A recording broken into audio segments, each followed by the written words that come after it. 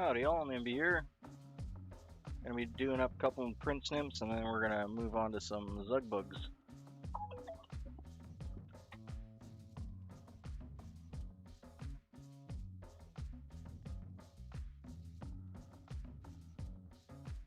Just getting our stream set up here.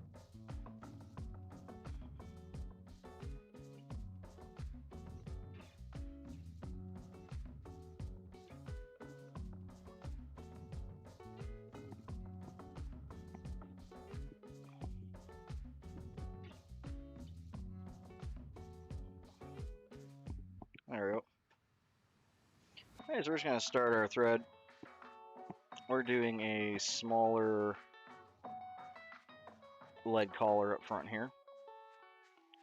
We're just going to start our thread there so lead has something to bite into. And bring our thread back to just before the barb so we can make a thread ball right at that point there. Grab our scissors, cut the waist off.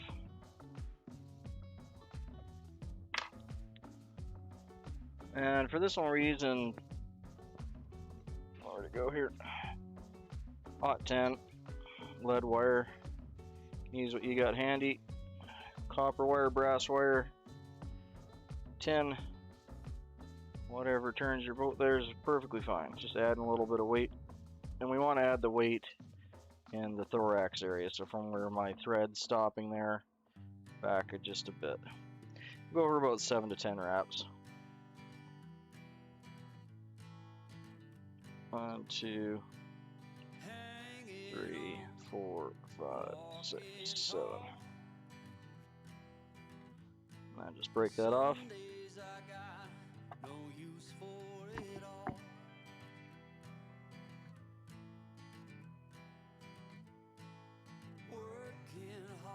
There it be. And we'll bring our thread back over top of the lead wraps.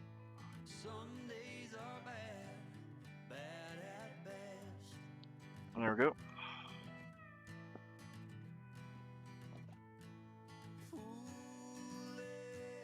Hey Ethan. Hey Dan. I just realized I didn't have my other stream software running. Just give me 2 seconds here to get that loaded up.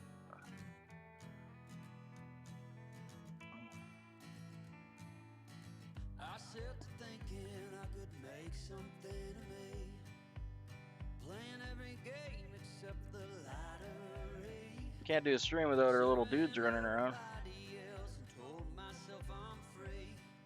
Misery is a showy state of bad company.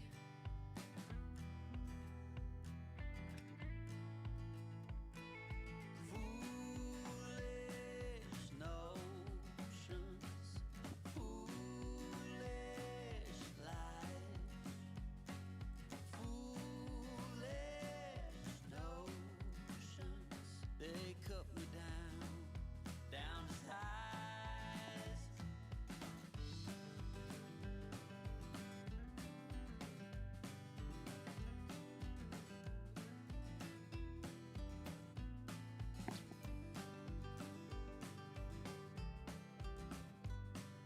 Hey, Peace Fishing, good deal, man. I'm just setting up my stream avatars, and my chat bot dropped out on me, so I'm just resetting those. Just take a second here.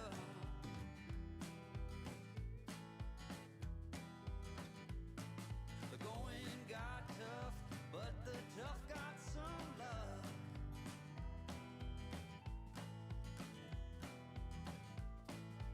Foolish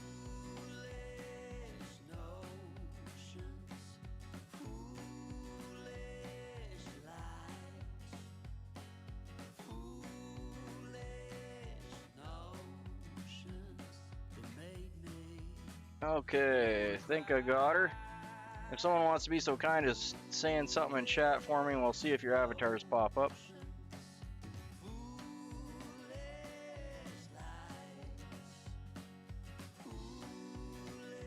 And we'll get right back to the stream here.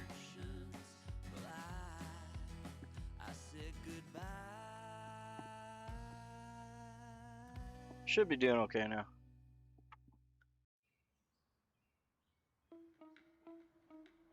There you go. Yeah, it's working out here, Ethan, on there. And he popped up with his 200 subs. Congrats, mate. Honestly, the first 100 is the hardest, and then it's kind of a rough go up to 250. So if you're already at close to 200, you're on your way, man. That's awesome. Proud of you. Keep it up. That first 100 is a bear, though. Good for you. I'm happy I could help you with getting some subs when you're smaller there, too. Okay, so we're going to do in our tail at this point, which is just going to be some brown goose hack, or blah blah blah. Some brown goose by it, not hackle. Well, I guess you could tie it into hackle, it might be kind of cool. But goose by it. That's going to be our tail. I'm going to cut 2 of these guys off.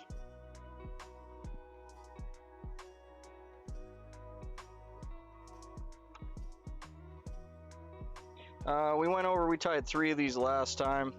It's been a minute. And we went over kind of 3 different methods of tying it. And I'm just gonna use my standard method at this point. There's no right or wrong way to do it. Each method just has its own ups and downs. So you can see there's a slight curve to your goose by it. See it curve in there? And you want to tie that, take advantage of the curve, and you want it to be curving out so that it is moving away from the fly. So last time we did this, you want to start off by just making a little thread bump right over top of where the barb is, like right in the middle of the barb. So we're just going to drop our thread down. So you need to go back just a little bit more. And we're just a hair over there, so back 2 wraps. That's right where we want to be. Beauty, right there.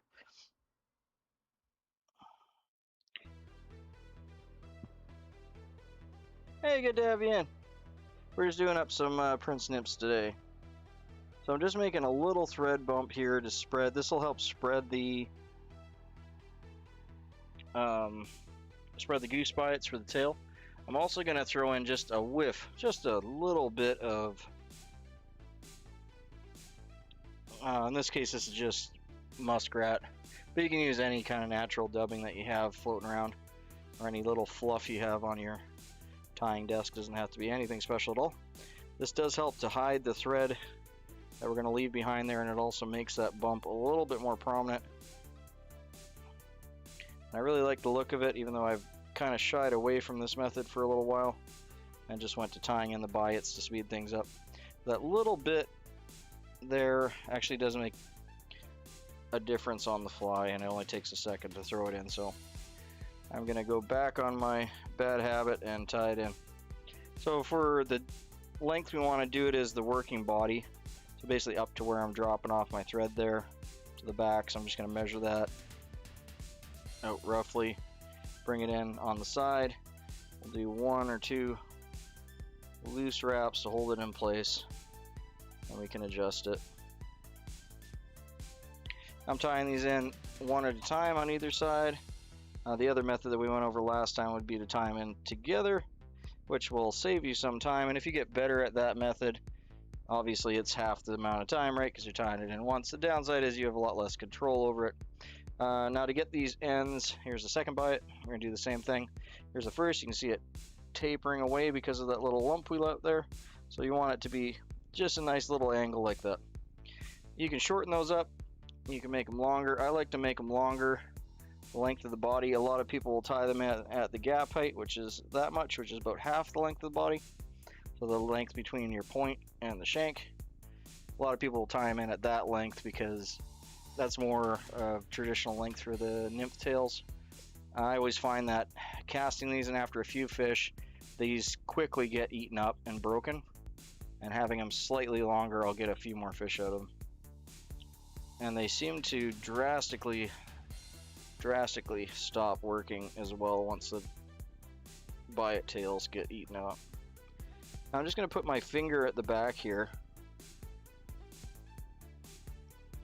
My biot slipped on me. I'm just putting my finger at the back, and if you can't see the biot very well, because the ends can be very thin, you can feel it and you'll see them move when I push them at the same time. Cool. Purple's always like such an awesome color for bass too. I know woolly bugger is just an awesome fly in general for many fish, but including bass. Okay, I'm happy with that. That actually went pretty well. I don't need to adjust it. So the couple things that I'm looking for when I'm tying in a biot tail, this is personal preference, your mileage may vary, there's many different ways to do this, there's not a right and a wrong way. I like to have them pretty much straight off the back of the fly, so I'm just using my bodkin here as an example. I have it on the shank, you can see that it's following the bodkin. I like to have them separated about the same distance as my half hitch tool, so you can see there. So that is pretty smack on perfect. I also like to have them tapered so that they're going more like a V shape or wing shape like this instead of completely flat sideways like that. Again, personal preference, your mileage may vary. But after some practice you can get them in there, and I like to have the tips exactly flat like so, so you can see they're nice and even. That takes a good bit of practice to get that in. So if you're tying in your biots and they're kind of cattywampus, going left and right, one's pointing up, one's down, one's shorter than the other, don't feel bad. That's probably how it's going to be for the first bit. The fish will still eat it, I guarantee you.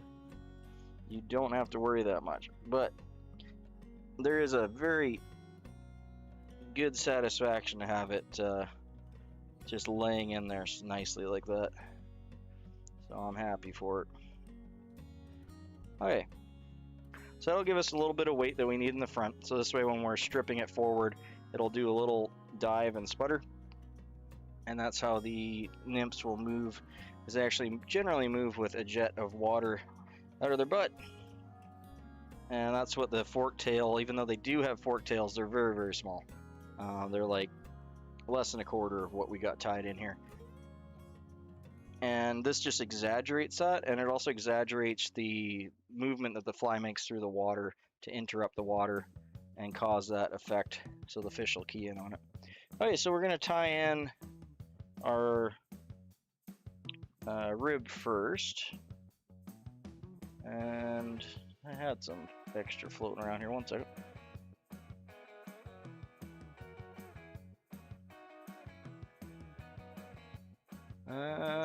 Must have knocked it off. So we're gonna go and get some fresh stuff then. We got 2 flies anyway, so I got enough out for 2 flies. This is just soft wire, natural copper.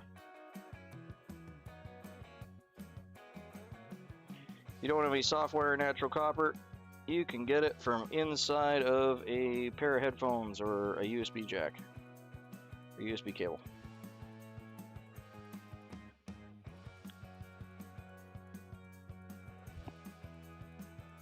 Hey Yoshi, good to have you in, mate. Yeah, Ethan just got himself a bass on a woolly bugger he tied up, so grats to him.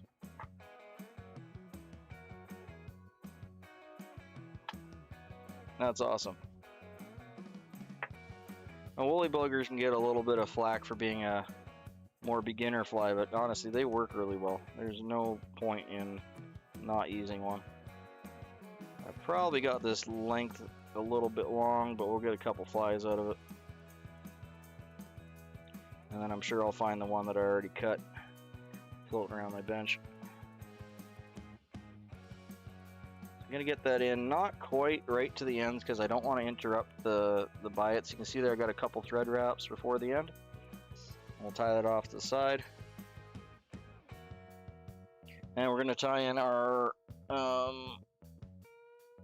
peacock pearl next. In this case, I'm actually using a nice, beautiful peacock eye. You definitely don't have to. I generally don't, but I have it on my desk, so that's what I'm going to use. We're going to tie in 3 peacock pearl in this case.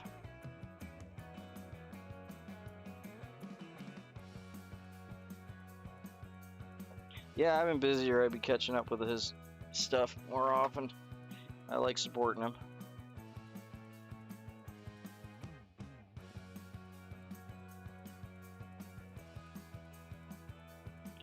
I'm just going to bring my thread up right in front of the kind of mid-thorax here, I don't want to drag those butt ends too far up.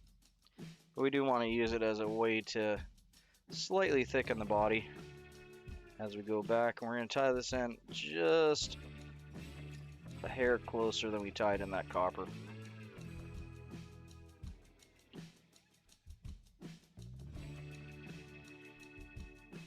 One method that we were using there is to create basically what in essence is a dubbing loop. So I'm going to pull out my thread here so you can see it. Use my finger, pull some more thread out. I'm going to double that over. Let's get it going the right direction here.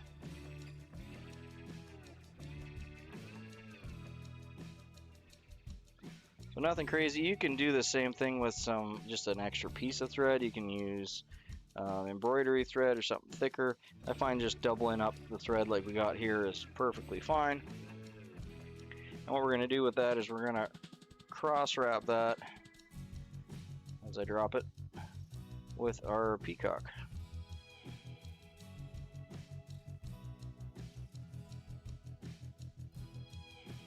Yeah, thankfully none are close to us at this moment. We're just getting a lot of the smoke. It's kind of, if you look at the map for the smoke maps, it's coming directly towards us, so not the fire, but the smoke. It's several hours away from us, so it's closer to Vancouver than it is to us, basically. But still feel for everyone in that area. It's every year they've been dealing with fires there. All right, so we're gonna take this. Already got it partially wrapped by accident there, but it don't matter. And we're gonna wrap this around our peacock curl. We don't have to go crazy. 5 or 6 wraps is generally fine. We're not trying to embed it into the peacock, it's just giving it some extra strength. The smoke really sucks, yes. I got all my filters running and everything like that in the house. It sucks when the heat comes up because you can't open your windows. You just let all the smoke in. But we're managing. We're doing okay.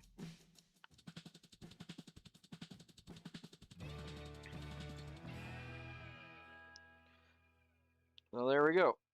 Got it all wrapped up.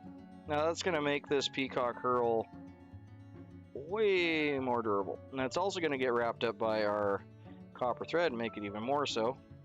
But in this case, that's something we can do to increase the durability of the fly. Doesn't cost anything, takes a little bit extra time, but in the end it's worth it. Just going to use my hackle pliers there to hold it. What I'm going to do is do 8 wraps up front here. So 1, 2, 3, 4, 5, 6, 7, 8. I'll go 9, 10. And as I'm wrapping the body up here, that's going to unravel my bodkin.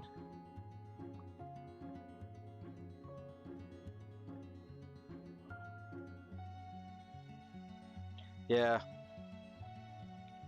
it can be a big issue.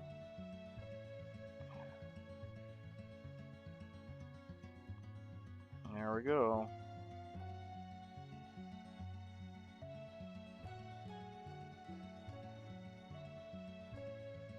Cool.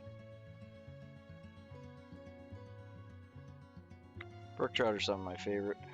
They just have a different soul and look to them than all the others. But I got that wrapped up all the way up the body there. Would have actually probably liked 1 or 2 more wraps by the thorax, but that's where we're going to be tying in our hackle and everything, so it won't matter none. Just going to back wrap that a hair, and we'll cut that off. There we go. Now opposite for this one, because I'm going to be wrapping the copper the opposite direction, so I just want to give myself some room with the bodkin there. Take copper out. And in this case we're going the other way.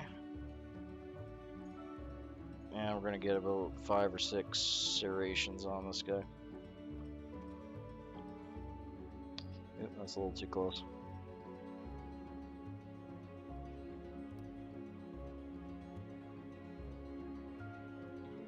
There, and that'll give it some segmentation, some shine, a little bit of weight technically, but probably not enough to make any difference.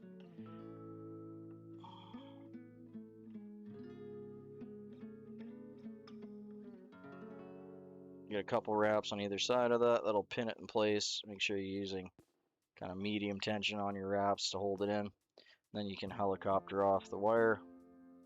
Boop. Nice clean break. That'll work hard in the end there. Also makes it easier to tie in.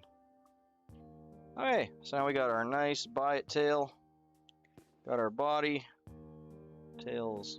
Looks like it must have bumped it a little bit wonky there on us.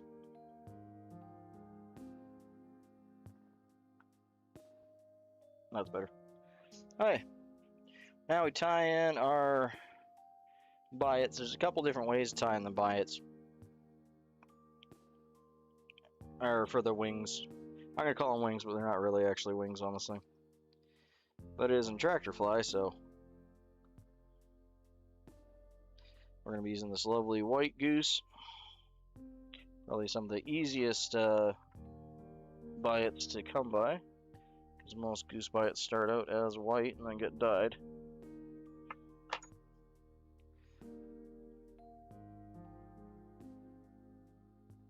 There's a number of different ways to tie these in. You can do one at a time, like we did with the tail. That gives you the most control. You can tie them together, which will give you the most control over having them even and spread out. You can tie them facing back, you can tie them facing forward. If you tie them facing back, it's faster because you only got to tie them in once. If you tie them in facing forward, they'll be a lot more durable because you can fold them over and you get a double tie point. So that's what we're going to do with this guy.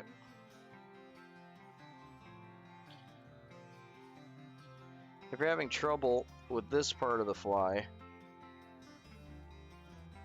and getting it to stay properly, tie your legs or your hackle first and then tie this in, and that'll give you a lot more control if you're having trouble with this moving.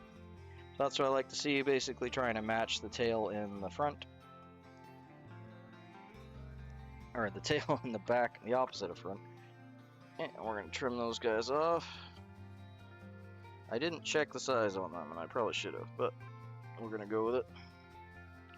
Don't worry about the little stub there. I used to worry about trying to cut that closer.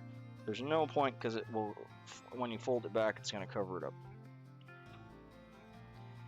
These can be a little bit on the brittle side. If you're having trouble with them being brittle, you can use your bodkin, get underneath, use your finger and pull back like you're kind of combing hair, and that'll set them back as tight as they're going to go without snapping.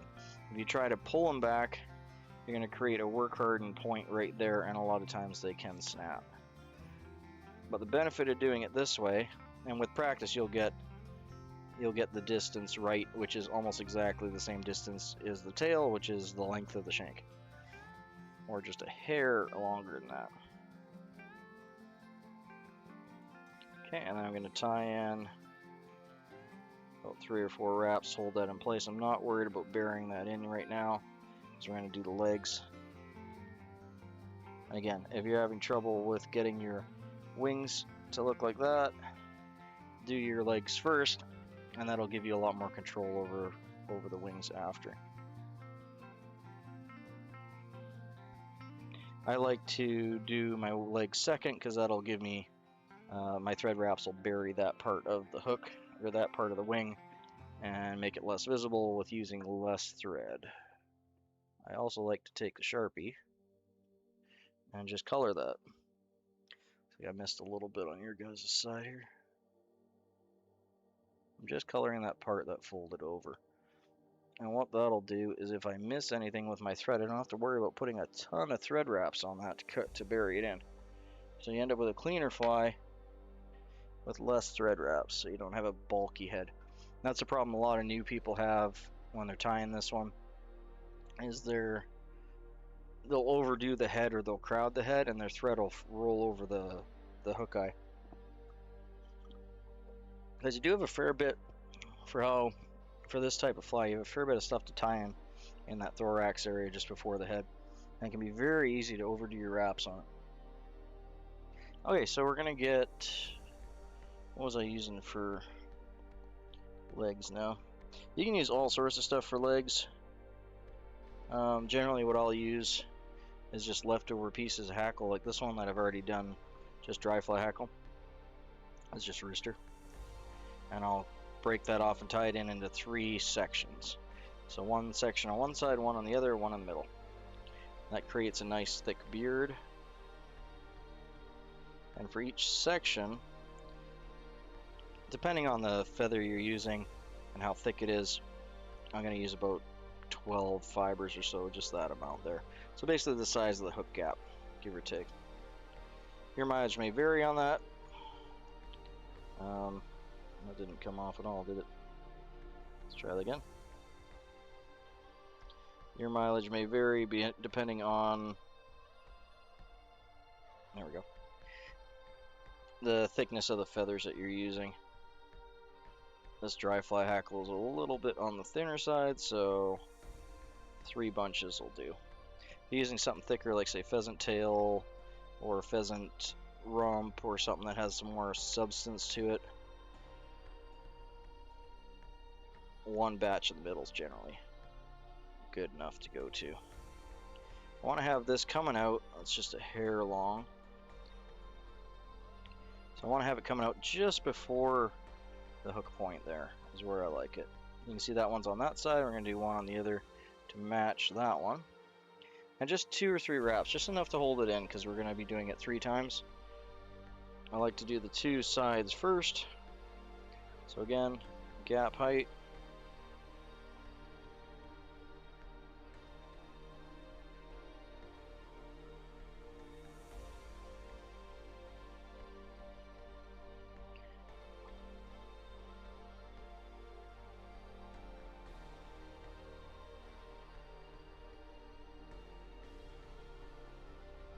And I'll trim this all at the end.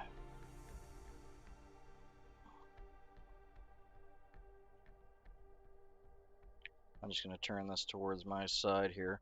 Now when I'm tying in this side, I'm actually going to tie it in more central, and then as the thread wraps around, it will pull it into position.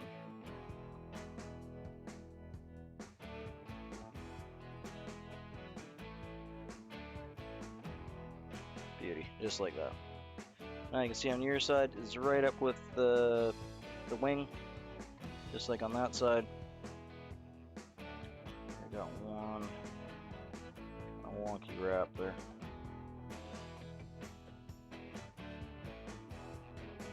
I think we're okay. Alright, so we got one on either side. I'm gonna do a third in the middle. That'll cover it up. The other option is you can just simply take a piece of hackle and hackle this, just like you would a wet fly or a dry fly. I don't find it's necessary because you end up with a lot of wasted hackle up top. And in my opinion, this way you have a lot more control over what you're doing, and you also are using up some material that would have went to waste, and it's perfect for this application. Just soft hackle, or soft wrap, rather, to hold that in, and then 3 wraps.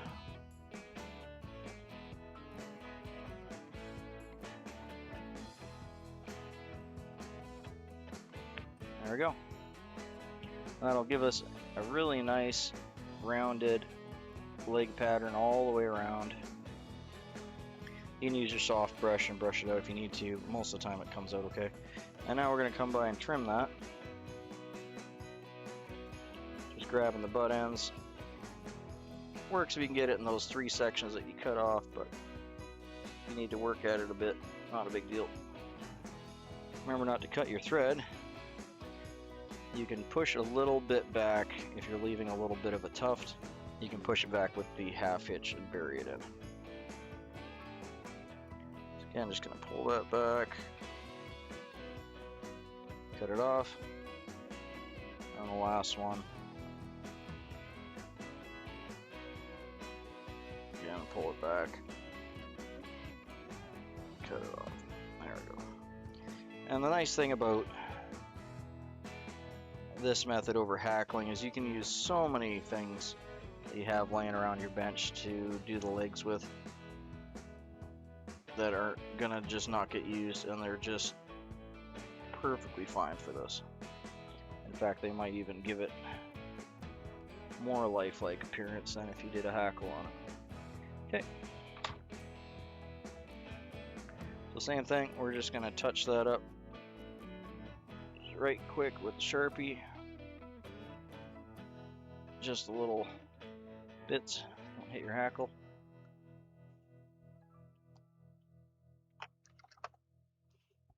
Before I tie that in too, I'm going to just give it just a very light brush. It is a little matted on that side. Just to separate all the fibers. There we go. Now we got a really nice little even wrap around the head there. I use all the hook brands. It depends on what you're tying, right? Because every brand has its kind of cream of the crop spot, right? Probably the world's leading brand would be Mustang. They make more hooks and have since World War I and II than any other brand. And they also have the most the biggest catalog of hooks. That being said, since the late 80s to 90s, there's been lots of other hook companies that have specialized in certain things that can, in a lot of people's opinions, make a hook that's better than them for a specific use case. But yeah, Mustang, here's an old vintage pack. This goes back to probably, see red writing on that, that'd be 70s. Here's a vintage Mustang package. I think these are just size 10 Nymph hooks if I recall correctly. Yep. So these are just size 10. We're tying on a size 8, so one size down from what we're tying on. The nice thing with this company is, well, they're German, but they've made so many variations on so many hooks, from fly tying to sea fishing to commercial fishing, that there's something that they make that will cover whatever it is you're using.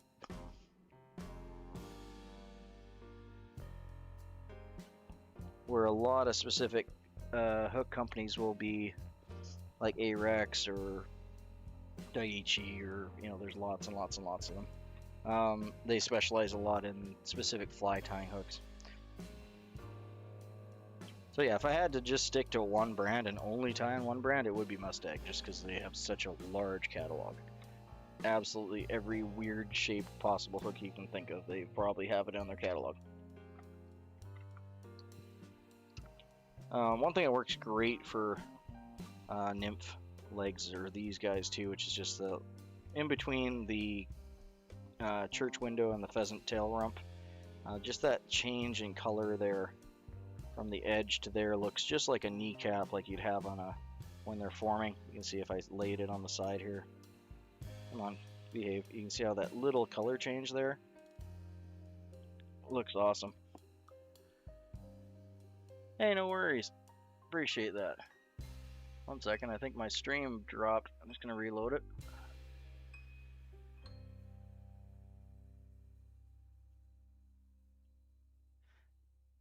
I need to start updating to Instagram, honestly. I haven't put any updates there in, Jesus, probably been years. But yeah, appreciate you following me there. I really do need to, because I take so many photos that are already prepped, and I really just need to wow. Okay, hopefully I'm still up. I just lost the other YouTube screen. One second. I guess YouTube's having a fit.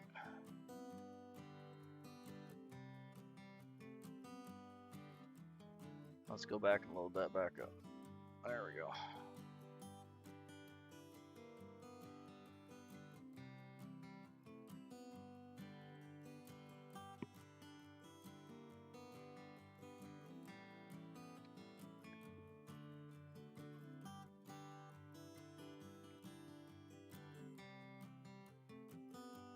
Sorry guys, almost got it back. Hopefully I didn't drop the stream. I don't think I did. Looks like it's still running. There we go. Hey, hopefully should be back. Hopefully should be, shoulda, maybe.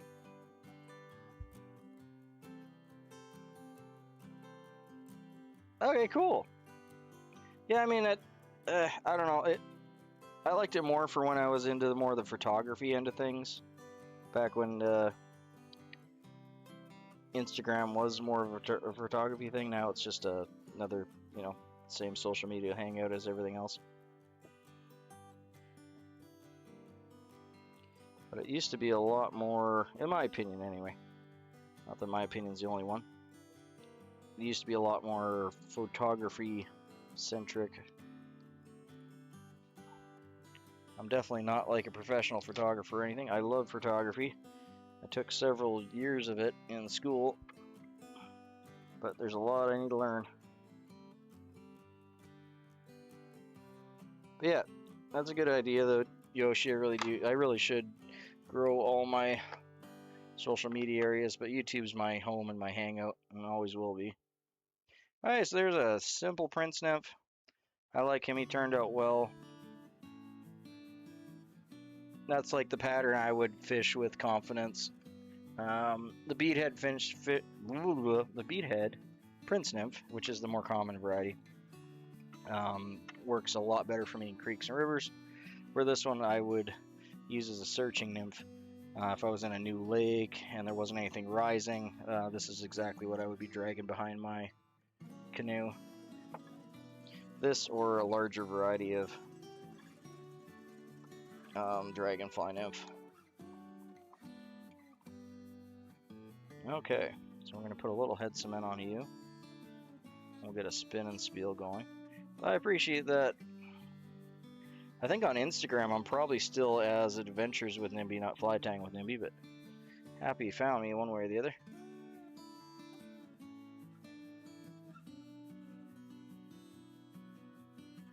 Instagram was just changing so frequently into things that I wasn't terribly interested in following and doing, like how your feed and your wall looks and everything like that, and it's like, I just really couldn't be bothered. There we go! Prince Nymph in the vise. Wonderful little pattern. It's the searching pattern. You should definitely have a couple of these in there. Do a little spin and spiel on it. Great pattern for someone that's not necessarily new. A lot of people do consider these a new tiring pattern, and I'd probably put this up more like an intermediate.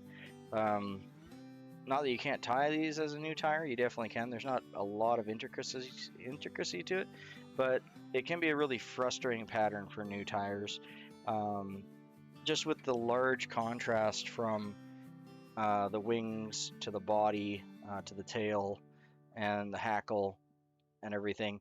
If you aren't getting your proportions right, it can stand out really bad, and the fish aren't going to care about that, but the tire is going to, and it could really be a little bit frustrating and disheartening for some new tires to start with a pattern like this, because they'll try really hard to get their tails just perfectly straight and their wings perfectly symmetrical and straight, and it's honestly takes a lot of practice. It's not something that you're going to get overnight, just like with wrapping hackle your first bunch. It's going to take a bit to do. So I wouldn't necessarily run this guy as a beginner fly. I'd say like in between beginner and intermediate, when you got the basics kind of down and you want to move into something that you can spend some time to not necessarily perfect, but just get your skills up, right? So there we go. We'll do a little spin and spiel on him. Appreciate everyone joining me in the stream there. Hopefully it's solidified itself and not going to crash again.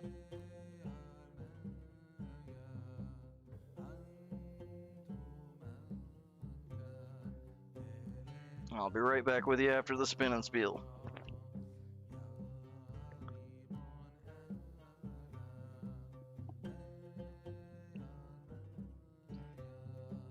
And in the vise today we have a Prince Nymph. This is a classic Prince Nymph with a brown biot tail forked out over the butt. We have a little bit of dubbing tied up under the tail there, just in a little bunch to give it to help flare out the tail, and also just hides a little bit of the thread at the base. We have a body of peacock wrapped up that's chased with a copper wire done as an overwrap in the opposite direction, all the way up to the thorax, where we have underneath a little bit of lead just in the thorax area to give it a little bit of weight, and some white biots at the top for the wings along the top. The legs are tied in 3 chunks in the left, right, and center as just some leftover red rooster hackle, but you can use anything from pheasant tail, whatever you have laying around the bench that you need to use up that makes a good leg. Is perfectly adequate there. We don't use a bead head in the traditional one, we just have a nice shiny bulbous black head in the front. Wonderful little searching pattern, should definitely have a couple of these in your box. This is exactly what I would pull behind my canoe if nothing is rising. I'm just trying to search out a new area or a new lake. Wonderful little thing, add a couple to your box, eh?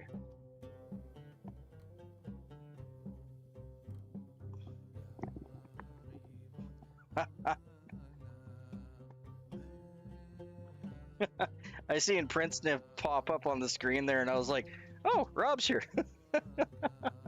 Hey, Rob. Dude, that picture you have of you with that bass, that's like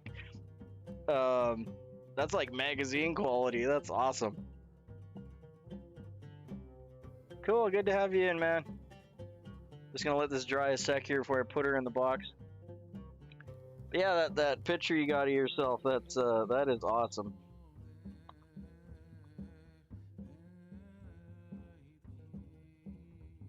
It doesn't have to be a massive fish to be a good picture. Like just the lighting, the way you got it framed, the big smile on your face, like it's just gold.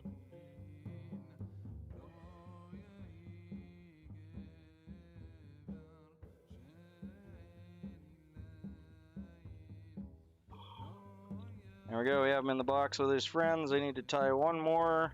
These, where are they? On the other side. Camera's doing opposite stuff. These guys. These 3 are coming out of the box. We're just gonna have 5 Prince Nymphs in this one. Where did my hooks go? So again, number 8 standard size nymph hook. You can tie these on a 1 times or 2 times heavy and long. Yeah, and I could tell that it wasn't like terribly filtered, and it still just looked good, and that kind of thing's money. You know, like when everything just rolls in and lines up like that, that's awesome. There we go, hooks in the vise. We're also using 8/0 black uni, and you can definitely use a 6/0 or bigger on this. Like 8's probably honestly a little bit on the thin side. That just happens to be what I got in my bobbin, so that's what we're going with.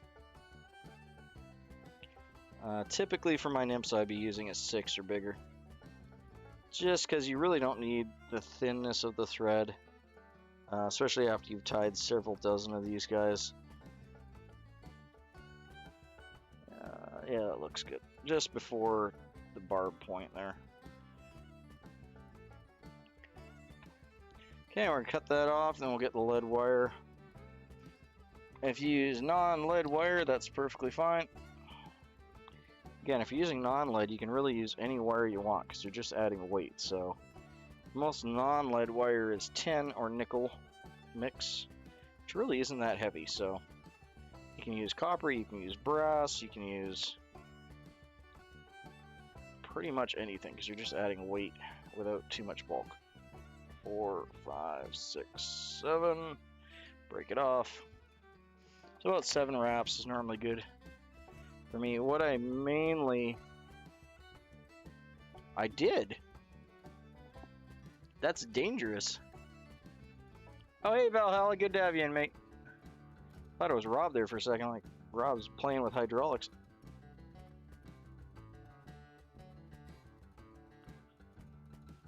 Yeah, dude, hydraulics are nothing to mess with when they go off.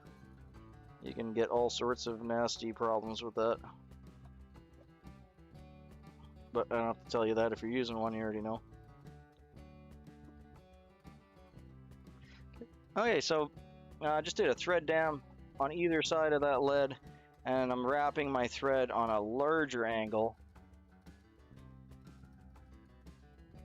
Yeah, exactly.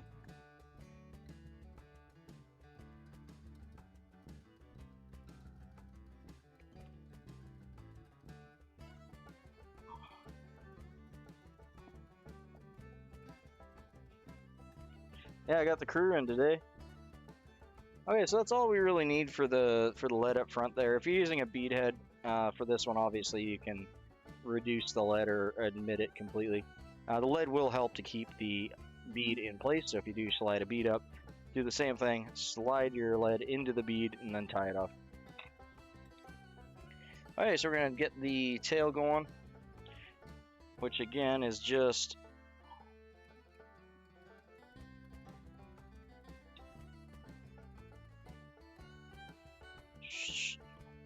oh, there's so many good terrestrials. I like the beetles myself, to be honest. I don't fish them as often, except for like boatman beetles or pine beetles, but I like terrestrial beetles myself.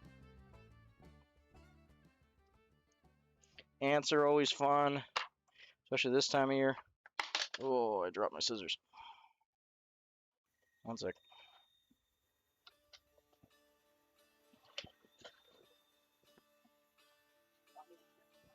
Yeah, can you grab them? They're underneath the tripod there.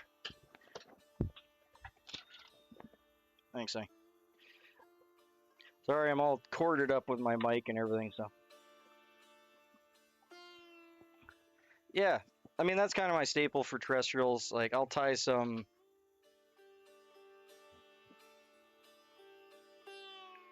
Oh, no. At least you just got wet, though. I'm just thinking, like, hydraulic wounds and stuff, if you... Those could be just so nasty.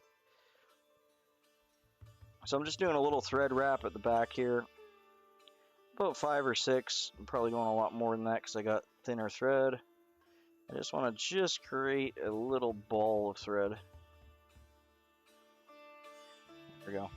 And we're going to throw in a little bit of dubbing. I'm actually going to grab my glasses here.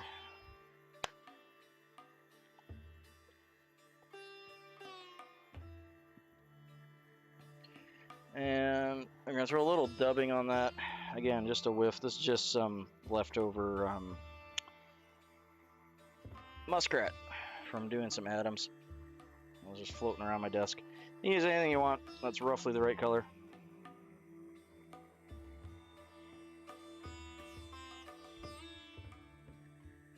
Yeah, the stream was acting up if you're talking about my stream. Hopefully it's kind of back together now. Okay, so you can see we just got like a whiff, just a whiff, just a thin little wafer of... It is wafer thin.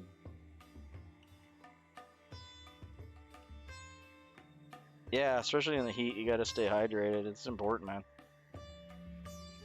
That's a little bit loose there. Just gonna back that up.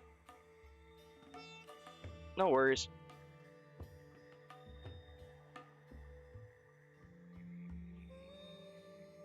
I think I'm gonna unsub to Valhalla and then resub because I don't seem to be getting the alerts.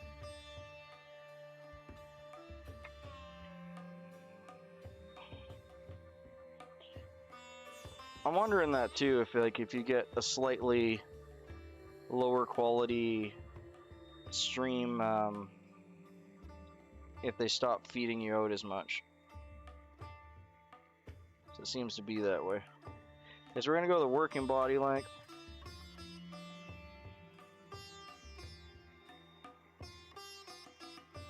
That's too bad. Having that thing explode would have probably made an excellent short.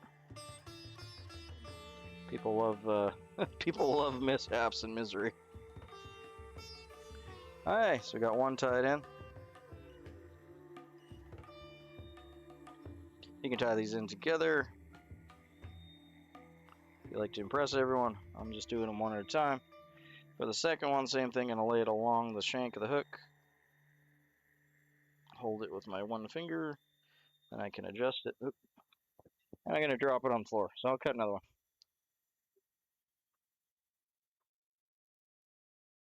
I know my numbers are so off on my streaming numbers. I just honestly stopped looking at the numbers because they're so wrong.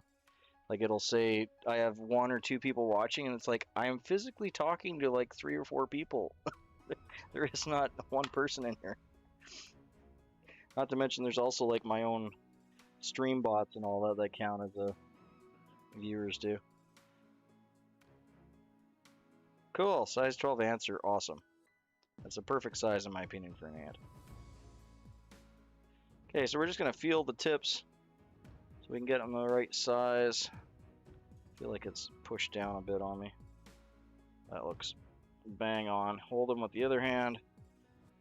Should be like 2 soft wraps to get it snugged in. And with the fly tying gods are in our favor, it'll be just perfect. It's a little bit off. Just gonna adjust it before we tighten it down.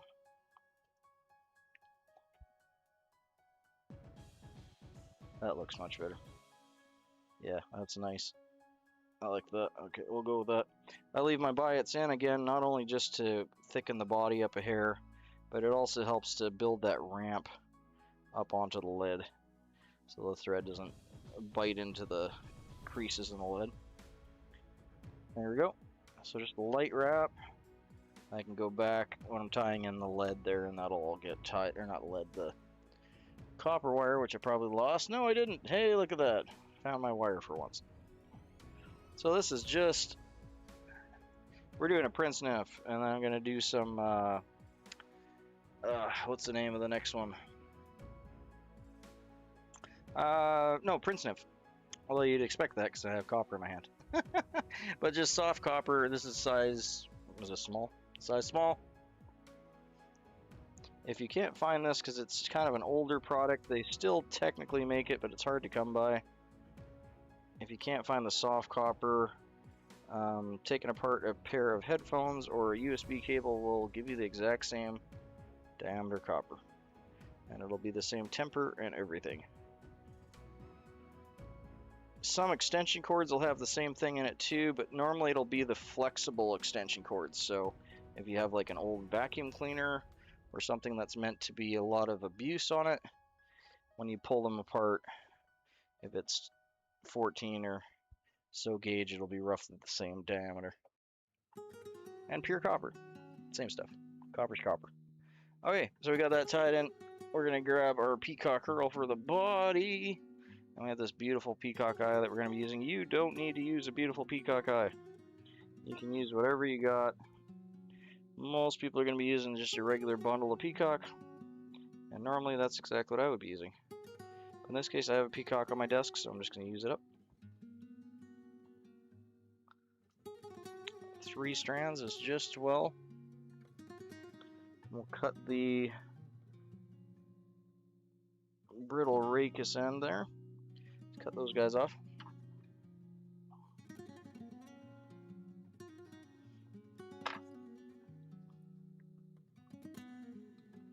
And just like we did last time, we're going to also make a thread loop to wrap this in. We'll add durability and less likely to break. Most of the time if you're tying with peacock eye, you don't have to worry about that so much because they're a lot, especially the ones up by the eye, are generally a lot stronger. So I'm going to take a length of thread here, and I probably can't see it, but I'm going to have it doubled around my finger, so I'm making a loop. I'm going to bring it back on the same side and then tie that in. And try and not interrupt the tail. Now we're going to bring that back. Not for this. You can. There's nothing. I do tie some nymphs with GSP. I prefer to tie my nymphs with a nylon like this. So I'm just going to put it in a small. You haven't tried GSP till about a week ago? Really? Okay, cool. It's like I tied for years and years and years with just nylon because that's all we had. Pretty much anyway. The GSP wasn't really a thing. We had Kevlar, which was kind of horrible because it would cut through everything. It would never break, but it would also cut all your material. And then GSP came after Kevlar. So I'm just used to tying with nylon thread and round nylon thread of that, which is what I use.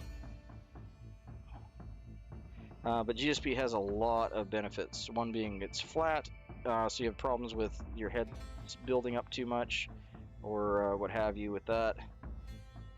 You will get a much better result with a GSP because you won't build up any bulk. Very, very little in any case. Okay, so I'm just gonna grab that. We got this wrapped up there. You want to wrap it up kind of sparingly. You don't want to turn it into a rope necessarily. You just want to have it so it's not going to interrupt the fluff too much. Okay, now we're going to do 8 wraps with our thread. 1, 2, 3, 4, 5, 6, 7, 8, 9, 10. 2 for good luck. And as I'm turning this, I'm going to unravel the 8 wraps we just did there. So that way I don't have to put my bobbin in the bobbin cradle. And as it unwraps, we'll be back to where we started.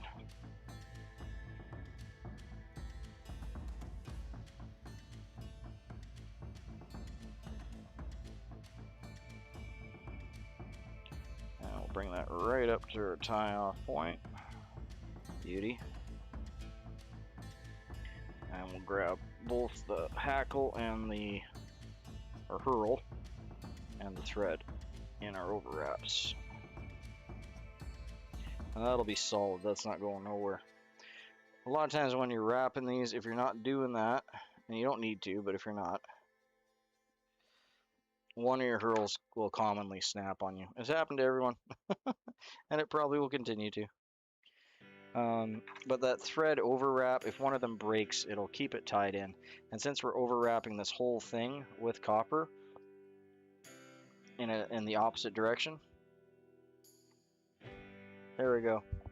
Hey! Hey, Raph. Good to have you in, man. It's been a while.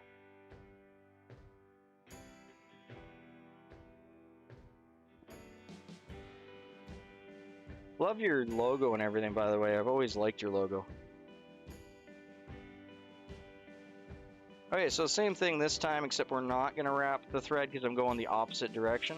So I'm just going to bring my thread down so I got a little bit more, because this is going to actually wrap my thread around that spot. So I'm just going to make sure I got it more up front. That's awesome. Striped bass are cool. They're on my list of fish that I want to catch at some point. Okay, so I want to wrap.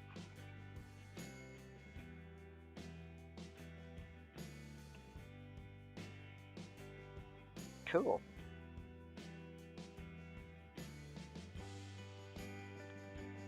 Oh, that sounds like money. Anything like railings or anything you can do multiples of is great work.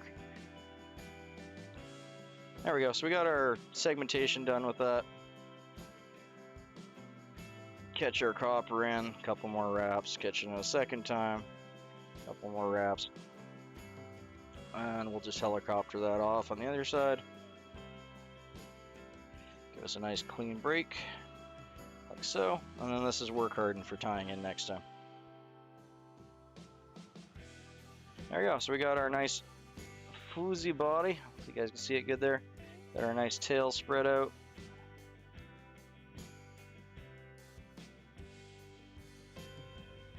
And we'll do our goose biots for the top now. Biots are such a cool thing.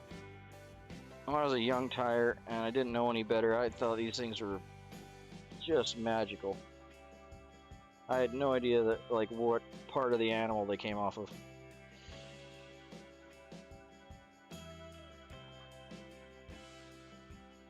Just gonna cut them over here so I don't lose them on my desk. Still went flying, but I found it. It's all good. I got it.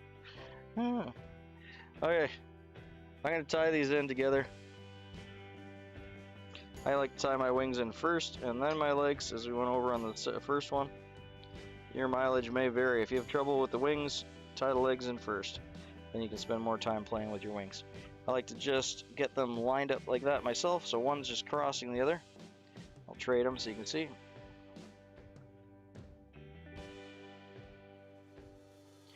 And we want to tie them in at the length of the body. So here you can kind of see how long we're going to be tying them in. We're going to be tying them in, I'm facing the wrong direction. Let me flip them around. It's another tip, if you're tying a lot of flies, getting used to pulling your materials off in the right direction. So you don't have to spin them every time. 30 miles. Yeah, I got you, Val. It's all good.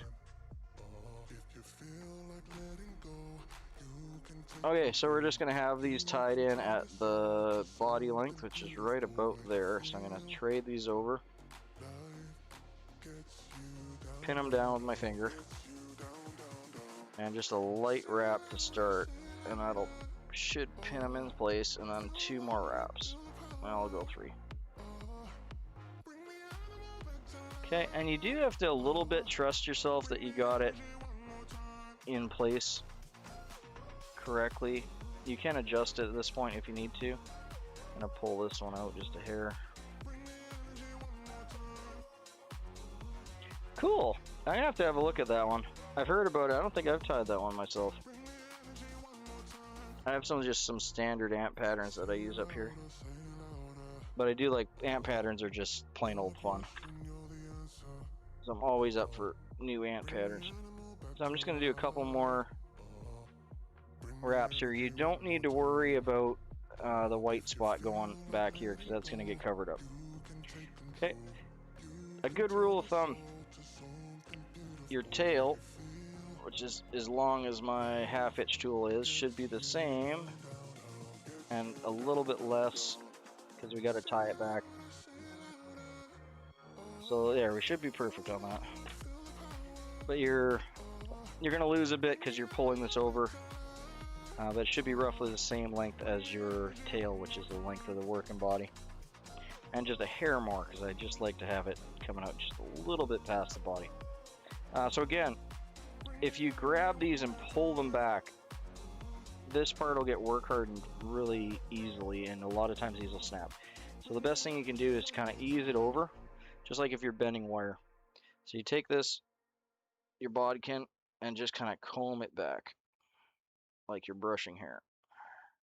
And that'll softly bend those. There we go. Instead of an army ant. That's funny, I never actually thought about that.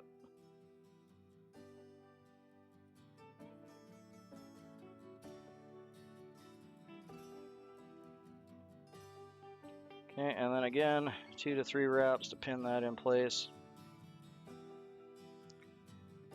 And if everything went well and the tying gods like you, it should be like that.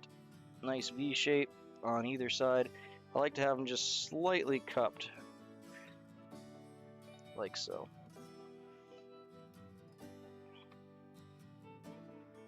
Again, being finicky with this stuff is for the tire, not for the fish. The fish aren't going to care if these things are broken and standing up sideways.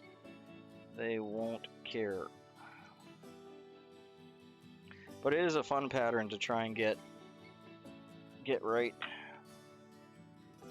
So a little bit of Sharpie there just to get rid of that white, so I'm not trying to bury my thread in too much. 2 more wraps just to stop so I don't interrupt the wing. And then we'll bring it over and we'll start tying in the legs.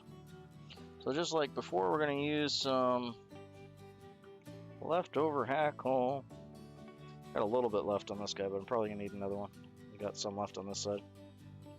Just enough for one side though. Normally if I'm taking from a new feather, if I have to go, like in this case I'll need another feather.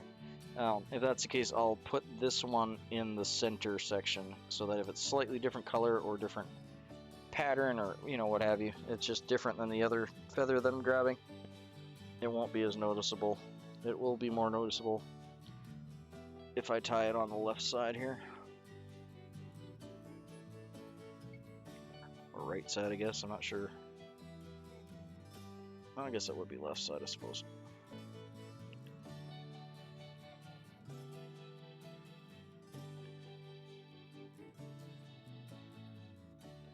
There we go. That side's done. I'll do the same thing. I'll grab another one here.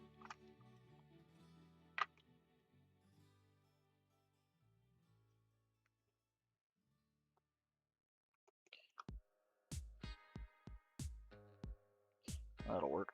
Yeah, this one's already had some pulled out of it, so that's perfect.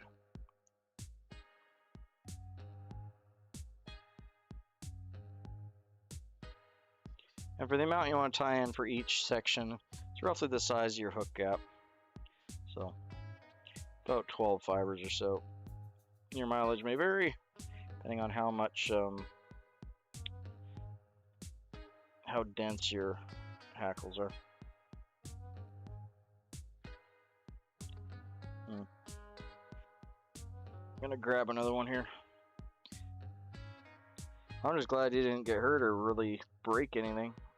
Hopefully, if it was just the seals on it or hose or something, yeah, you can replace that, right?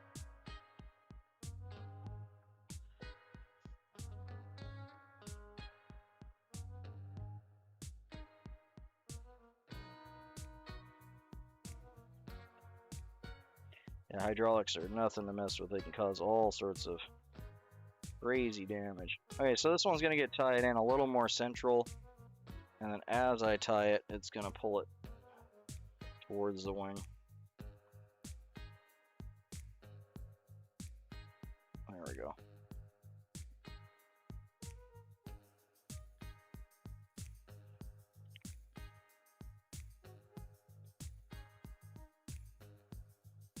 Beauty. Yeah, it's amazing how much that'll actually be a personal hit more than a physical one on the tool.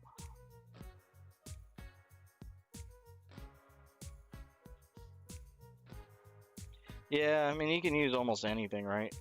It's not compressible, so it doesn't matter. Hydraulic fluid will be more or less compressible and less likely to boil under pressure, but use motor oil will work fine.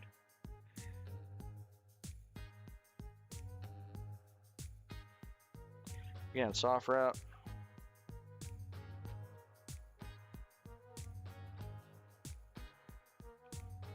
You get out of there. One dude's trying to take all this.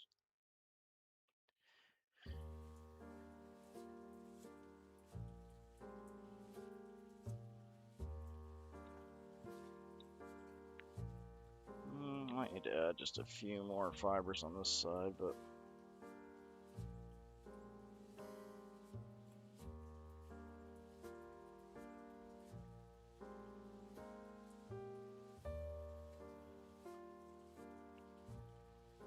well, that's not that. Just a little bit thinner on this side than it is on this.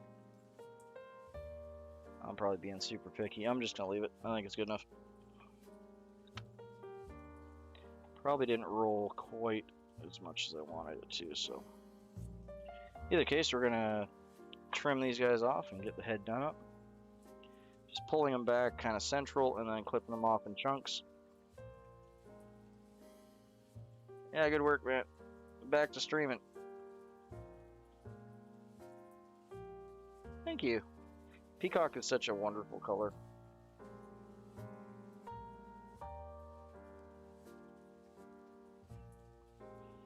Brook trout color is just awesome. It goes good with, like, if you're painting anything like a net or any equipment. It's such a cool color.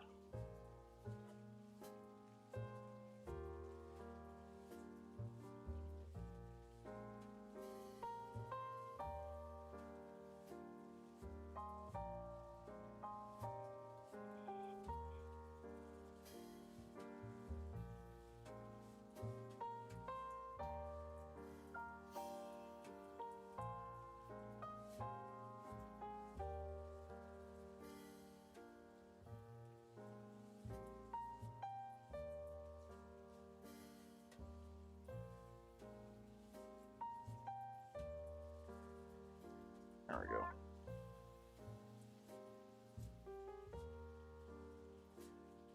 I prefer dubbing. It just gives you a lot more control. If you're tying on 12, weren't you? If you're doing a 12, I'd probably do dubbing.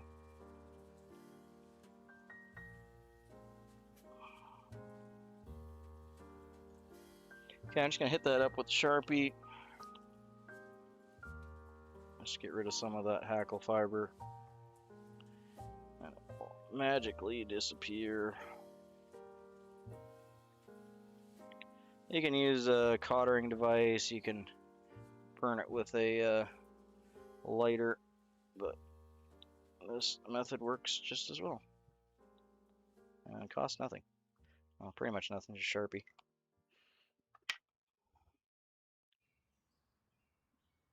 Okay, I'm gonna throw a couple wraps to bury those guys in. Oop. Come on, don't bounce on me. Hey! Hey, Waz, been a minute, man. Hope you're doing well.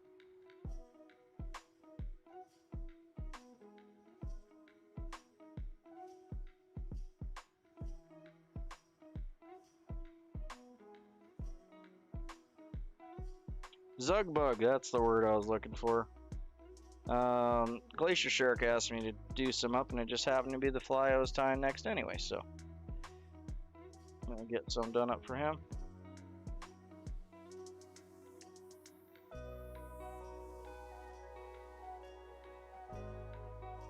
There we go. Yeah, Mark Zugbug. I don't know, I'd have to tie it pretty ugly if that was the case.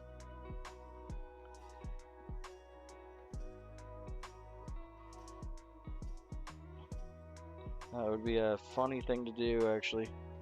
To Mark Zugbug.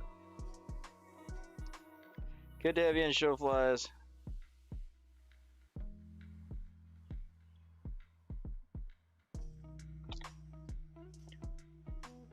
Sorry, Show Flies, I think I tagged your live there and then I didn't end up being able to make it. I was there in spirit, though. Alright, so we got that done.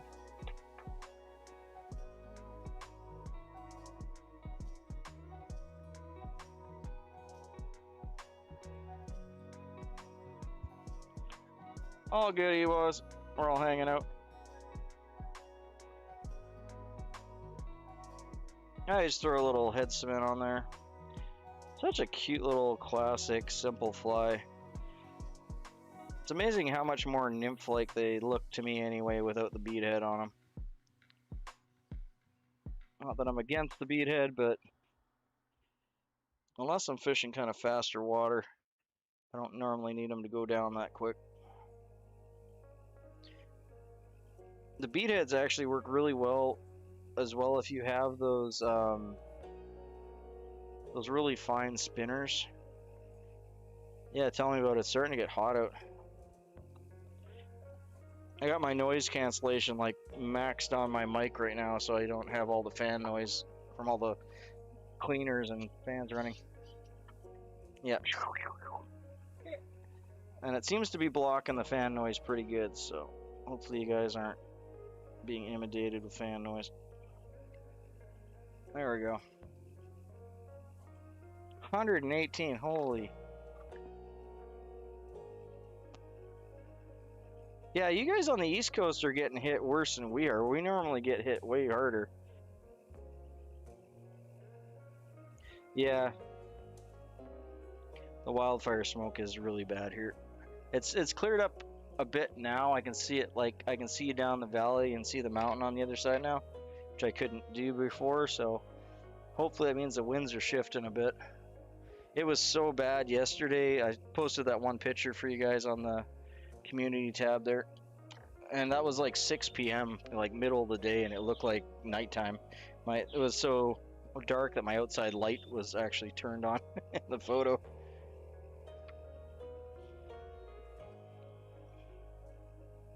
And we got a lot of ash falling too, but not so much here, more in the valley. Just really fine white ash here, but in the valley they got like pine needles and everything. Okay, so we got that done. Happy with him. He's got a nice little fluffy butt. And I'm happy happy with the spread on those. Yeah, 118, man. That's the problem when it gets hot like that too. It's like, and especially if it's hot and smoky, it's like you can't really fish. You can't really go out and do a whole lot. Especially with the smoke, you're better off staying inside. That's a good question. I don't really have a reason. I just don't like Discord. I'm a big gamer, and ever since I used it while I was gaming, and I just didn't, honestly, just didn't like it.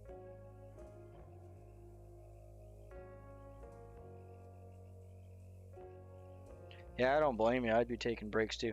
I'm gonna do one more spin and spiel on this guy because he turned out well, and then we'll get right on to the next one. I'll be right back with you guys.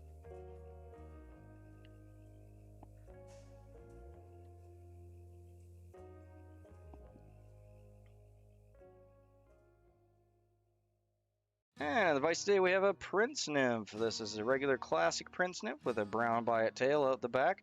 A little bit of muskrat fluff dubbing tied in right at the base of the tail to help separate the biots. We have a nice peacock body wrapped all the way up to the thorax area, chased with some copper, soft copper wire in small, segmented up about 5 to 7 segments, depending on the size of your hook. In this case, this is a size 8 standard nymph hook, and we have it tied in with some white goose biots for the wings along the top, fanned out nicely, and some red rooster hackle for the legs tied in 3 segments to make a nice rounded cone beard on it. Wonderful little pattern. You should definitely have a couple of these in your box for a searching nymph pattern. Just a classic. I prefer the ones like this without the bead head, but you can also throw the classic bead head nymph on there and throw a bead up. Just depends on how deep you want to go and how fast you want to go that deep. Wonderful little thing. You should definitely have a couple of these in your box. Thanks kindly.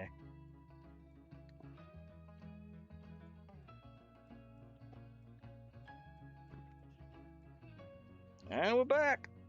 Get this guy in the box and we'll get some zug bugs done up. A zug bug is a very similar pattern.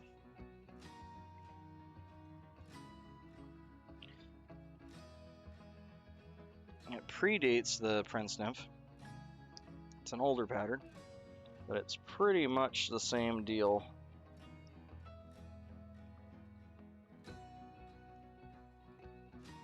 In a lot of cases, it's a lot more of a true nymph, because it has a lot more of the characteristics of a nymph on it. So there's our 4 Prince Nymphs on that side, 1 hiding over on that side, and our 3 just Hurl Nymphs that we have there. They're going to find a new home, and we'll move on to Zugbug. I'm just thinking if I should go on a different size hook. Let's see what I got here.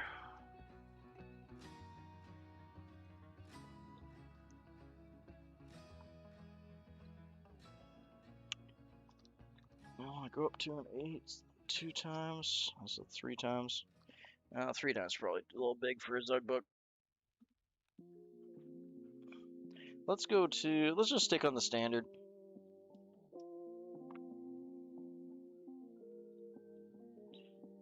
Generally speaking, most of my nymphs.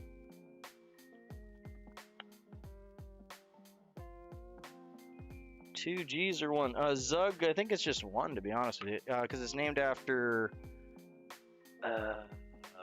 like the tire.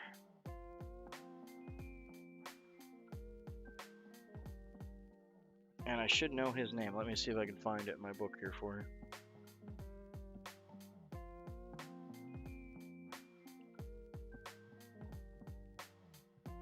Yeah, 1 times long or 1 times heavy or stout size 10 to 16 is kind of normal for these guys. We're just going with an 8, so it's a little bit better in the camera. I should have his name written here. 1 second.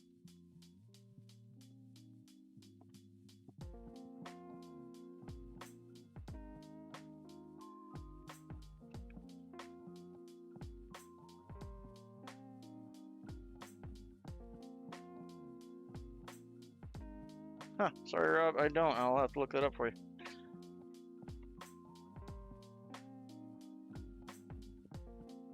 And I could be wrong. Now I'm second guessing myself. Okay, get that centered again. Now I'm wondering if it's more to do with a pet name than an actual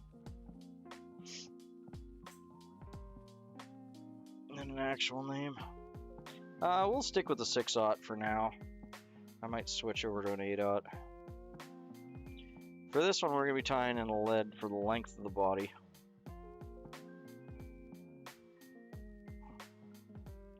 I will do my lead tie-in before I do the tail. I want it to be just before the barb there, so we have a little bit left to tie in the tail. And this should be about 12 to 14 wraps. It's about twice the weight of the Prince Nymph, because you want to have it dropping pretty good. I'm going to bring this back, and we'll get the lead tied in.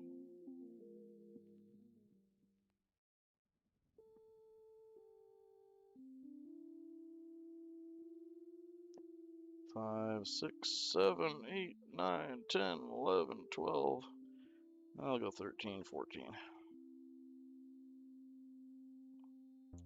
There be.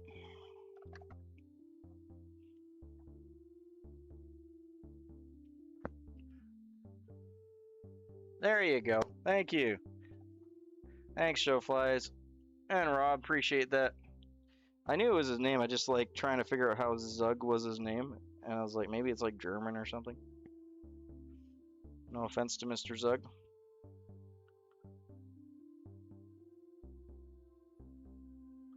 Okay, just gonna weave the thread through. Start up at the front here, make a little thread down, and having the thread down, pinning down the one end and up at the top, will stop the lead from just jumping all over the place.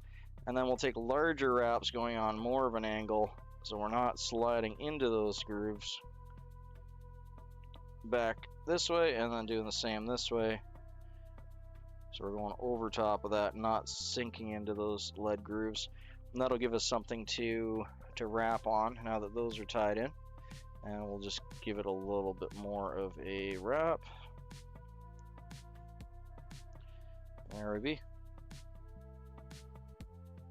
You can put a little dab of, sure, why don't we do that? A little dab of head cement on there, and that can stop things from moving around.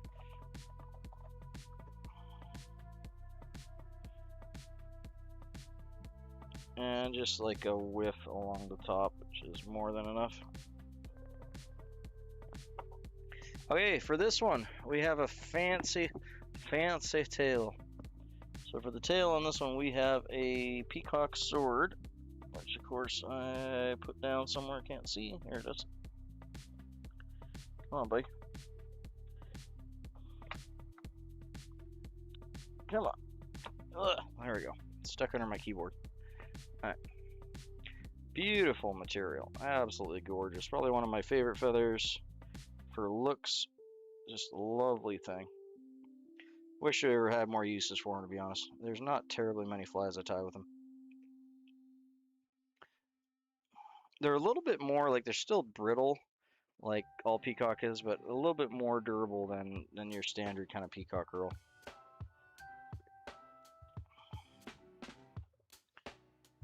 Okay, so for the tail, you want about 5 fibers or so. Nothing crazy. So we'll count these out. 1, 2, 3, 4, 5. So just that many. And for the size on this guy, you're going to be tying it in the gap height, or half the shank length. So if you're doing a longer shank length, like a 1 times or 2 times shank length, you would want to have it slightly longer each time on the gap. So hopefully you can see that there. Have it just past the gap. You can have this pointing up or pointing down. I prefer it pointing up if it is going to point one way or the other. Normally they have a little bit of a natural curl to them. You can also mix them up with your fingers and kind of roll them so that gets you know, chunked up, so you're not curling one way or the other.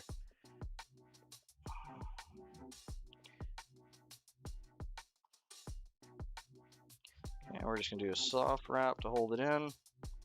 I want it right on top. And a couple wraps. I'm gonna check this. It looks like it might have spun just a bit on me. No, actually, I think we're okay. Yeah, it looks like it's nice and on top, so I think we're good. Looks like I got one that curled on me. That's probably what I was feeling. Got a couple fibers, but that's fine. Like I said, there's no right or wrong for which way the tail points. I have many variations on this. Older books and everything, and they all kind of have different ways of doing it.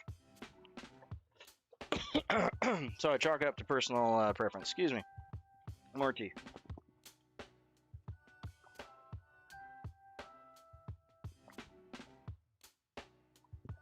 Cheers. Alright. We need to tie in some. You can use small, medium, or large, again, depending on your hook size. In this case, we have medium here, French oval gold. I've seen people tie this also in silver, and you can also use copper. So kind of whatever you want laying around. The classic patterns go for the gold uni French, which is what we're using here.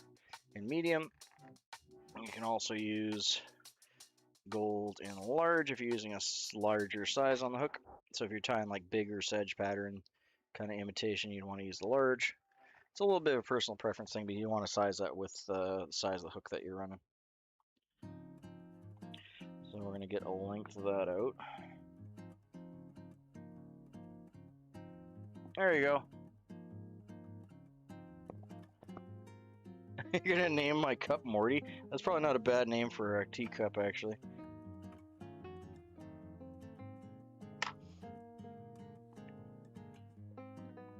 We'll call him Morty the Teacup. In honor of Rob.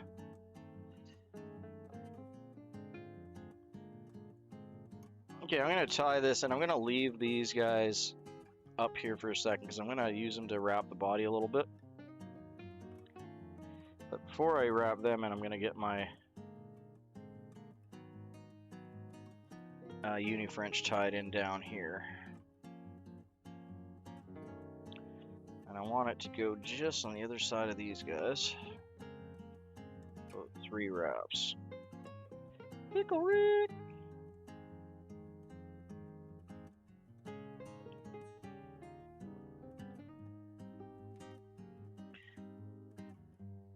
Okay, so for the body, we're actually going to tie in some more peacock herl. Again, I got a broken one on this side, so we'll get rid of that. Again, 3 to 4. Don't cheap out on the bodies because it'll look too thin. 3 to 4. Pop them off like so. And you can cut those tail fibers off. I'm just going to use them as a bit of extra bulk. It's going to be the exact same color as our body. And why throw them away?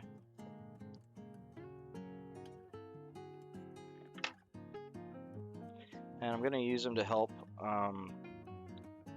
taper my body up a bit here too.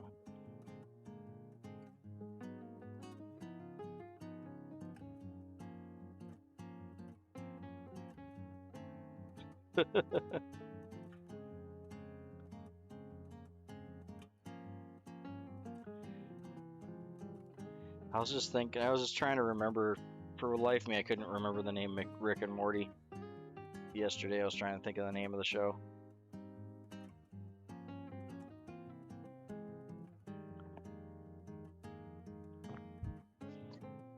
Hey, wee man, good to have you in, man. I got the whole freaking crew in here today. Welcome in, man. So I'm just going to lightly tie this along the top here. I'll give it a little bit of bulk there, and then what I'm going to do is I'm going to wrap this remaining section just to increase the bulk for the thorax area.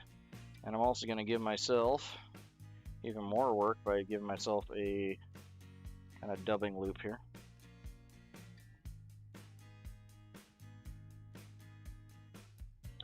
Yeah, all the freaking troublemakers. Jeez.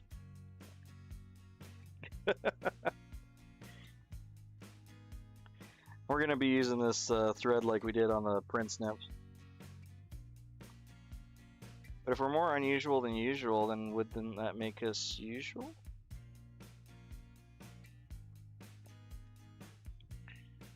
Alright. And I'm not going to be able to do this with all the Zug bugs because as I work my way up the... Where did you go? Sword tail. There we are. So as you work your way up, the peacock sword, of course, is going to get... Let's show you guys the pretty side. As you work your way up the peacock sword, it's going to get smaller and smaller and thinner, and you won't have that extra to wrap. But since we do, let's do... And I'm just going to grab that with my hackle pliers. I normally use my small ones, but they are being used. Now, this is just going to give us a little bit of extra bulk up here. And that is all.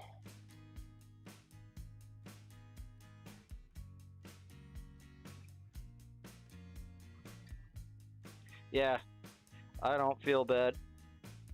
It's always a bit of a, not a pain, but it's just like you get into a chat with all the guys, and it's like, how many am I gonna name off?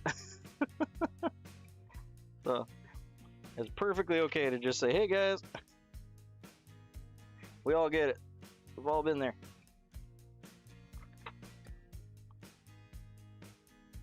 It's a good problem to have. Okay, so now we got that done up. That just gives us a little bit more thickness there. Yeah, that's true. I'm missing David.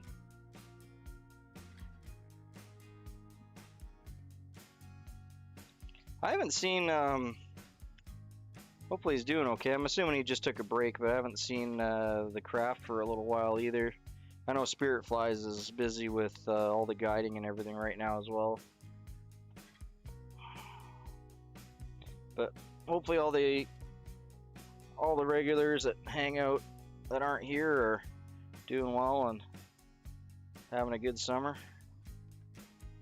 We all got things to do and life to catch up on.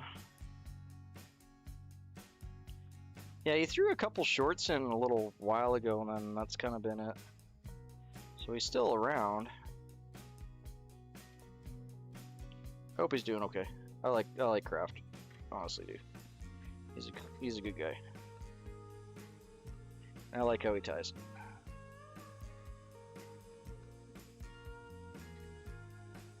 Okay, so we got that wrapped up with our thread. We'll give ourselves 8 wraps up front here. 1, 2, 3, 4, 5, 6, 7, 8, 9, 10.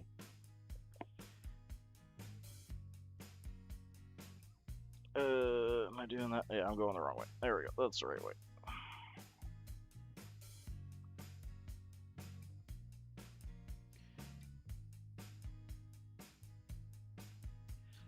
Let's give it a nice buggy Zug bug body, and it should give us a little bit.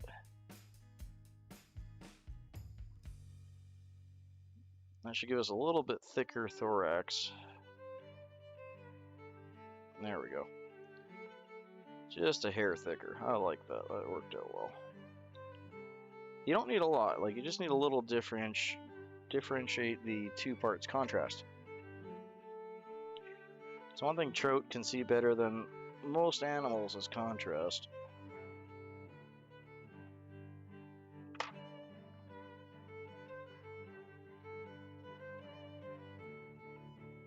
Okay, that's done. Just gonna back wrap this a little bit so make sure it's tied down. And we'll get our gold French tied in. And I'm just gonna let that drop.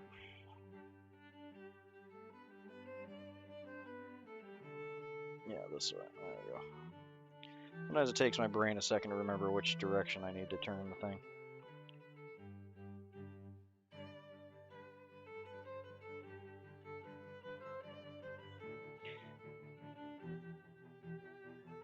If you're having trouble, this is something I need to practice too.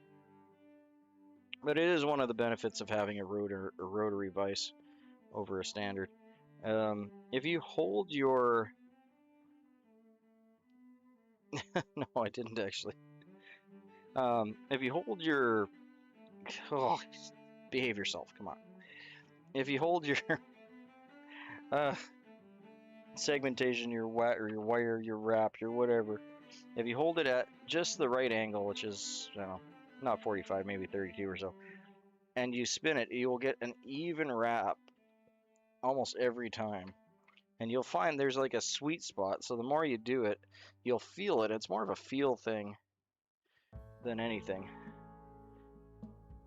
But if you feel it and you get that spot there, the rotary will give you a nice even segmentation, like every time, if you can get it in the same spot each time. Beauty. Okay. So for this one, it wants a soft tackle of brown.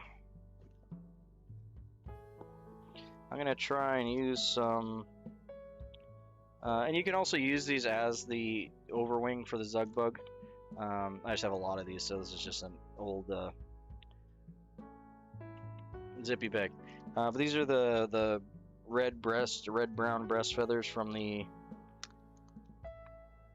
mallard, and these are actually my preference for the overwing on it. Traditionally, it is wood duck, which is hard to come by. This is mallard dyed wood duck, so this is mallard that's dyed to look like wood duck. This is actual wood duck. You can see the difference in the color. It's a little bit more opaque. It's a little lighter. But when they dye it, you can see that it has a lot more of the pattern to it. Depending on what you're going for, the dyed mallard to wood duck might actually work just as well for you. And this is for the top kind of thorax cap. And this is what I'm talking about. You generally won't find these guys in... Yeah, it's hard to get wood duck a lot of places. But these guys here are easy to get. If you have anyone that hunts mallard, you'll have thousands of these off a breast. Now, you don't generally find them in a fly tying shop, but you can see how it has that nice, that little white ridge. You can see it along the tip of the feather. So instead of wasting, because you have to cut off and trim off the whole flank feather. Yeah, or you just go around the park or whatever. But you can use this here as the overcap, and it just gives it that really nice look with that white. So a lot of times when I tie these for myself, I'll use that as the overcap, which is basically representing the thorax cap. In this case, I'm going to use it as the legs on it.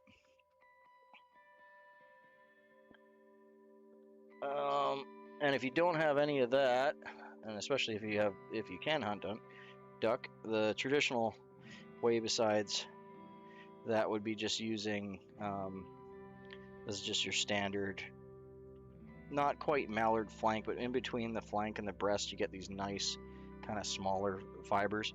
All the traditional patterns that I look up call for like a full mallard flank feather like this, and then you trim it off. But for me, it's like, that's such a waste when you can just get the smaller ones and you're not wasting as much material, because you can't use these for as many things as you can use the larger mallard for. But what you'd want to do is clean this up, trim off all the fluff on it. And again, you can change these up to match kind of what you got in your area too. If you have darker colored sedges and such, then like something like this is actually going to be a better thorax cap than say a wood duck, because it's lighter. This one has a little bit of damage right there, but it's pretty minimal. Okay, so we'll save that guy. So we're going to switch over to this same thing. We're going to clean it up, and that's going to be our legs.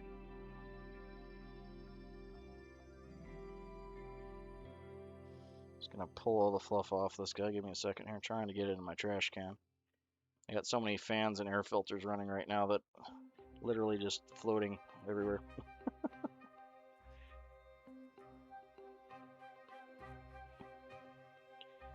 But it's hot out, and I like the air movement makes me less grumpy.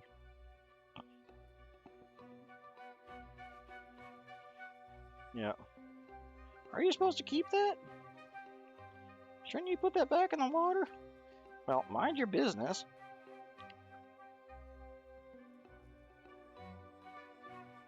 Love that meme.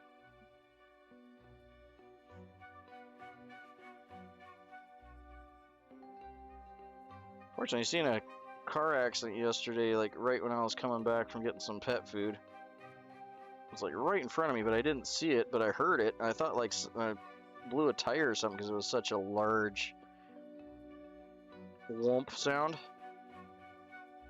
and sharp. So what I'm doing here is I'm just pulling it back. You can see, just fighting with it a little bit to get the right amount on either side.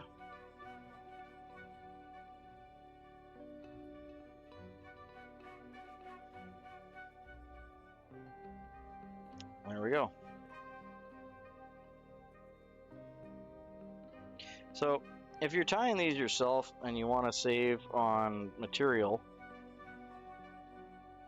you can use this top piece here that we're going to be cutting off as your cap, over cap. You can see, I'll turn it sideways so you guys can see it.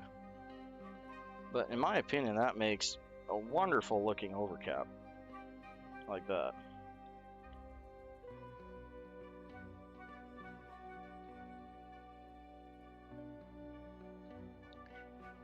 But we're not going to save this one. So we're just going to tie it in.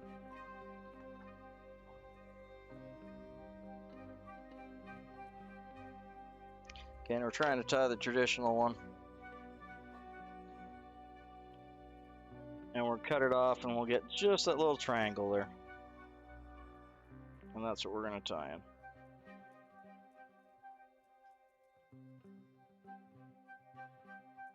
Being a nymph, we don't need a crazy amount of legs here. We're just going to tie that in. And if you don't have this mallard breast feather, you can definitely use chicken hen hackle, like a soft hen hackle is perfectly fine. Got one fiber way down there doing its own thing. Alright, so we got about 3 wraps holding that little triangle in. Do I have it on top? No, I don't. Let's fix that.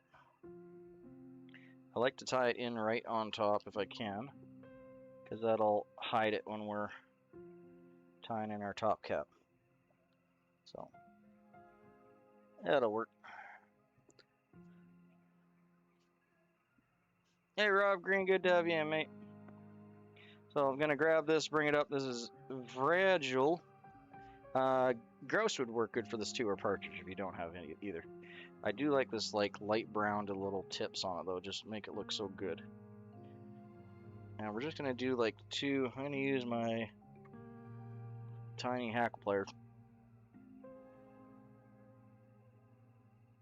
You do have to be careful because the rachis on these can work harden quite easily.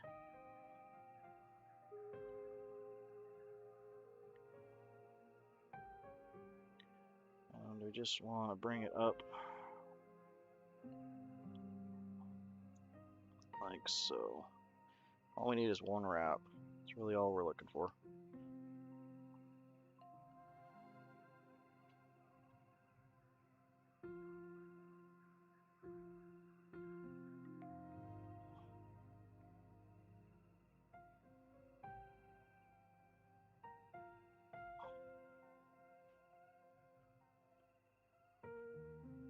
Yeah, we got all the robs in.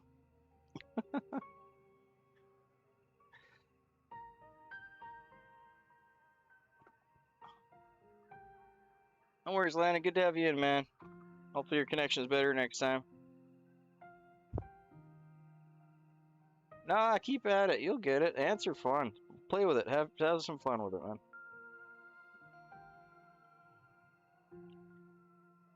Okay, it doesn't want to break off, so I'm just gonna trim it.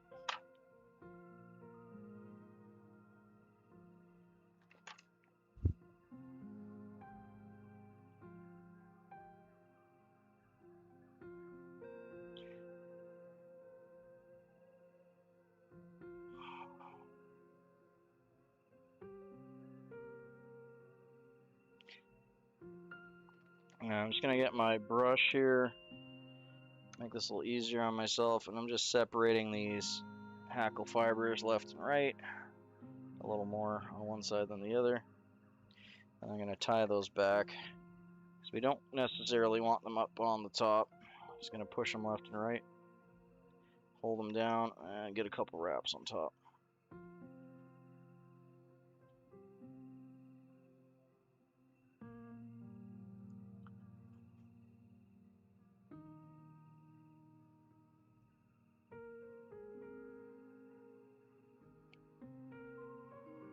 There we go.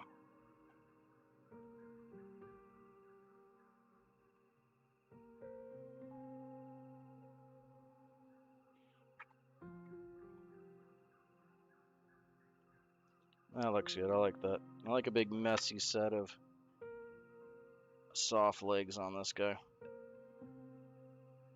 Oh, that's perfect.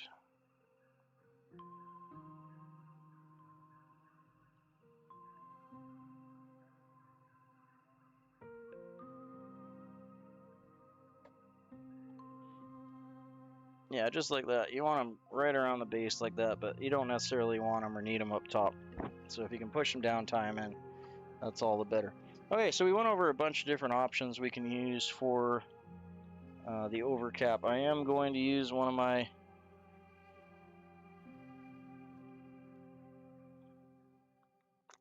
dyed wood duck. Try and get a lighter one. Well, I saddled up my shoe, headed out at dawn.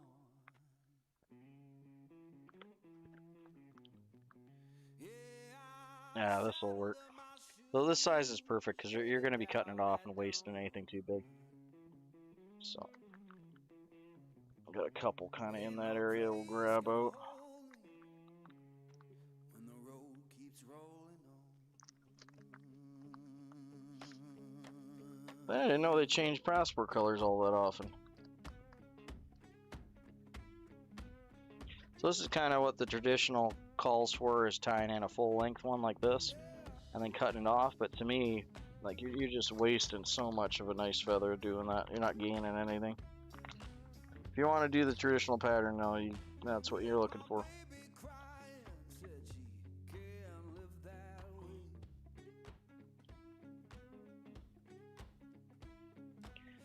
I'm going to trim this off up here and just get rid of all the fluff. It's not going to be any use to us.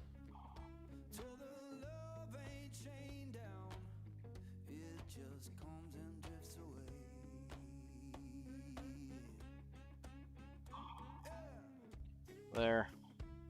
That's much better. So we're going to be trimming this, so the rest of it doesn't matter so much. What you want to pay attention to is that it's wide enough that when you pull the loop on it, it's going to compress on itself. And we're going to be doing, I'm going to try and do it with my fingers here so you guys get the idea.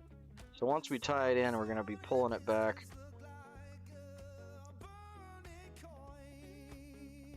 There we go. So we want it to compress like that as we tie it in. And we cut the top off. And that'll make the zug bug zug part.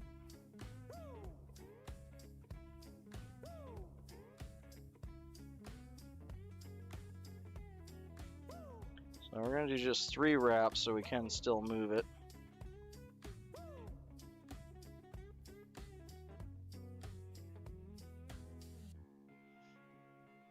Like so. And I'm just going to see if I can get this lined up. Biggest thing is keeping it straight. Typically we'll want to wander one side or the other. Mostly towards you or the other side, depending on the direction that you normally tie. You can see I've pulled it ahead a bit there now. And I keep doing that until it folds over.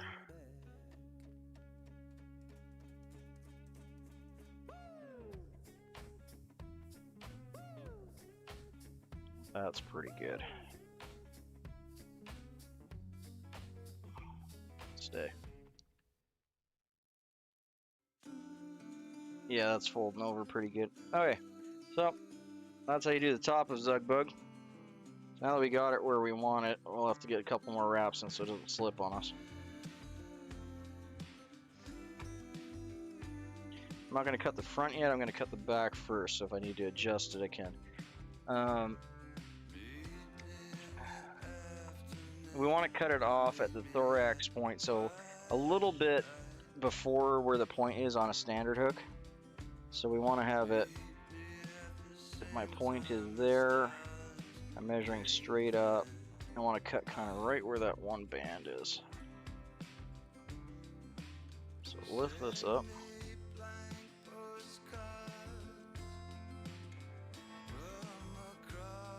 And just commit to it. And just cut. You can see if we were using a full-size feather, like how much material we'd lose. And like you can save this if you really wanted to and do some like nymph legs or something with it, but once you cut it off, it's really hard to save it because they'll just go all over the place. But if we're using a full-size feather, we would have wasted a good chunk there.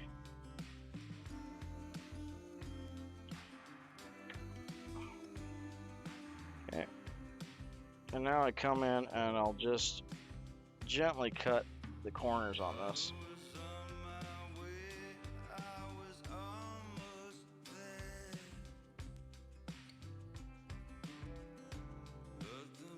Give it a bit of a kind of chevron look.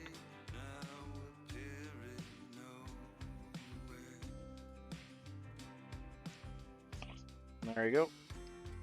You end up with like a little leaf on top, and that represents the thorax cap. You can always trim off a little extra, but you can't put it back on after.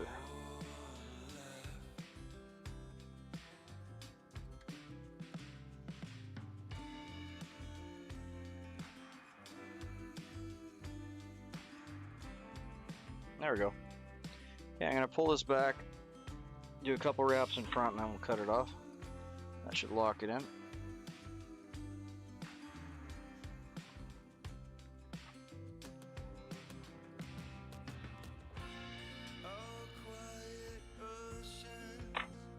There we go.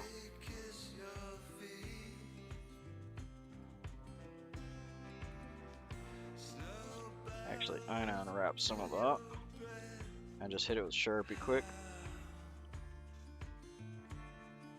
so I'm not bearing too much. You do want a bit bigger head on this than the Prince Note because it is representing a full adult kind of caddis.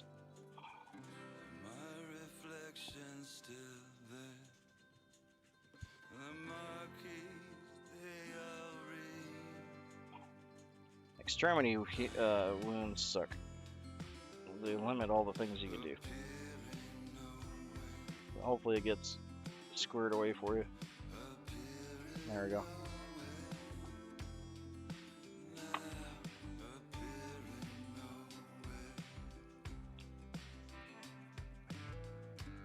I just want a nice round bulbous head without going overboard on it. That'll do. Couple half hitches, whip finish, and we're good.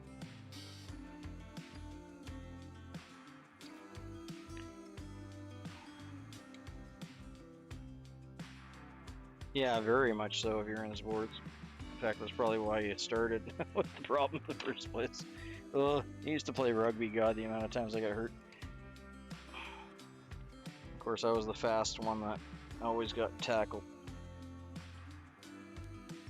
Give the fast kid the ball. Nothing bad will happen.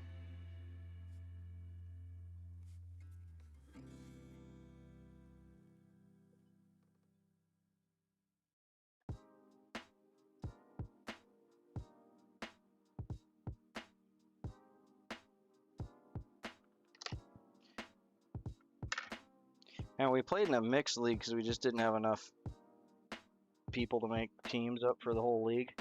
And like, the girls are friggin' vicious in the rugby, holy.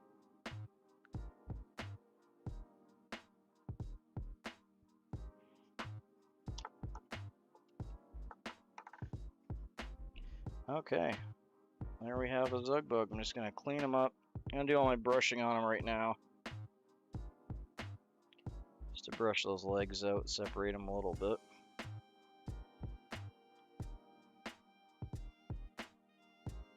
Oh yeah, tell me about it. My knee does that so bad. Cool.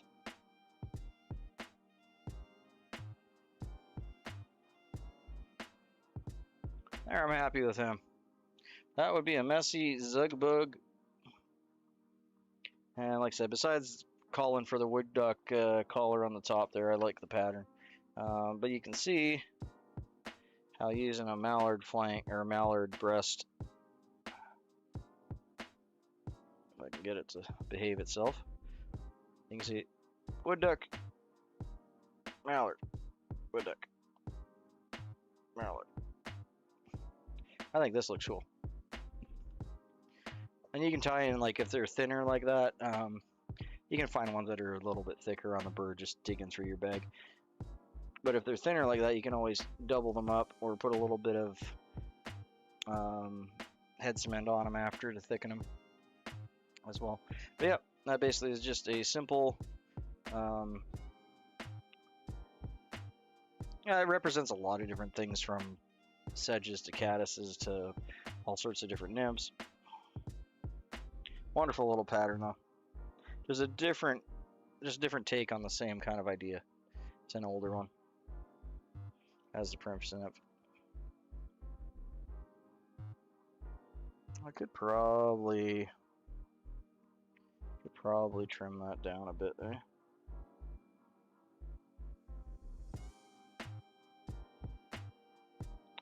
Yeah, I don't know.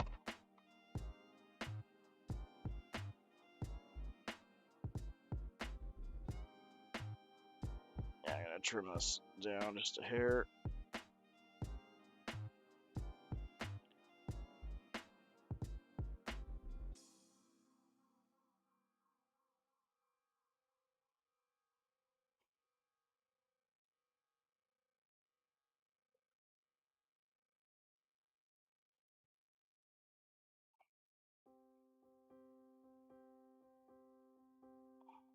That probably would have worked a little better if it was on a 1 or 2 times long.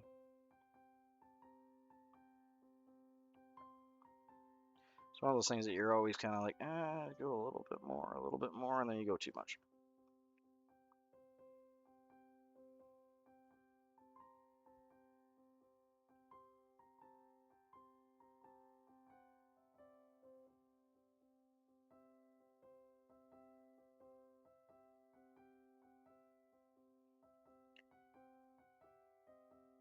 Yeah, that's probably good right there.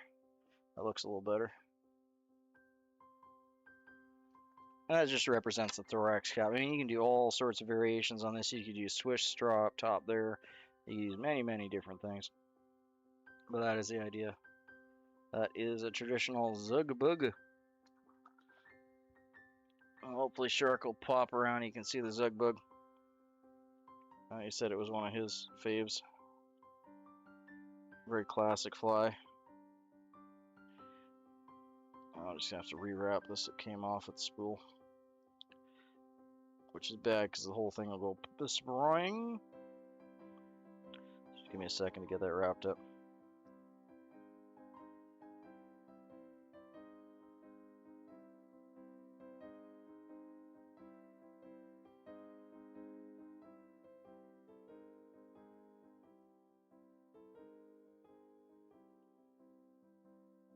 There we go.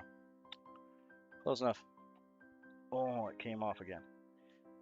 Why won't you stay on the hook? Sorry, guys. 1 second. Potential emergency. If you let this go too long, it will become a mess. Just gonna get my scissors here and make that cut a little wider, I think. There.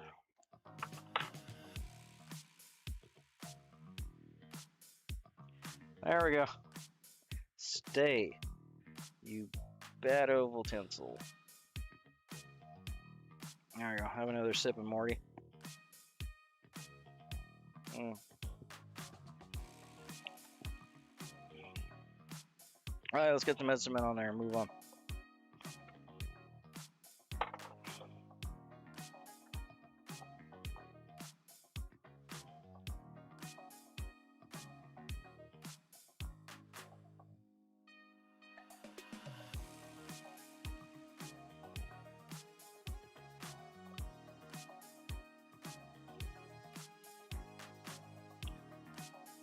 Thank you.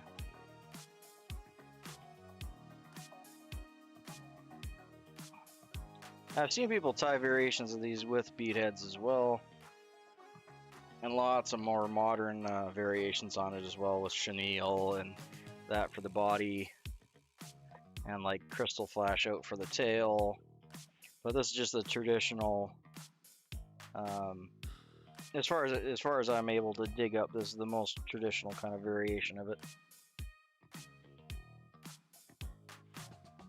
We'll do a quick spin and spiel like I'll be right back for you guys.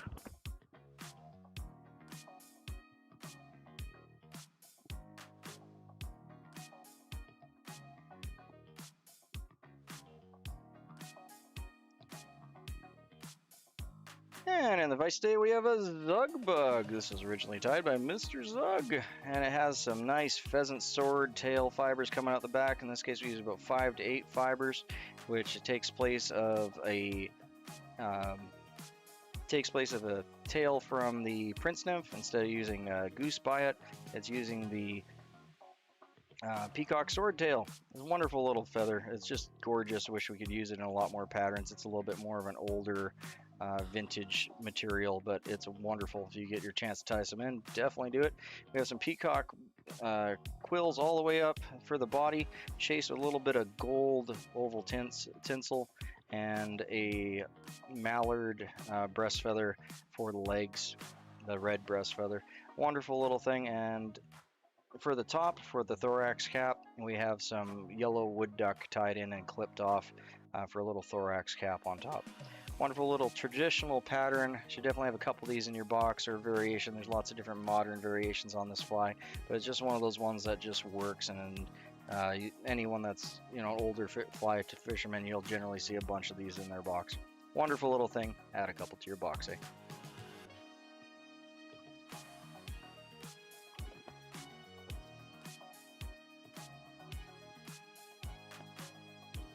There we go. Tripping over my tongue a little bit, but got her done.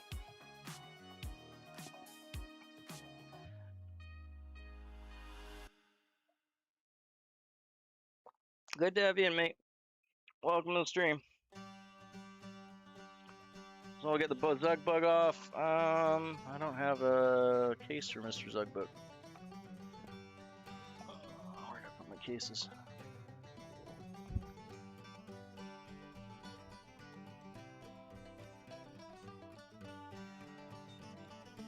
Sorry, 1 second.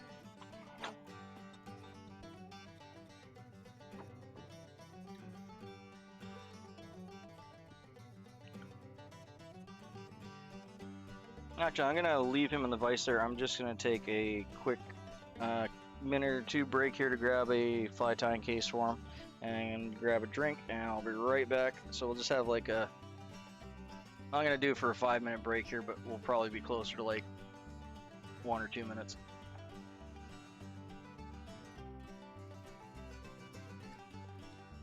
I'll do 3, and we'll be right back. Thanks, guys. Be right back with you.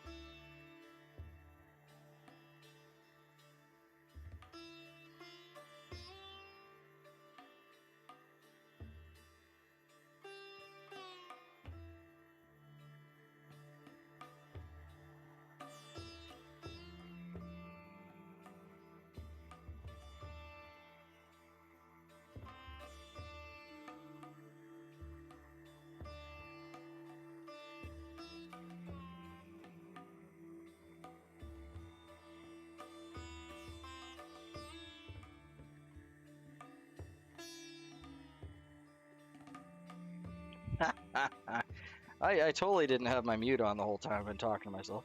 Totally, that never happens. Definitely not something Nimby would do.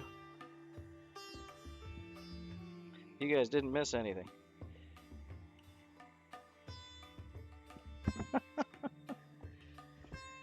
Oh well. Mic's back on, working again. I need to really make a habit of looking at the levels on my mic when I come back. Alright, anyway, we're back. We got a thread tied in. Size 8 uni. And we're gonna get our lead done first. And just a light wrap for the thread base is fine, because you're really just doing it so the lead has something to hang on to. It's a little bit of a personal preference on my side of things, because a lot of times the lead might be easier to wrap on a bare shank hook. So if that's the case, you can start your thread back a bit and wrap this on a bare shank. 1, 2, 3, 4, 5, 6, 7, 8, 9.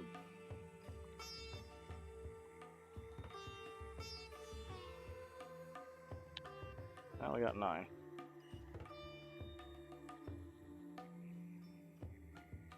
See if we can get 3 more wraps on there. 1, 2. There, call it 3. Close enough. 12 wraps, right? That's what we're shooting for.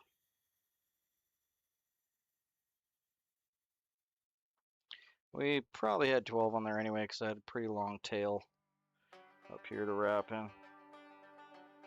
But in either case, that's where we want it. We want it the thorax area.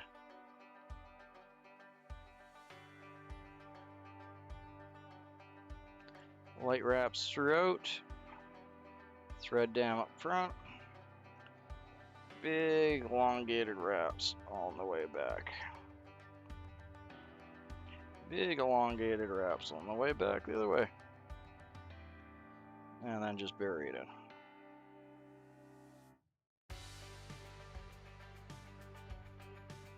There. Doesn't have to look pretty, but if it does, bonus points.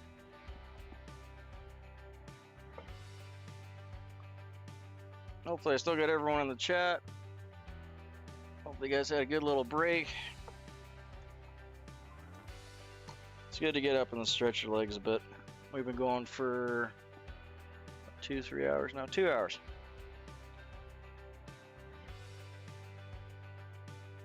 Let's get a little tie session.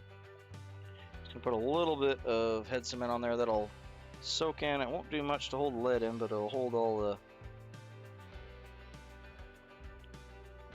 thread fibers in there nice, which in turn will hopefully hold the lead in.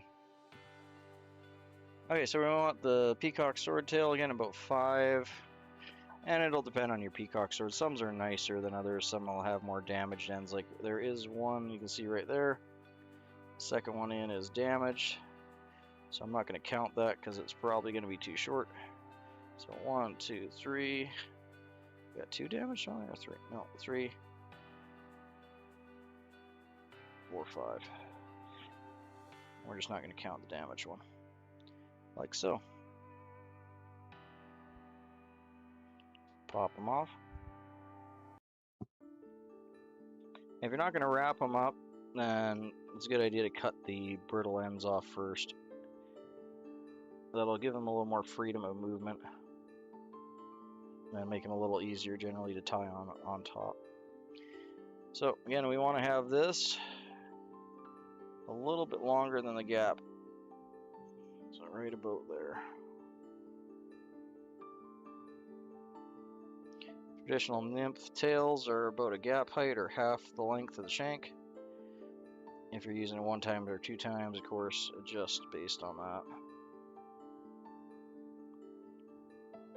There we are.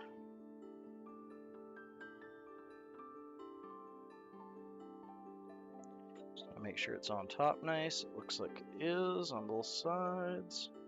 So we're good. Couple wraps behind. Bring the thread up. And we'll tie in that wire now. or sorry, not wire, the uni French in gold. It's medium. You're going even smaller on these, although I don't generally see them tied terribly small, but you can. You could use small uni French. If you're fishing like really clear water, you could even go to a silver uni French. I don't think you would get in too much trouble for that. Fly tying police might pull you over, but it worked fine.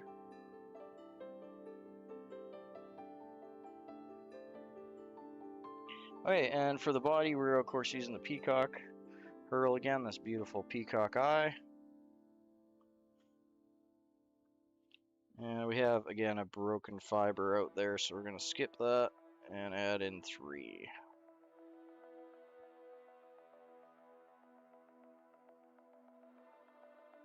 You pull them all away like so at the same distance and then pop them off, and they should be all even for you.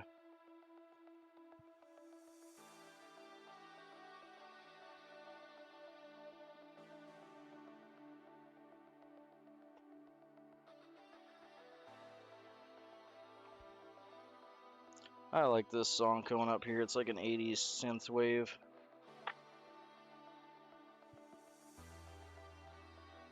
Hey, good for you, mate. That's good memories with Dad. 100%.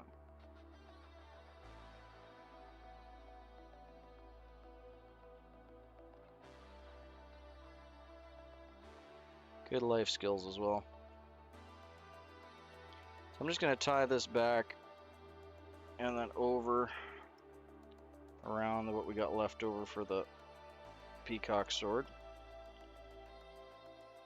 And then again on the other side, I'm going to do that loop again. So again, just grabbing it in my finger here. It'll be hard for you to see against my black shirt, but in either case, just making, like, in essence, the same thing as a dubbing loop. And I'm just going to capture that. Now we got that.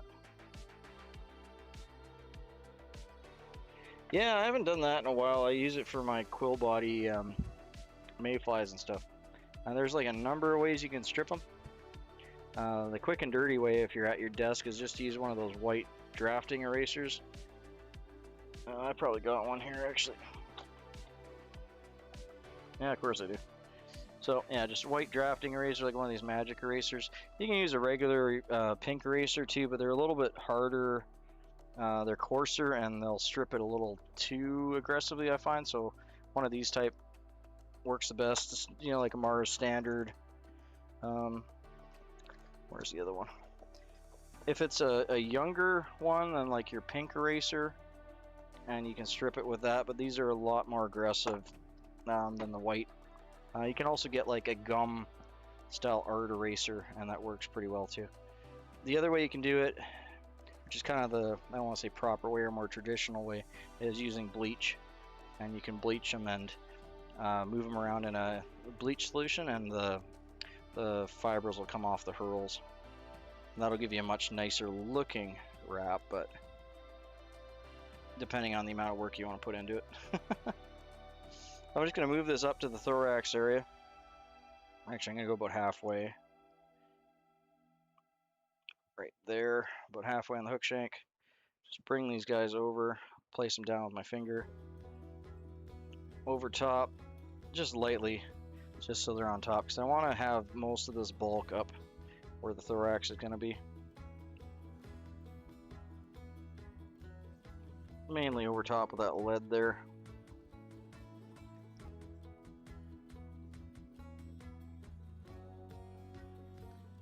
Like so. That'll give us just a little bit of a thorax lump there. It doesn't look like much, but once you wrap the other stuff, because it's going to thin out, it'll help us achieve a nice thorax lump there. So we have that very slight difference in body shape. There we go. I'm going to bring this all the way up.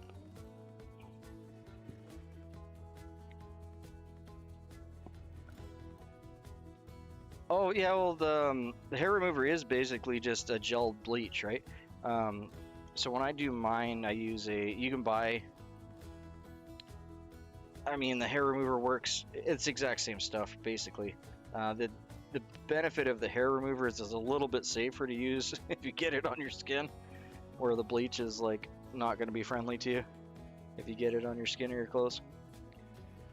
But in essence, it's the same stuff, like it's the same active ingredient. But you can get gelled bleach for your laundry, so it's not as splashy, and pretty much same thing.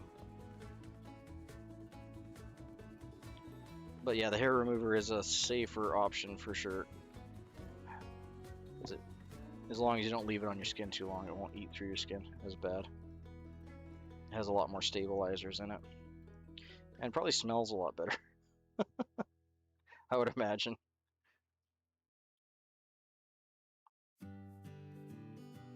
Alright, so got that wrapped up. Gonna grab that here again. There we go. We got our body bit wrapped. Gonna pull that down. I'll fluff all of our fibers out nicely. Ooh, that looks like a nice piece. Okay, and we're gonna do 8 to 10 wraps up here. 1, 2, 3, 4, 5, 6, 7, 8.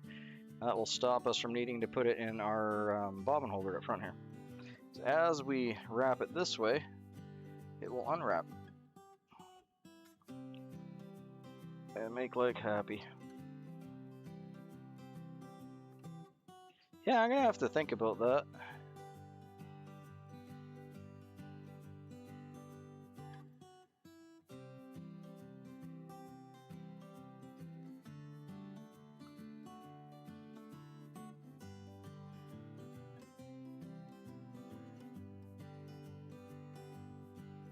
There's so many cool things that you can use for fly tying that aren't for fly tying.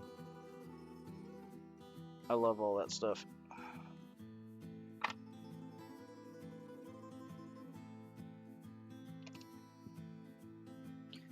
If you want to watch a video on how to do it with just regular household bleach, kind of the traditional way, you can go to David McPhail has an excellent video on how to do it with household bleach. And he does it kind of real time, so you can see how long it takes, which is kind of the biggest thing. And that's going to change on your altitude and type of hurl you have and everything like that too. So, alright, now we're going to drop our thread down.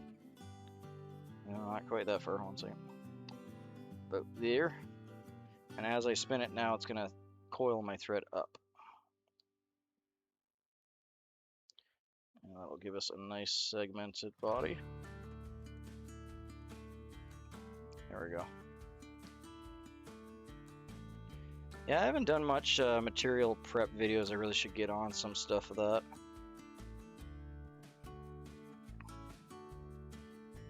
Okay, I'll cut that off. So I got about 5 segments there. It's right about where we want to be. Boop. And yeah, probably got enough for one more fly out of that guy.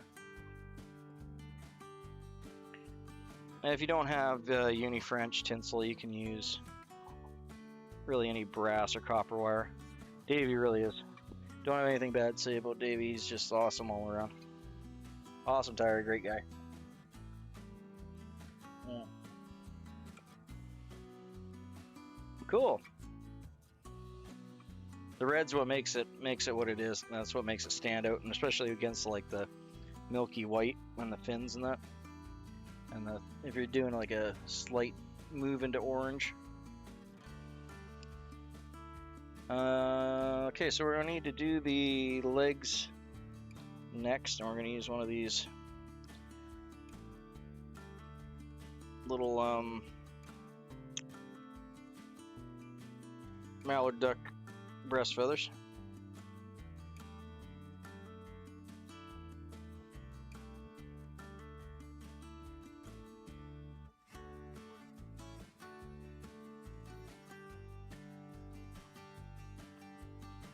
So I'm just grabbing the middle of this with my fingers and grabbing the racus that goes all the way through the middle, and then just gently pulling back. I want to get enough on either side, just about here, so that I get one wrap out of it. I don't really need more than one wrap. So we got our little triangle in the middle, and then on either side, you can see it's about, hopefully you can see that, get it in there, it's a hook gap. Since you have a hook gap on either side, should be almost exactly one wrap or just a hair longer. And it doesn't really matter if you go over, it matters a bit more if you go under. If you go over, you can always just stop wrapping and tie it off there.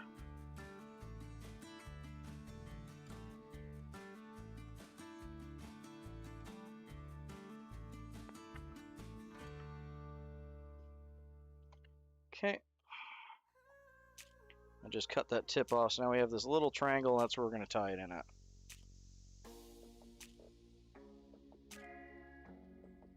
And I like to try and get the little triangle right up top, if it's going to behave itself. There we go.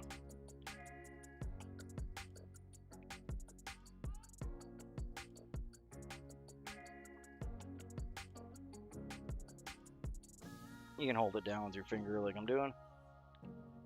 About 3 wraps so it doesn't go nowhere. See that? Just like so. And you don't have to worry about the triangle. It's going to be covered up by the thorax cap that we're putting in.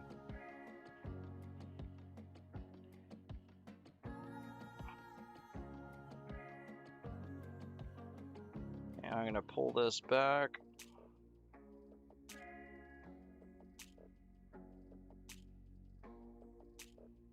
Just gently, just testing it, see if it's going to snap or not. Looks like we're good.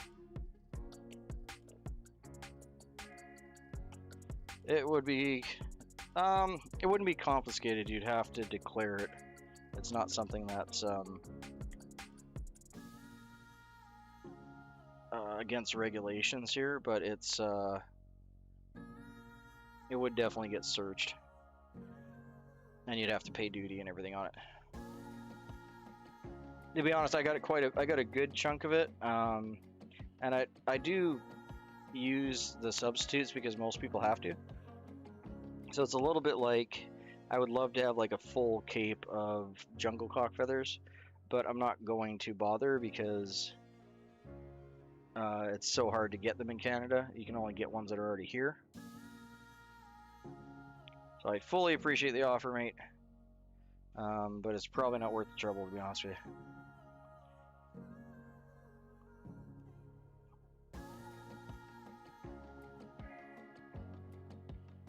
Being that I do this, well, not really for, you know, a living or whatever, but I don't want to have my address flagged for things coming and going that shouldn't be coming and going, if you know what I mean. Okay, so I'm going to pull these back.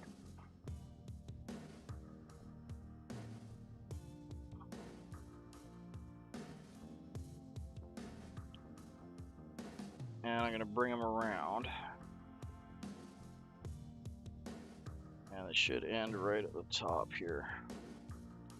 Beauty.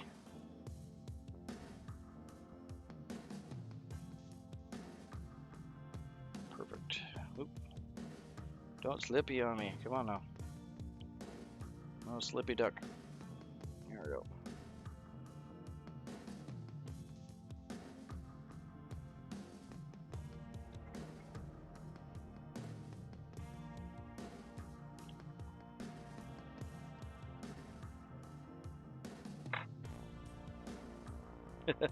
Yeah. The ironic thing is you could, like, you know, stuff a pillow with it, and it's not like the same regulations if it was set up as fishing material or whatever. But yeah, long and short of it, it's just not worth the trouble because there's so many good substitutes. Like, let's see if I can grab the. So like the difference between this and this, although the dye job in my opinion on this one isn't the best in the world, but you know, wood duck, mallard, dyed, wood duck, mallard, like they're so close. You know, so for the trouble, it's not worth it. It's not like jungle cock where you can you can't. Yeah.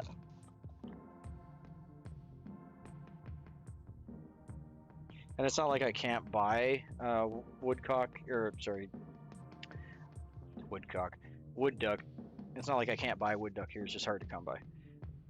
So eventually the fly shops will have some, and hopefully at a reasonable price is the other thing.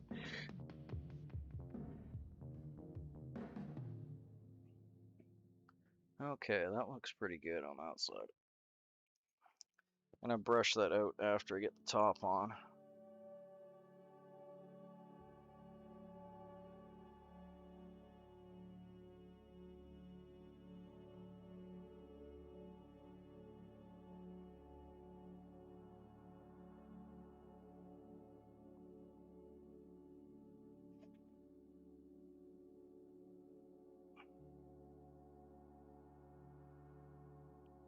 Like I'm missing a few fibers on this side here. I'm gonna tie a couple in 1 second.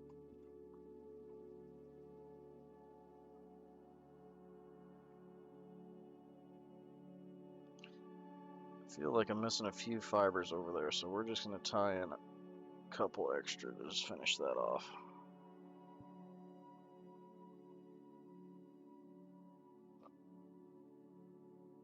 So my other side looks really good.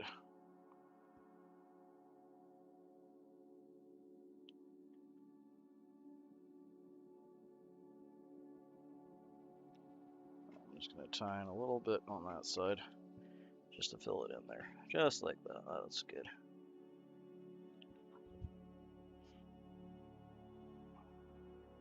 Yeah, same with me. I gotta drive like 2 hours to get to my fly shop.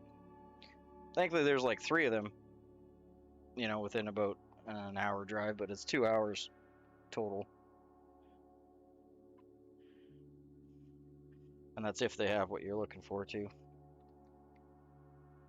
They all seem to be good for like one specific thing or certain things, because they all do different, you know, one will do hairline and the other one will do something else, and one will do Vivis and the other one will do, you know, different GSPs and stuff. They all have their brands that they go with, right? Okay, so we got that on. Now we're gonna do the top. So we're gonna use this whole feather up just for this cap. I know I'm complaining. Seems like such a waste to me, but it is what it is.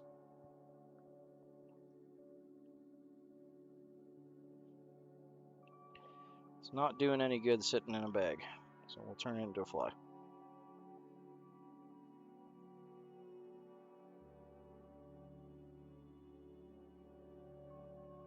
Just getting rid of these wispier ones on the side. I have this somewhat even. There, that's pretty even. We'll tie that in right on the top there.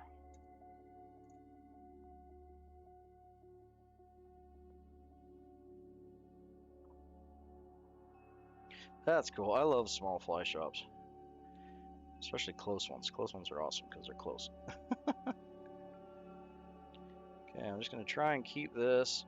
I'm holding the center rachis on top. I'm just trying to keep it on top as I pull it. And I'm probably being way too finicky with this part of it. I'm sure the old timers would have just slapped this on top, cut it off, threw it in the box.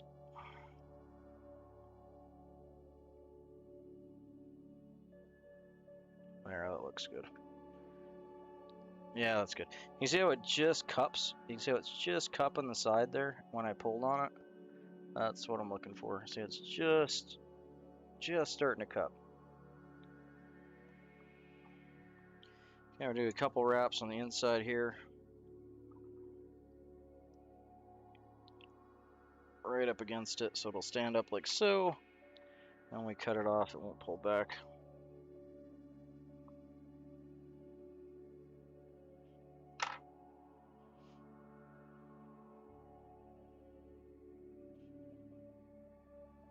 Probably use that as one. They probably could actually. Should have pulled more out because they've got 2 feathers, 2 for 1. 2 for. Okay, so we're gonna Sharpie marker that so it doesn't stick through. Get it while it's easy to get.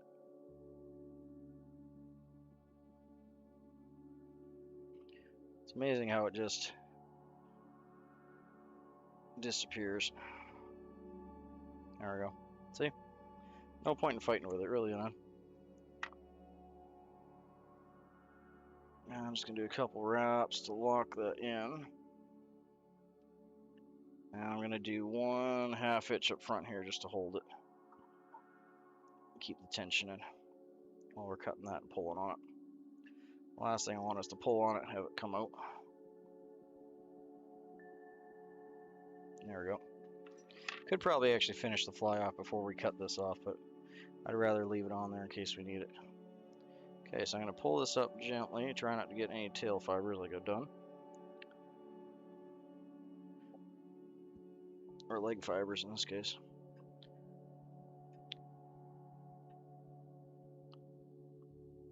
Come on now.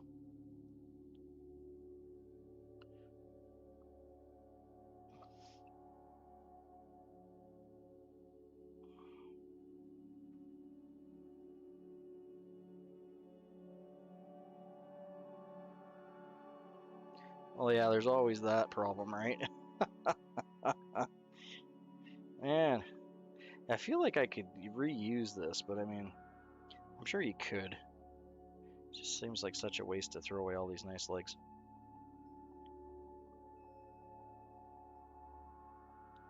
We'll stick with it. Oh, that hurt. Oh. Right in the material wallet.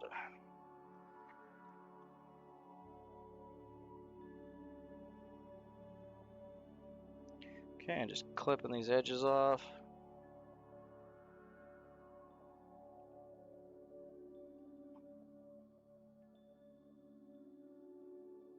Beauty, that's exactly what I want it to look like. It's got a little bit of a fluff on the top that's not behaving.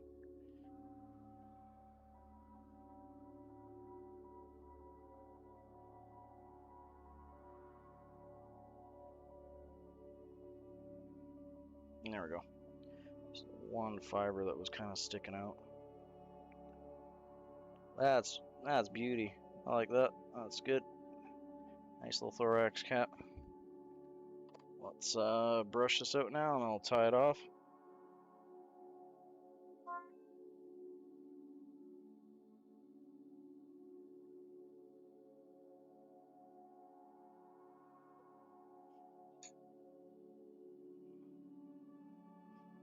There we go.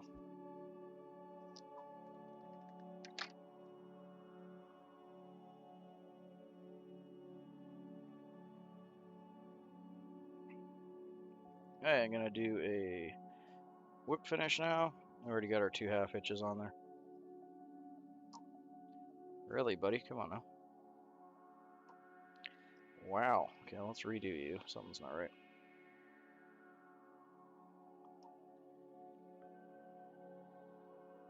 Try that again. Hooky, hooky. Twisty. 4.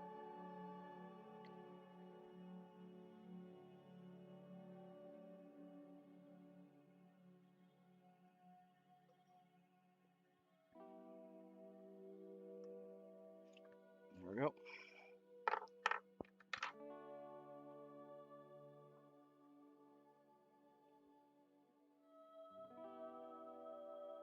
Looks good.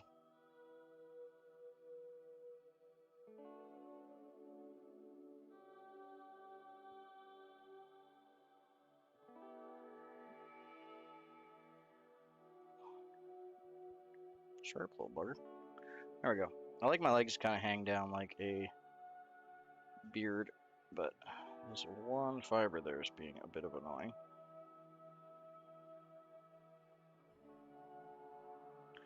That's okay.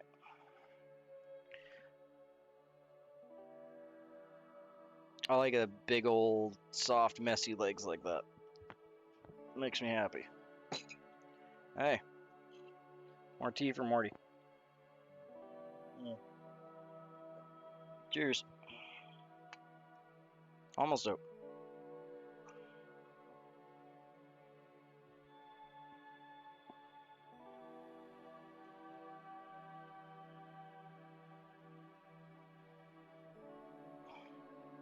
Not sure if that was the first time I've seen mostly in here or not, to be honest.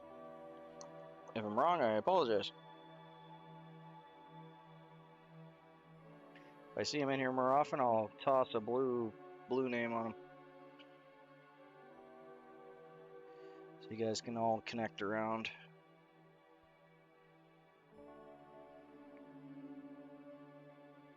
I really wish they had that feature as a non-mod. I think it should be a feature, it should be in all of them.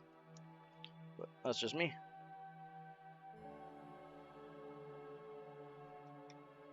I have just a whiff of fuzz there from where the thread broke. Cut it off.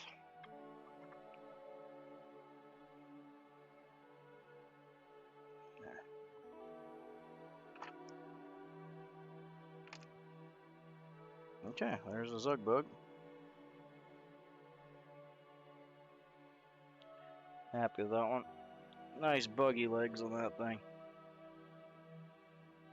These things look really good if you, like, I mean, size 8's pretty big, but if you go even larger with these, like the 6s and 4s and even down to a 2, if you want some, like, big old caddisflies and sedges and stuff. They just look really cool. I don't think fishing wise it would make much of a difference, to be honest. 8's probably about as big as you're gonna go. Okay, we'll get him in the box. Actually, I'll do a quick spin and spiel on him, and then we'll pop him in the box. Be right back, guys.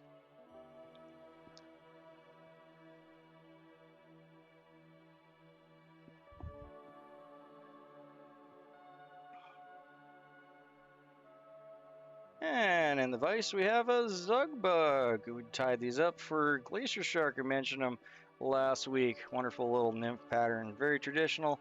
Back from Mr. Zug. We have a peacock sword tail coming out the back. Wonderful material. Just awesome. So much flash and shine to it for a traditional material.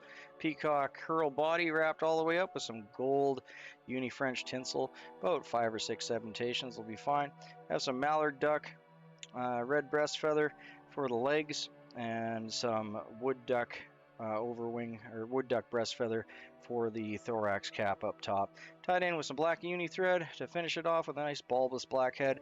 Wonderful little pattern. Should definitely have a couple of these in your box. You'll find them in all the old fishermen's boxes because they're just a staple up and down the west coast of British Columbia. Wonderful little thing. Definitely have a couple of these in your box.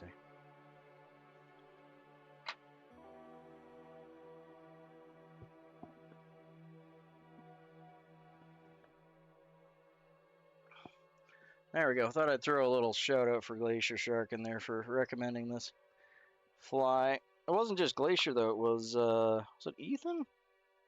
Someone else recommended Zug Bug at the same time, which I thought was hilarious.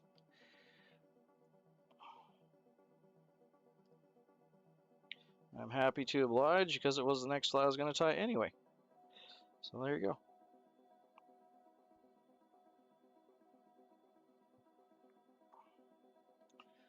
Got 2 in there.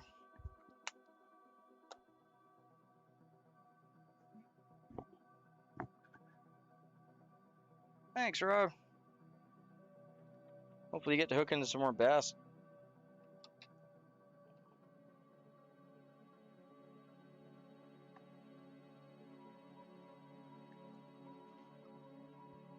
Really got the end of my finger on that hook there. It's not bleeding, but poked it in a spot that didn't want to be poked. Not that that hasn't happened 100 times over though. Well, the dots are going to take you a bit. That's always like the part I have.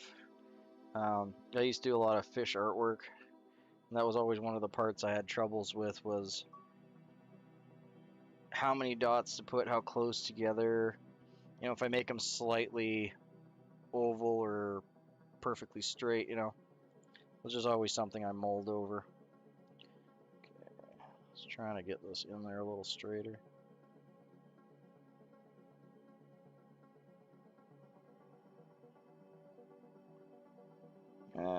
That's close enough, I think.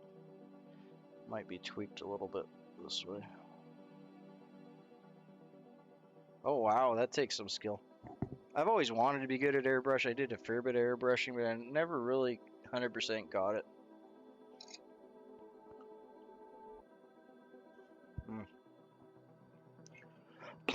Excuse me. Alright, let's get another one done up here. Fill that box up. Try and go a little quicker on this one. Yeah, if you guys have any comments, questions, concerns, accusations, shoot them my way. Don't mind the yabber. You've been doing it for a few years? Cool. I love fish art. Really do. A lot of respect for the guys that do like the wooden nets and stuff and they paint all the scenes in. I'm sure he could. I think popperheads would actually take the paint pretty well because you can seal them after. But I'm no expert. Okay. So I'm going to go for 12 wraps here if I can get it to play ball. 1, 2, 3, 4, 5, 6, 8, 9, 10, 11. Of course you break at 11. We'll call it 12 because I got a bit of a tail on there.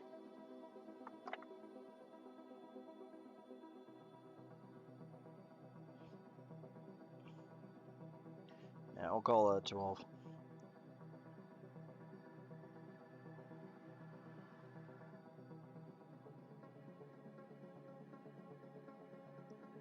For me with airbrushing, like the biggest pain I had was running into, how do you call it? Where the moisture builds up in the line and you get the water spatter, especially if you're using like an oil-based paint. So having good filters on your airbrush makes a big difference.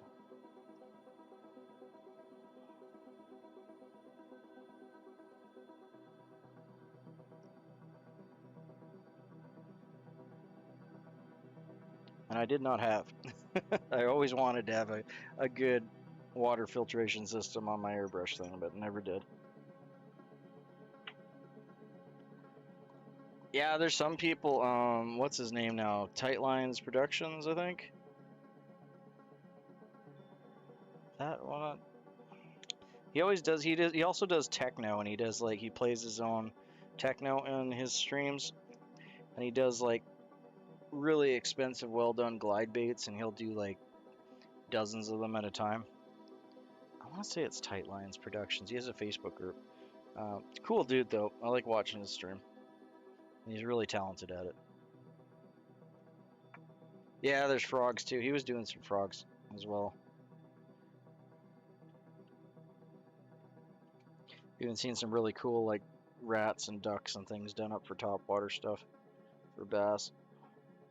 Okay, so 2. We're not going to count that one because he's short. 3.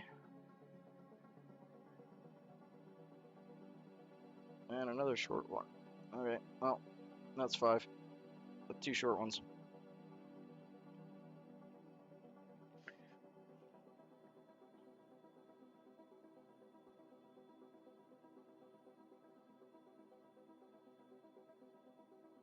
Nice. Yeah, they can sell real well.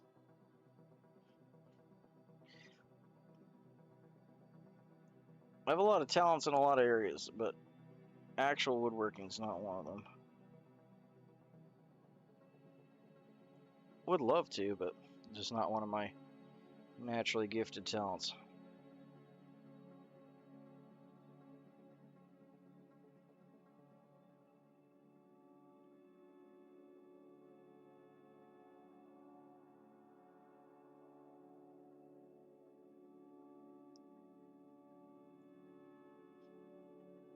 There we are. That one turned up rather nice. I prefer them turned up like that because I think they, when you're popping them through, like it just interrupts the water a little more. Yeah, there was someone pretty close by to me a couple hours away that was selling like thousands of wooden popper heads that they made. So I think they were in the business of making them, and then either it didn't work out for them or whatever. But they were selling the whole lot. But it's not my bag, unfortunately. Someone's going to get a good deal on them, though. I think he was getting out of doing them. Or maybe he just makes popper heads, and that's what he does. Sorry, just looking for my gold tinsel. Here it is. It's beautiful and flat, actually. It's nice. Really nice batch. Sometimes you get these and the weave isn't as nice, and you can feel it like when you run it in your fingers. This is just nice and smooth. Sometimes it'll have spots where it catches and it's not on there very tight, but this is actually woven like a cord.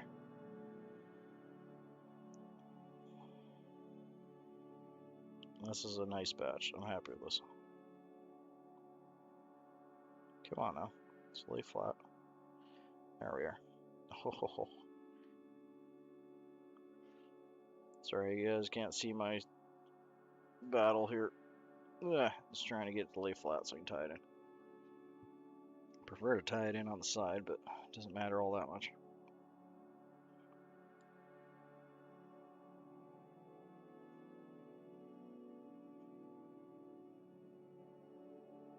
Okay, back up top. Get that in the holder.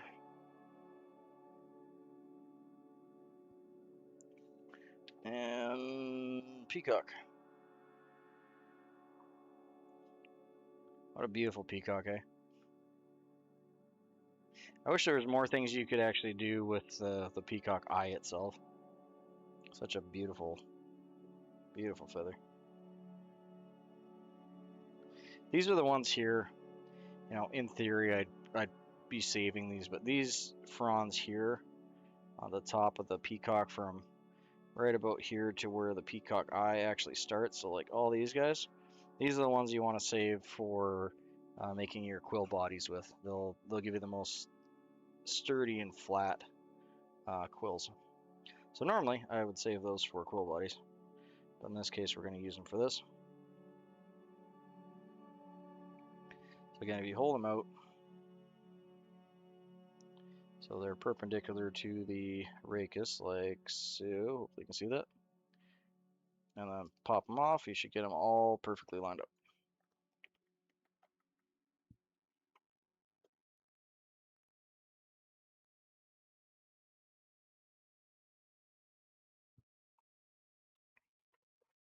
Okay, I'm just going to cut the rachis ends off. Boop.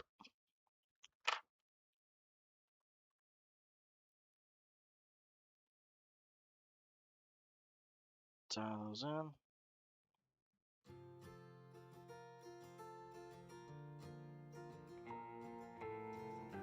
Go behind it. About 2 will do. Go about halfway.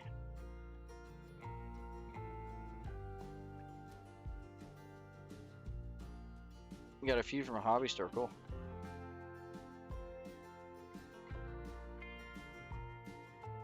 Doesn't really matter where you get that kind of thing from, because someone had to make it at some point, right? Yeah, I've done that.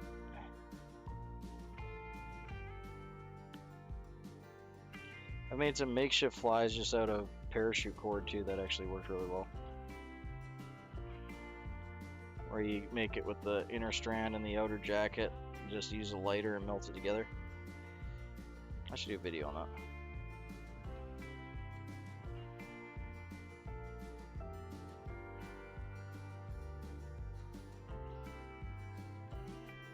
There we go. Took a second to catch those in, but got them.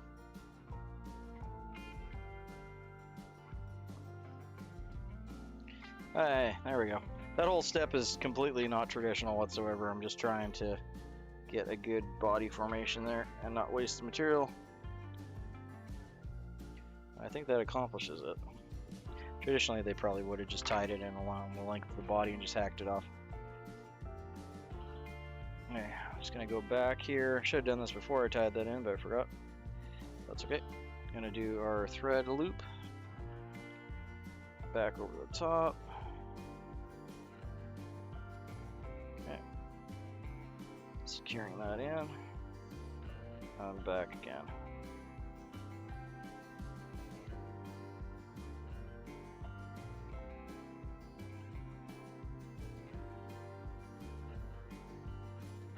Most of the time you're good with one loop because it's twice as strong as your actual tying thread because you're doubling it up. It's normally more than enough. Oop. Sorry, 1 second. I grabbed my gold uni French out of the vise here too. Let's put that back. Ahead of myself there. Yeah, let's get this wrapped up with a thread. This will provide some durability.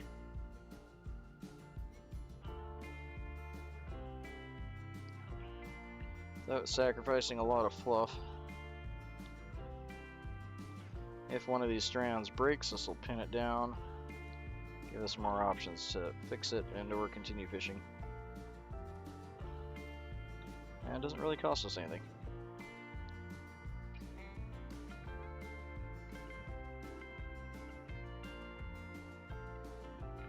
There we go. Now we can fluff it out. That fluffs out just so nice.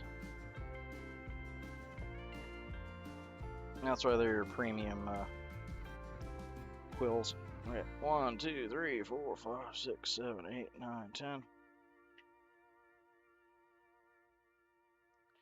As we wrap that, it is going to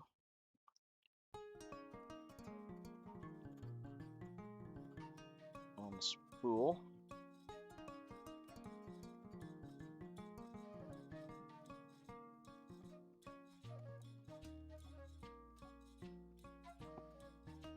No worries, Weeman. Thanks for dropping in, mate. Always a pleasure.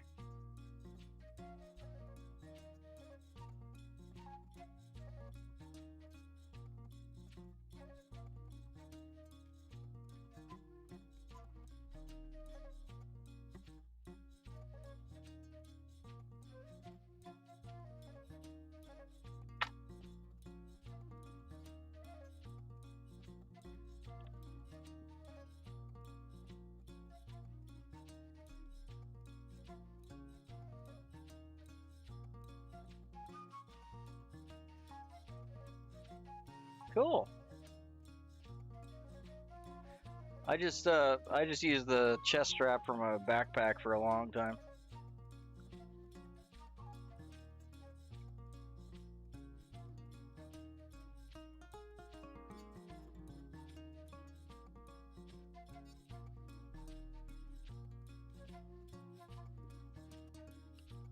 Just adjusting the stream here just a second. There we go. That's a little better.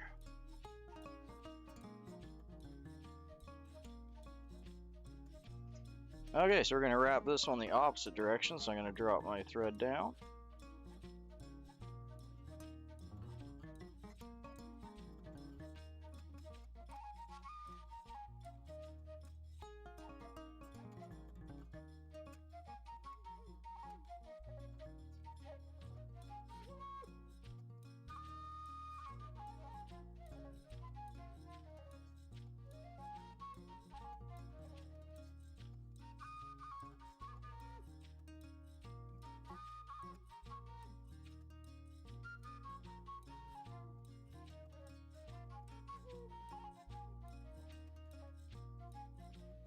Now that's trapped in good.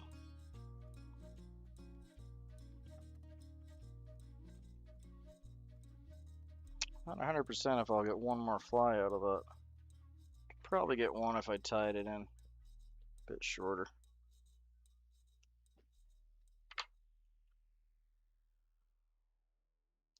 There, happy with the segmentations though. That looks real good. Beauty. Happy with that. Get this tied in here and move it back. a little bit more room for that legs. A little bit of a thread base.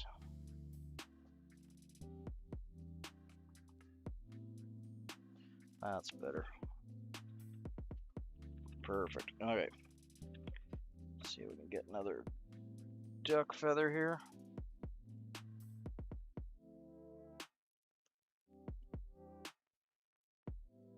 That one will do.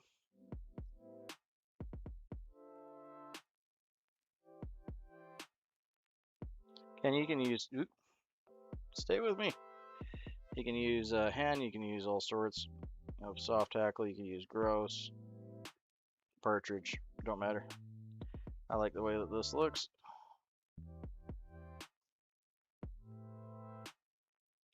And there's several older books I found where they were using it, so we'll consider it traditional.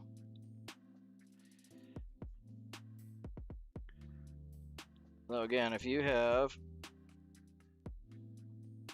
roughly a gap height, let's see if I can get this in there proper. So you have roughly a gap height, which is what we got there. You should have about 1 turn, which is what we need. So should be perfect with that. So drop it twice. Okay. As long as I catch it, right? It's all good.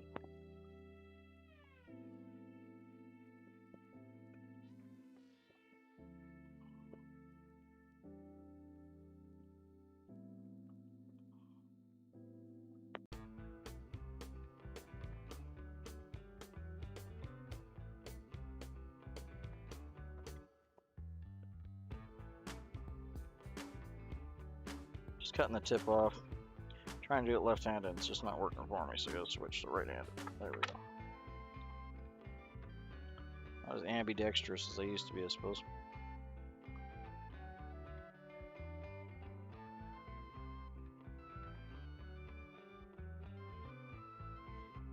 Okay, so we're gonna tie it in with this cup. See, it's cup-shaped. Tie it in with the cup up.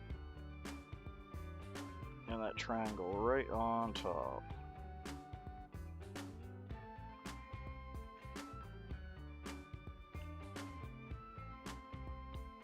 And 3 wraps should hold it in. See, triangles right on top there. That'll get covered by our thorax cap. Feel like it's moving around a bit more than I want it to, so a couple more wraps. That'll do it.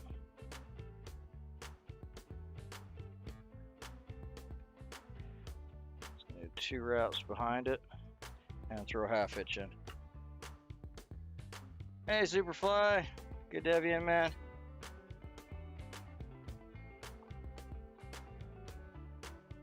Sorry, I tagged your stream and missed it there the other day. No worries, Rob. Thanks for having you in, man. Have a good rest of your day. Always a pleasure.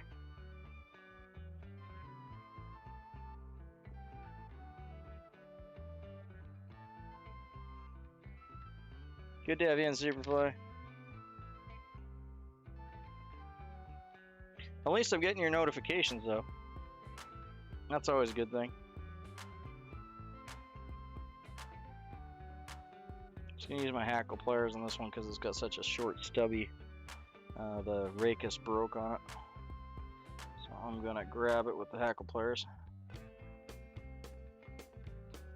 Yeah, always good to know because you never know how YouTube's deciding to work that week.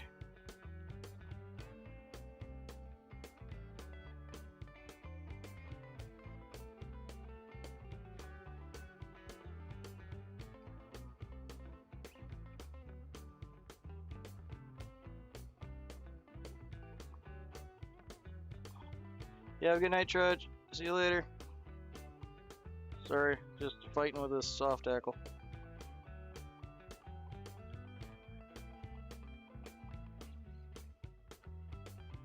There, I think I got it. Why it's jumping around so much on me? There we go. We made her.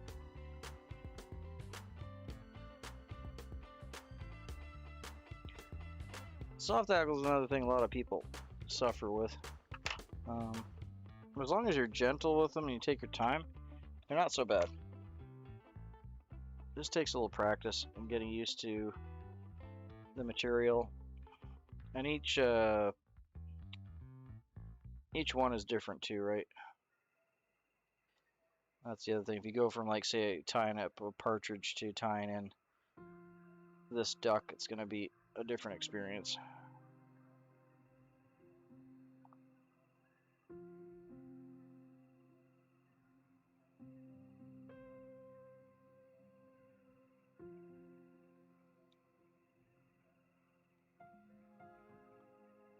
There we go. I like that buggy leg look like that. That's nice. Alright. So we're going to hit that up again with a Sharpie. Just bury all that white in.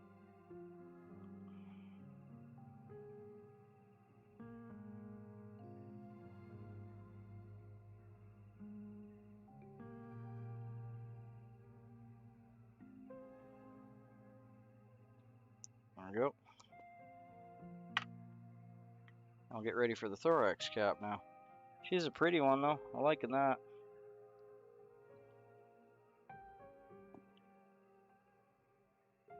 No worry, Ethan. Good to have you in, man. Good luck with your stuff. I'm really tempted to just use this piece because it looks so good.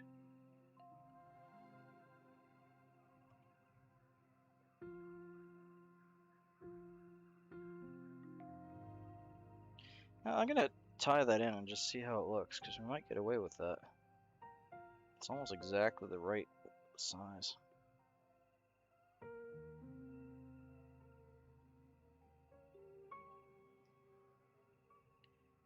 Get it to cup a little bit. I think it'll work just fine.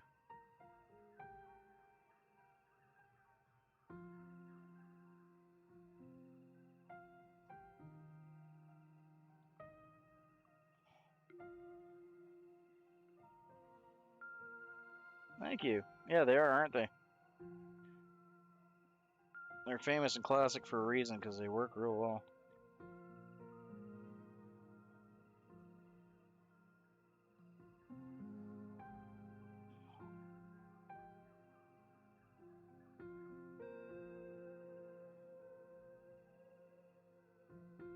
I think that'll work. What do you guys think? I'll leave it up to you guys. Think that's okay, or should I grab another feather and do another cap?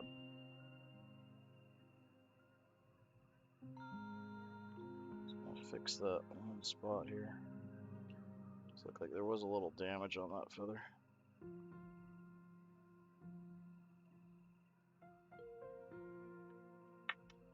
I'll let you look that way. You can make up your mind. Think so? Here, Superfly, since you were gone on the other two, we'll compare it to the finished ones. I could get a brand new feather and cut the cap like that, but to me that's pretty dang close. And just trimming it up. I think I might just leave it.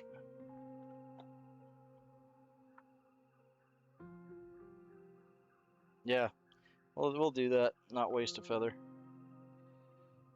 It's so close. And it's really just representing the thorax cap anyway.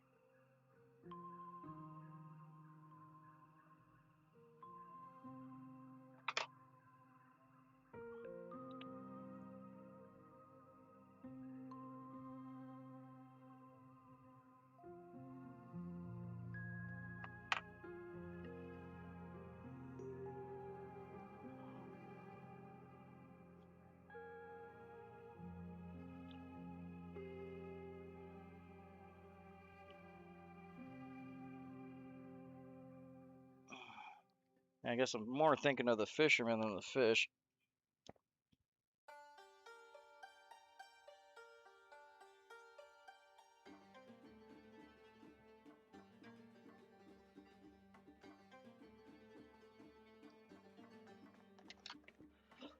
Excuse me.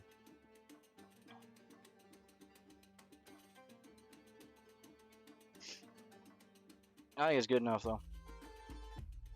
Same feather. hindsight, I would have pulled it out just a hair more and cut it off if I would have known. So there you go. That's another way you could actually, in theory, save some feather and get multiple flies out of one wood duck feather.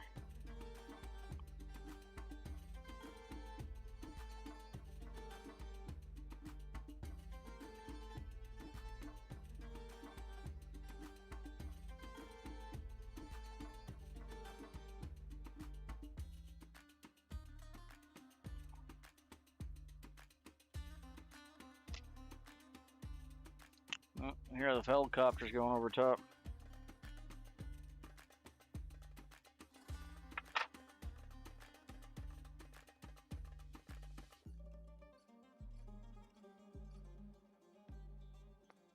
Thank you, appreciate it.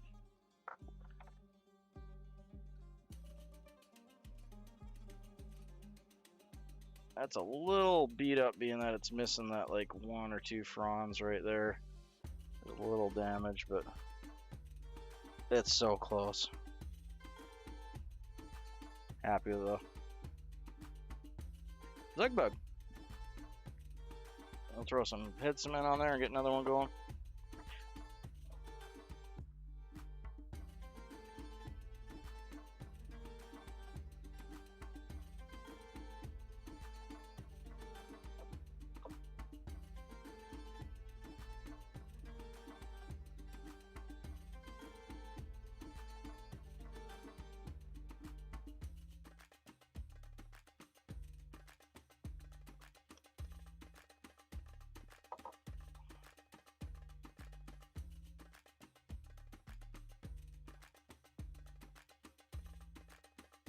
There we go. Happy with that. Just gonna rotate them for a minute here and just let them dry up, or put them in the box. But yeah, it's supposed to be a nice, messy, rather large bulbous nymph. A lot of movement. That's the idea.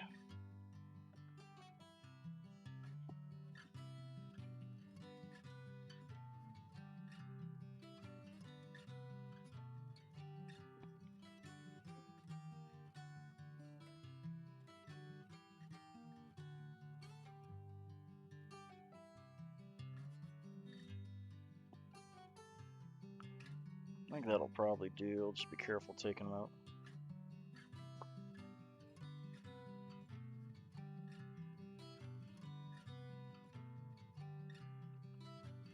Yeah, I normally do it in front of the camera, but I just don't want to get the head cement all over everything.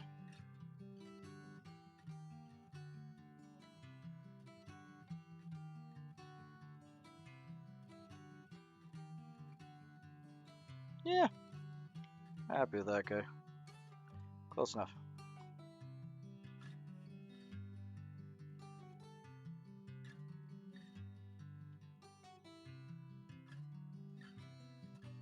There you go.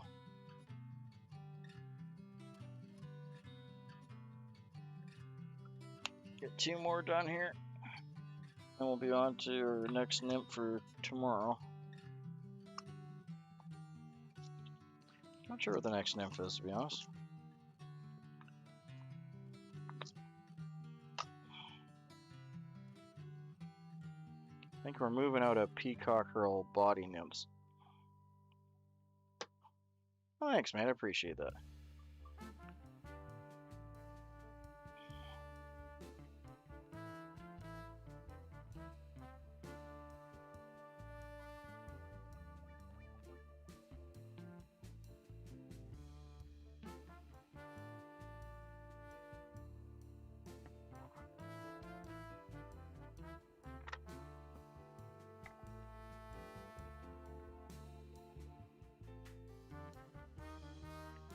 Let's get that back here.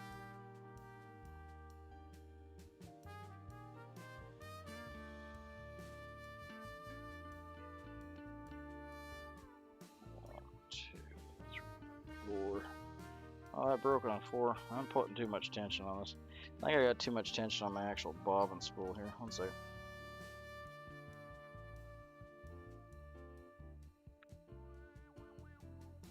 Yeah, that's a little better.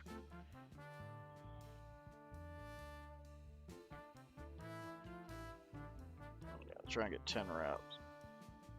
1, 2, 3, 4, 5, 6, 7, 8, 9. Close enough.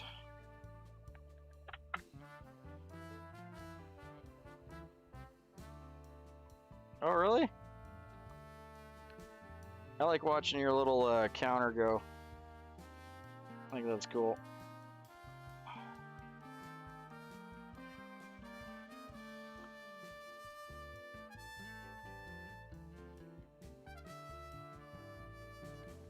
Come on, don't be a toot. Let's try and get this wrapped in without it spreading around too much. We'll thread down at the front. I should be able to get it back. 47, nice.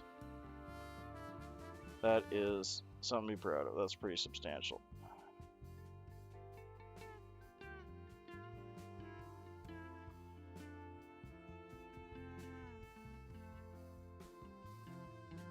I have to bury this in a little bit because it just didn't get in there quite as well as I wanted to.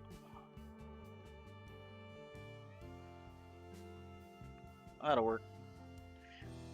Not pretty, but it'll work. When you posting it?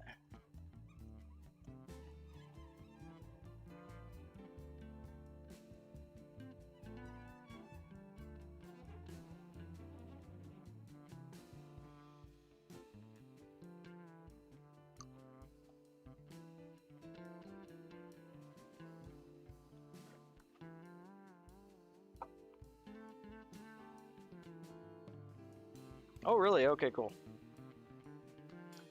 Might be done by later tonight then.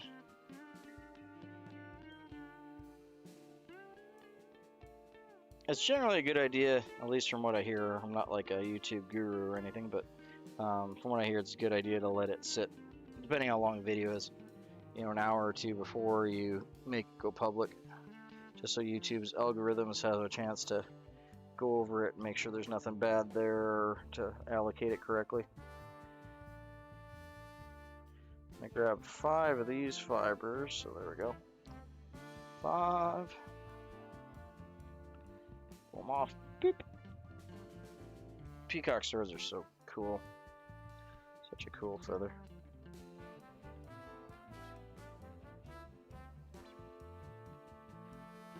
Yeah, that's true, it does. Sometimes it's a good thing. Alright, so we're going to go a little bit longer than a hook gap here. There we go. Call that good. Soft wrap, hold it on top.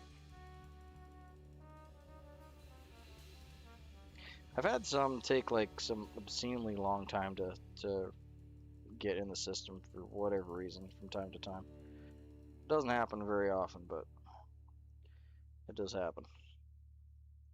Okay, so same thing. Wrap that up.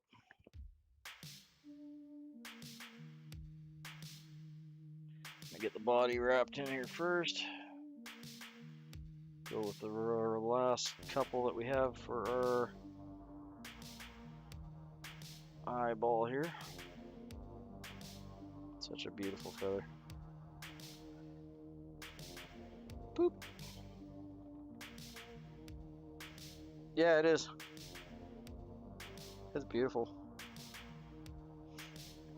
It wasn't expensive either. It was just cheap stuff. Just got a good batch.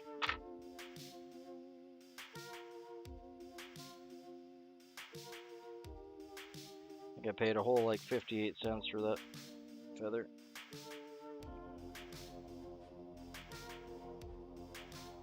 Ooh, 1 second. Just realized yeah, I got some really old hurl too. I only use it for certain things. It gets brittle. Still works, it just gets brittle. You just gotta be mindful.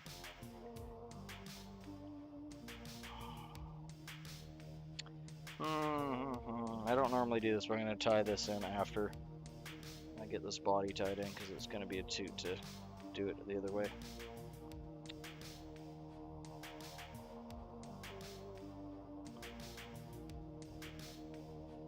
Really? Oh, that's awesome. Yeah, they drop them every year, right? So it's not like they not like you have to harm the peacocks to get them, which is great.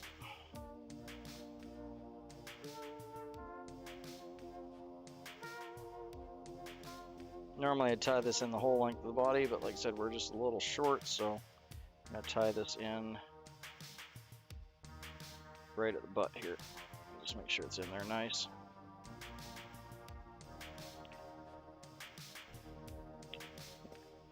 Actually, we'll go halfway and then I'll tie that. Ugh. Yeah, they got peacock, they probably got pheasants and all sorts of stuff. Most people that have peacocks have pheasants and quail and different game hens and such. Not sure why, just always seems to be that way. Every farm we have around here that has any peacocks always has all sorts of stuff. Once you go peacock, maybe you go a bit crazy or something.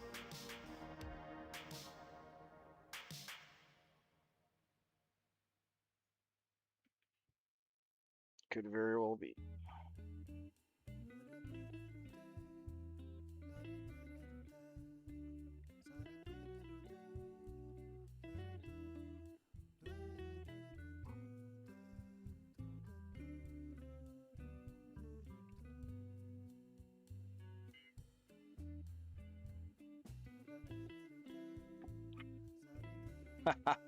Yeah, I had there was a petting zoo that I used to walk right in front of, right by, on my way to and from school every day, even in the winter. And they'd have they had 2 to 3 peacocks depending on, what time of year it was,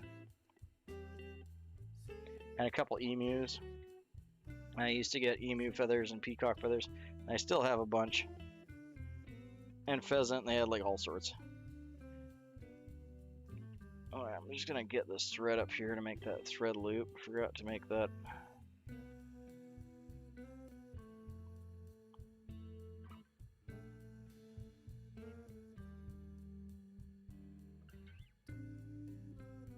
Yeah, I still got emu, and emu is such a weird feather. It's interesting. Still got some emu and other feathers from that time. But I used a lot of them up. I'd grab a bunch, bring them home, freeze them, clean them up.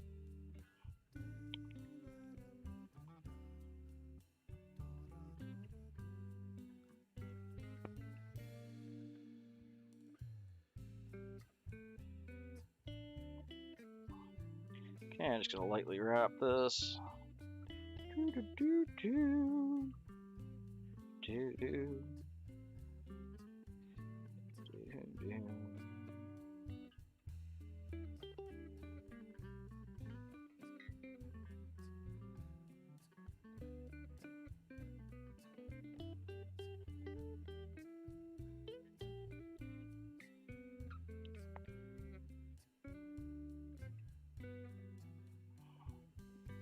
Alright, got that wrapped up. I pulled too hard. 1 second. Let's do that again.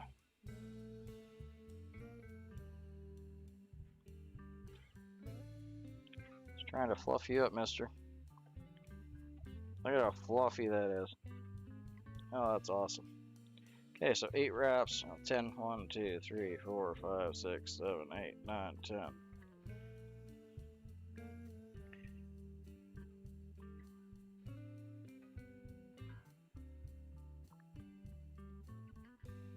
It's so fluffy.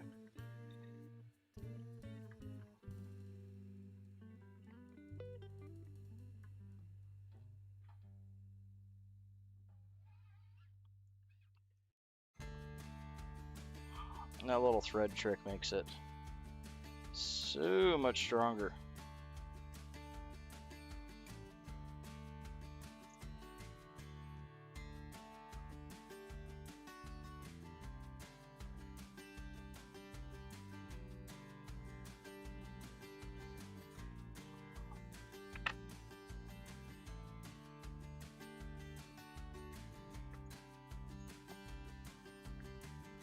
In a Disney movie?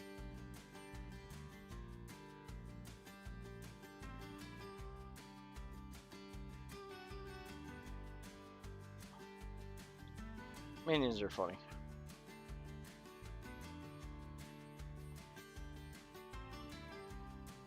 Oh, yes, yes.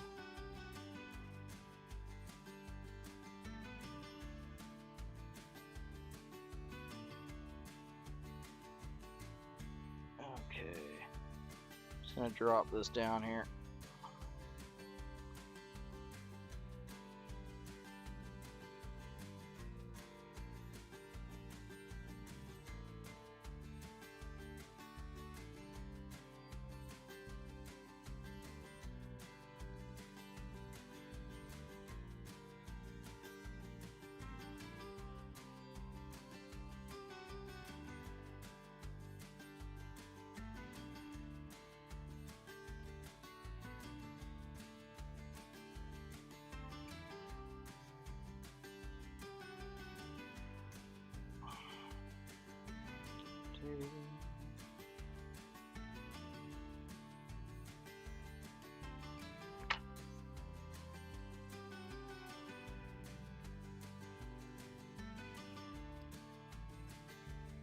Yeah, we were talking about that earlier, how you can get them, it takes some practice, but it's the angle that you hold the wire.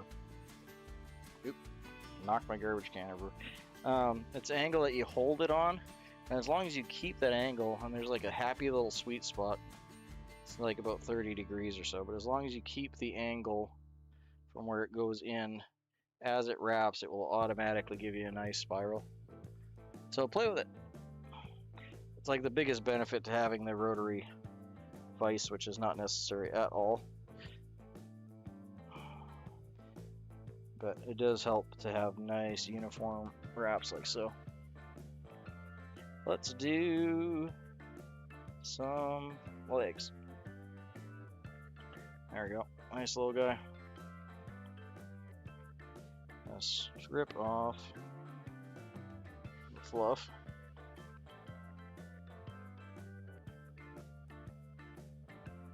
There we go. Away with you, fluff. You're unnecessary. There. Nice little feather.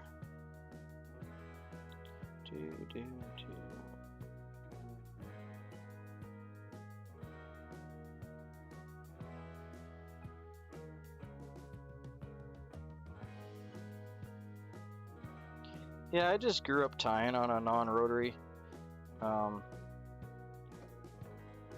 I'm good, but I can see how it would be very habit forming. Most of the time I forget that I have the rotary and I just go at it.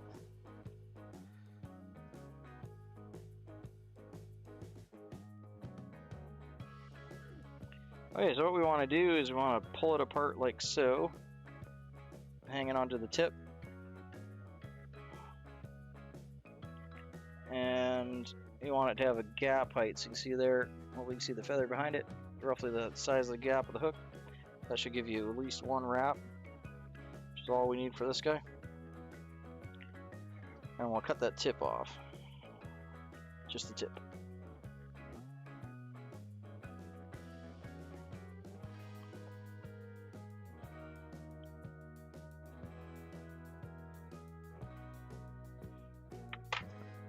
And we'll have a little triangle right there, and that's where we'll tie it in at. And you can see how the feather cups this way, tie it in with the cup down. Doesn't really matter, but that'll give you then a shinier, nicer feather on the outside. That moved on me a little bit. Let's see if I can get it up here. There we go. Want to keep it right on top if we can manage it. And about 2 or 3 wraps to hold it in. And then just check our position.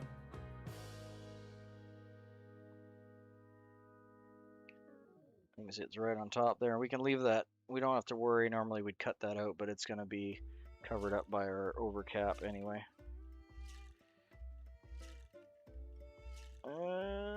Yeah. Just gonna see if I can back that up a little bit. Thread wrap slip down a hair.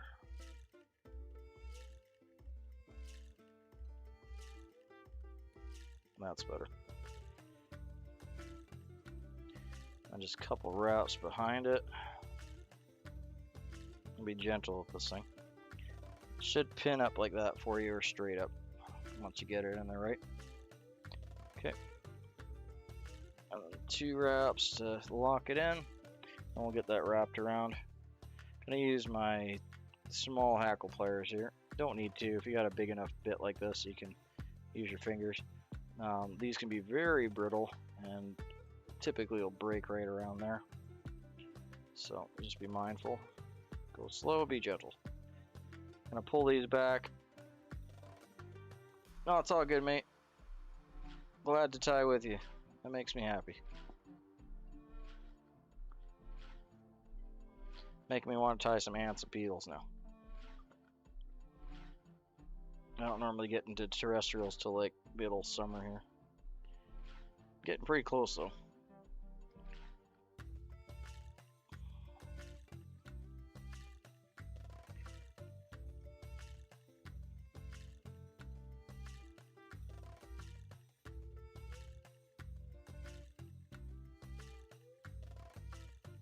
Yeah, it's all good.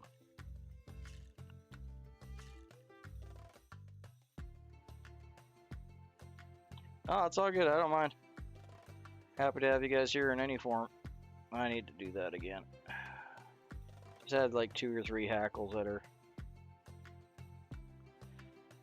Do this again. I had 2 or 3 hackles pointing forward. I don't want to have to trap them.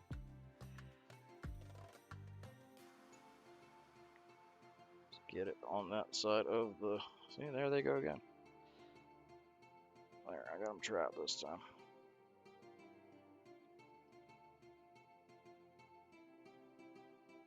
I think I get the racus before I trap them in. It should be good.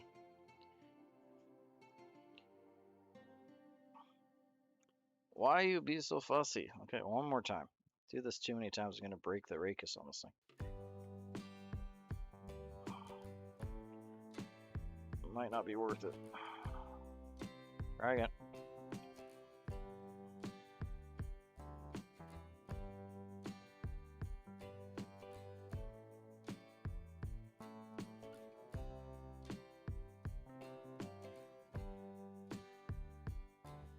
Hey Jack, good to have you in, mate. I think we've had the whole gang in here tonight. Just need Dave from Hawaii and we'll be set. Oh, and K-Fish too. I haven't seen K-Fish. Either K-Fish yet.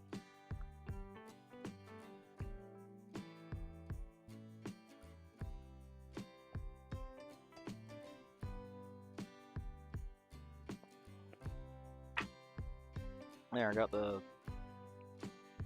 brittle bit cut off. We'll bury that in. Kind of bury it in a bit before I color it up. It feels like it was a little on the light side to me.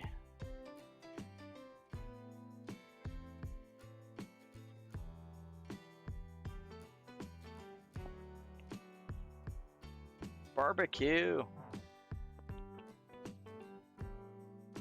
I need to get more propane. I think I'm low on propane or I'd be having a barbecue this week. Probably got enough for like 1 barbecue. But that's always the time when you run out of barbecue, like partway through, eh?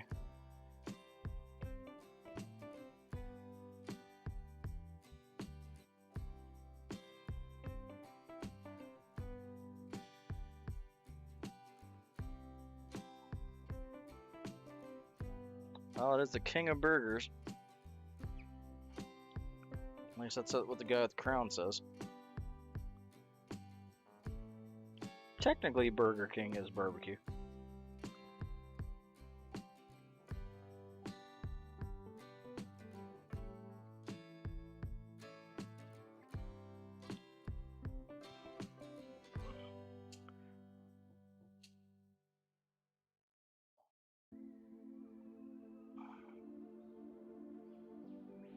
I like the really slow cook stuff.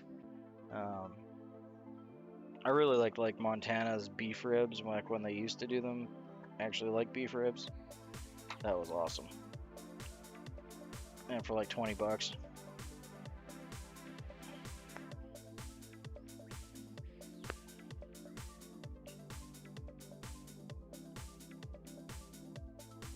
Okay, gonna need one more small one in here. Yeah, that's funny. Oh, whatever works for you. All right.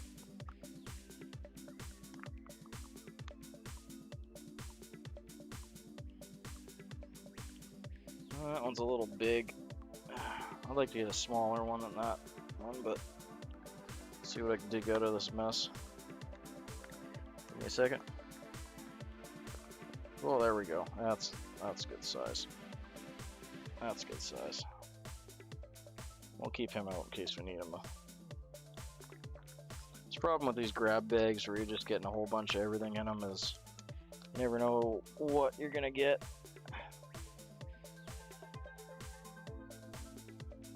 Oh, you're making me hungry. Burn ends are so good. All the little grizzly bits. Nah.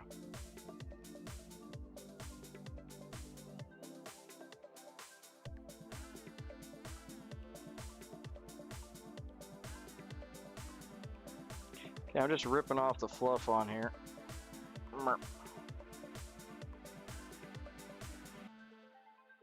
It's like the best part of summer. Well, not the best part, but it's definitely one of the good parts of summer. It's even better if someone else cooks it for you and you don't have to do all the work.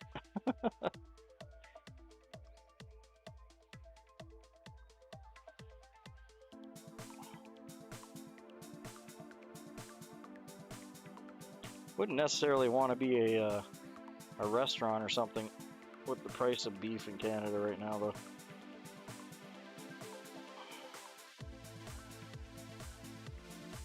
Alright, there we go. Got it all cleaned up. That's going to be our top. So what I'm going to do, I'm going to pull this one through farther than I did the other one. And then hopefully we'll get enough to do two on here. Yeah, exactly. It's time consuming and expensive to start with.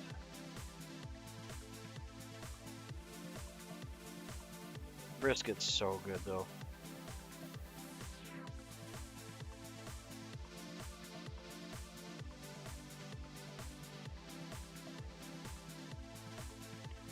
Let's try that again.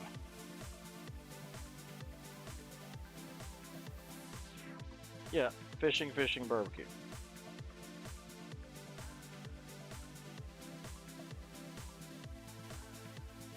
Hey Yoshi, welcome back.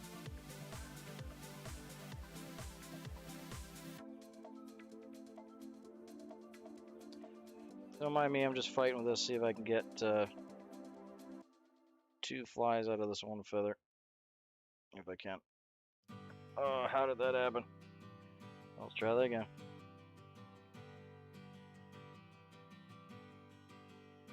I know what I want it to do, it just needs to do what I want it to do. I feel like the feather is probably just a bit on the stiff side. Not soft enough to do this, but we are going to attempt.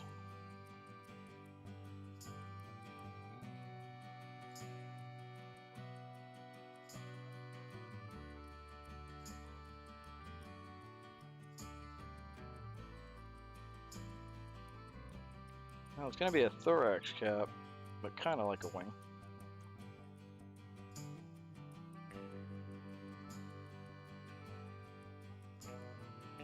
What I'm trying to do is get it pulled through enough that I can get 2 out of 1 instead of wasting the whole feather. There, I think I got it. Just going to tie that down and we'll have a look. No worries.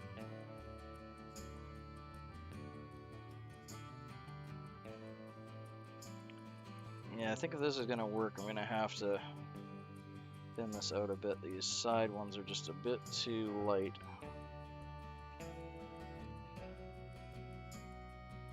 Just a little much. Thin it out a bit.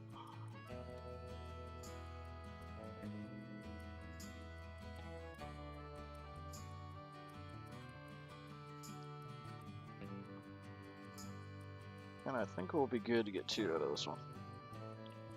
There we go.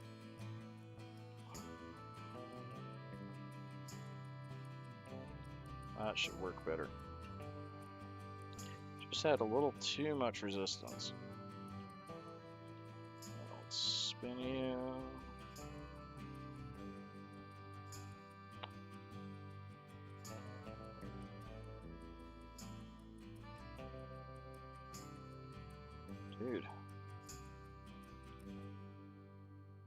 trying to spin my thread a bit. Nice.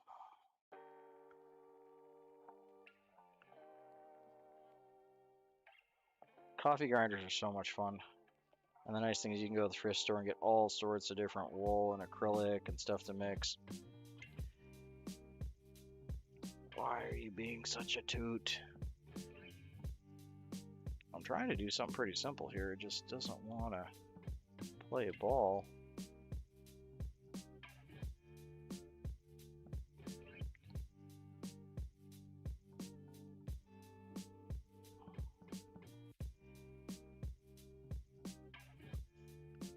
There we go. Finally. Oh, it's cup nice. I want those edges. You can see there are the edges cup over on either side. That's what I want, where it curls like that. Ugh. Now I'm hoping if I leave it like that and I just gently pull it forward, we'll have enough to make 2 flies without losing that.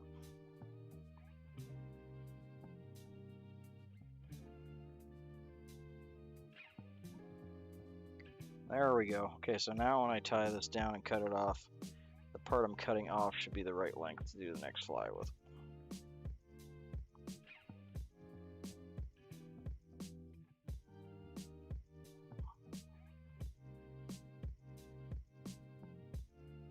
In theory. We're playing with this here.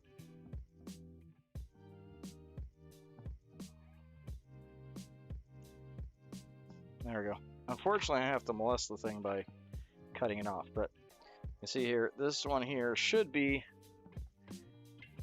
the right size to make the cap on the next one.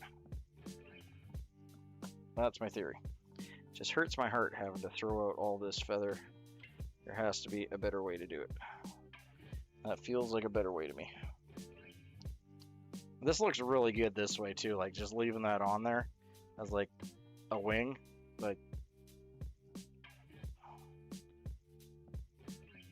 a full-on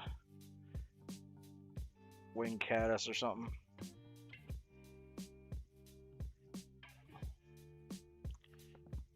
That's what it's like. It's such a popular pattern, but it kind of hurts my heart to tie it and throw all this nice duck away.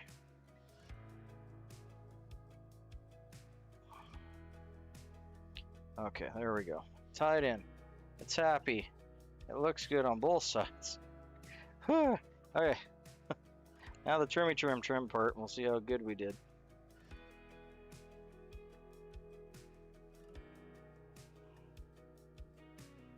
Just in time for the trim. Okay.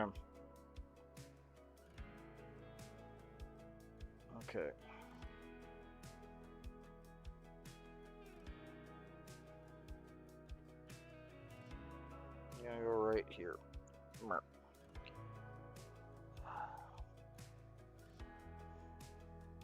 There. Like I said, I could keep these, do some nice legs with. It hurts me to throw them out, but we're tossing them.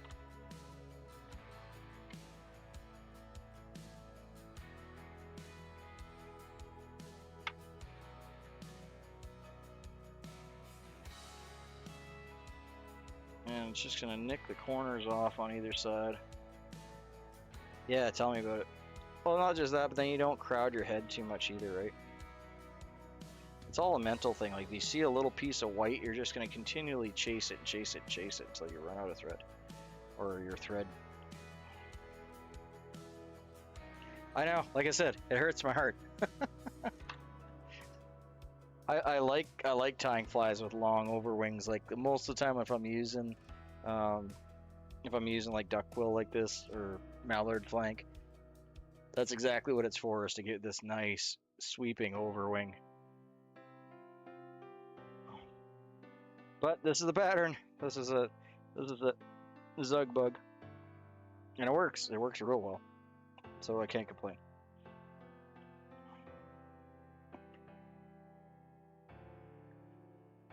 Yeah, good to have you in, Jack. It's always a pleasure when people tie with me too.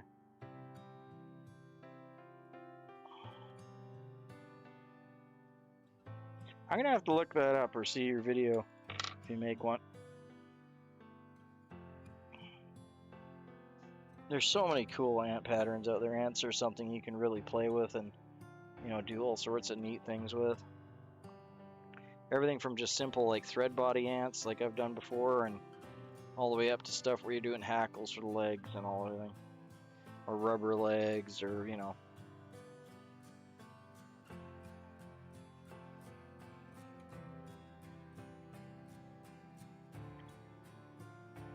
Yeah, it sucks to hurt yourself right around summertime too. Yeah, it's like, it's easy, it's simple, everyone has the materials. Yeah, that's a good idea actually, broom bristle legs.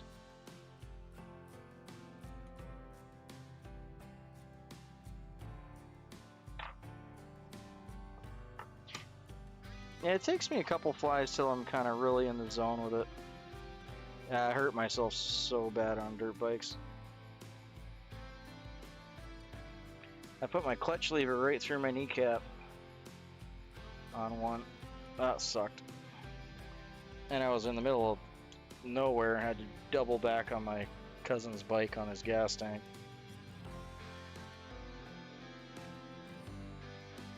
That's an excellent idea, broom bristles, actually. I use similar stuff like boar bristles and that, but broom bristles are cheap and easy to come by. Right now I got a CT90, Honda CT90 79 that I've completely rebuilt. There's some older videos if you go back, there's some videos in there. I like something small and I like it light so I can move it up and over things if I need to, and it's super cheap on gas. 125s are awesome. That like covers the gap between a 90 and like a 250. Because there's times where I want a little more power, but the 90 is nice because it's just a sweet spot. Let's get a drink, ran out of tea. Whew. That's a wonderful little Zug bug though. I'm happy with him.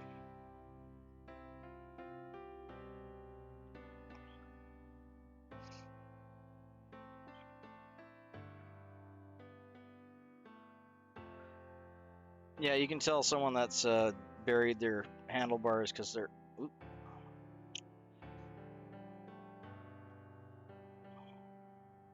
Oh man, that's always been a fear that I've never thankfully had to deal with.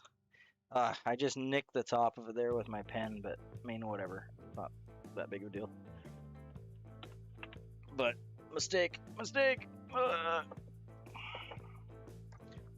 Wasn't paying attention.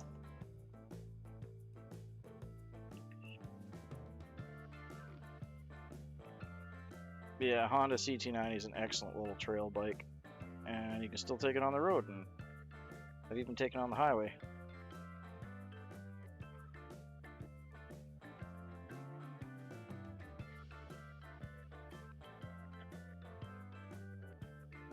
Yeah, there's old, if you go real far back in my catalog there's lots of motorbike repair videos. My channel was originally a motorbike channel.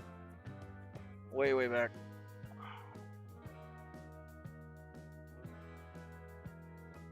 Oh, there you go. I got a Zug bug. Yeah, gonna do up another quick spin and spiel here because I like that guy.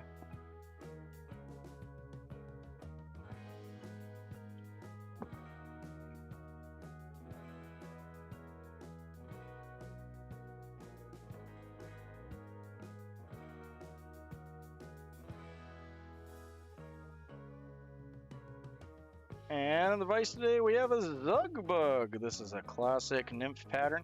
It has a peacock sword tail, wonderful feather. Really wish there was more patterns that use peacock sword tail for the tail, and some peacock herl wrapped up the body for a nice thicker thorax area, and chased with some golden uni French tinsel all the way up to the top in medium.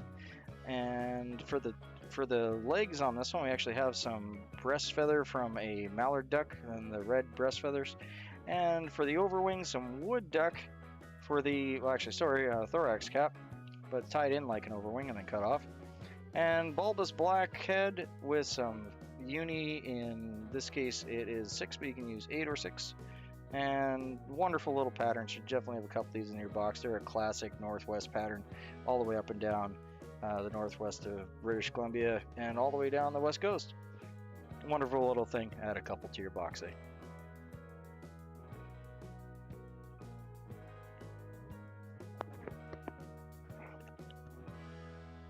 There we go. Hey, got one more to fill this little box up.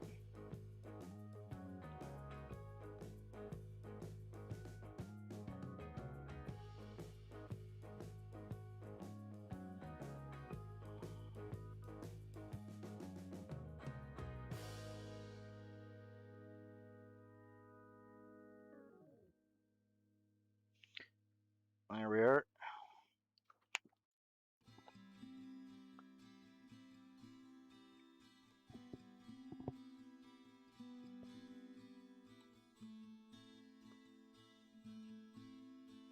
There, just grab another drink.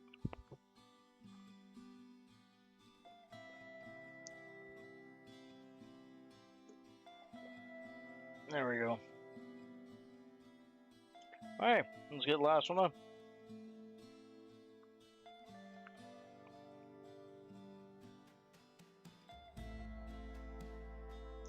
Wow. It's amazing how much you can bounce.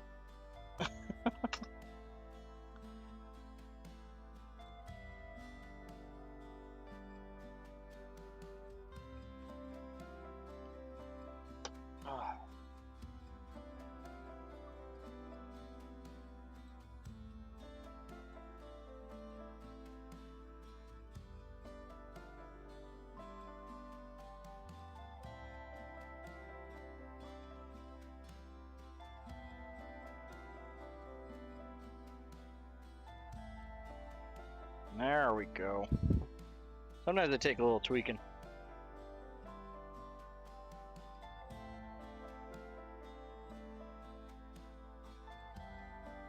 Well, that's more Santa's fault for parking the deer there.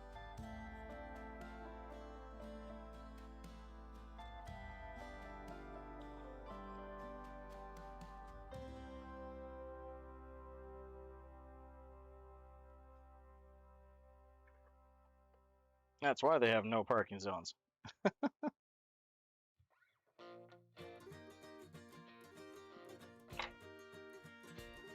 Okay. Alright, let's get this one going. Yeah, it's totally his fault. He's the one driving the deer. Alright, let's get 5. 1, 2, 3. You count or you short? Let's see. 1, 2, 3. We'll say 5. Boop.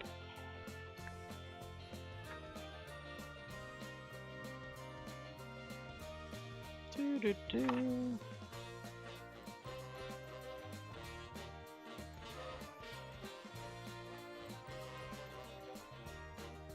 Okay, it's the same thing, a little bit longer than the gap height. About there, tie it in right about there. Loose one for the first wrap to hold it on top. That one sucked, let's do it again. Much better.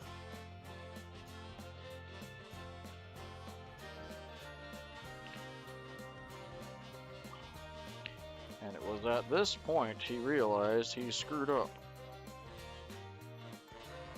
Because he forgot to wrap his lid on there. Thankfully we can recover. Get some lid wrapped. Hopefully. 1, 2, 3, 4, 5, 6, 7, 8, 9, 10, 11, 12. Look at that. Even wrap my lid correctly. Ugh. Come on, there we go.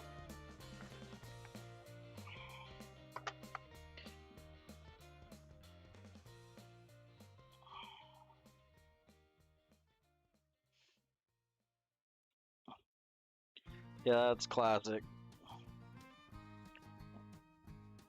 Or that one where the guy like has the car crash and then ends up in the ditch, and then like AC/DC comes on and he just like turns the volume up a little bit as he's laying there like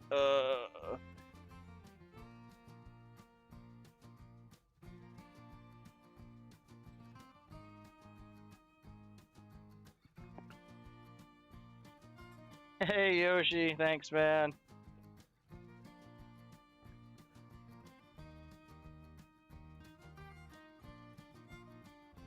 Huh.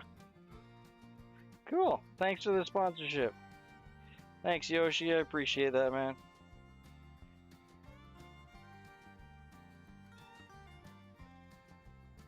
Me and my family are very thankful for any donations.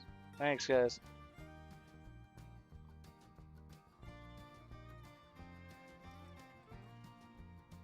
I need to cut off another piece of... Sorry guys, I'm just trying to find if I have another piece of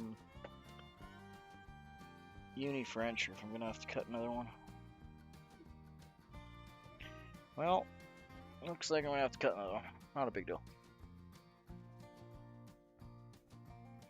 Just thought I had another piece kicking around. Probably do, just can't see it. Hi. Yeah, honestly, thanks Yoshi.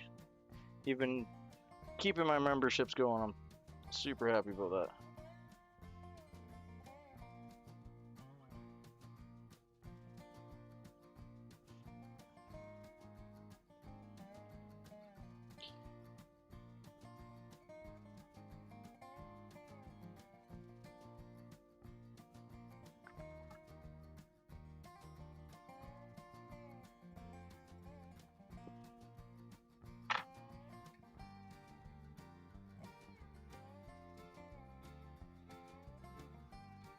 Okay, just gonna tie on the rib.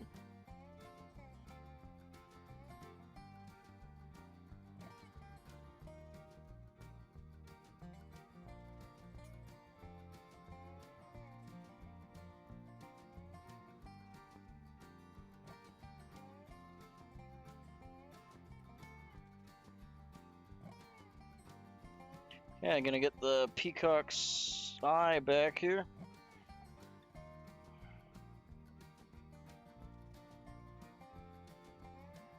And I want 3 strands. I'm running out of strands. There we go. Almost hitting the eye. There we go. Cut off the waist ends.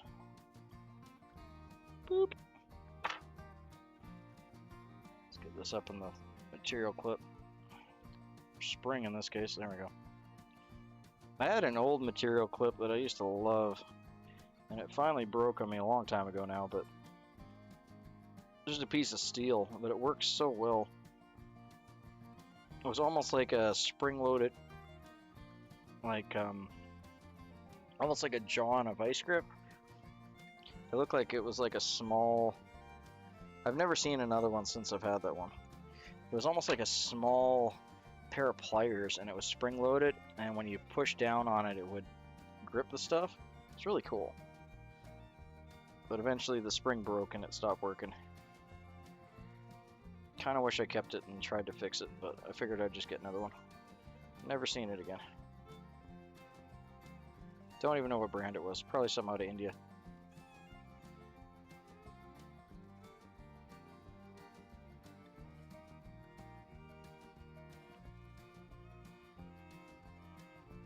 But you figure it would be a bad thing because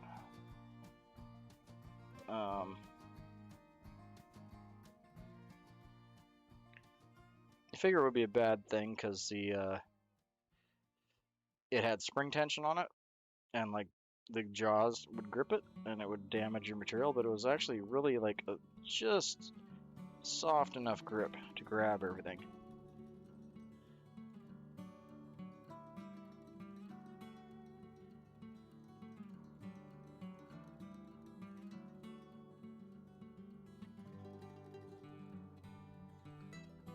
Yeah, I've never seen anything like it since.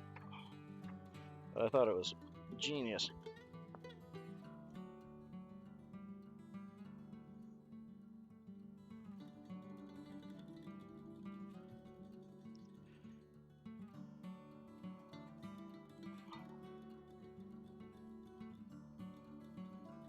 Okay, just gonna pin these down.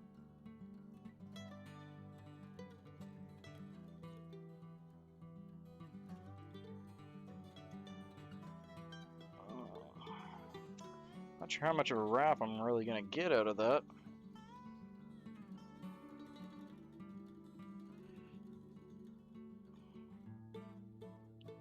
Let's attempt it.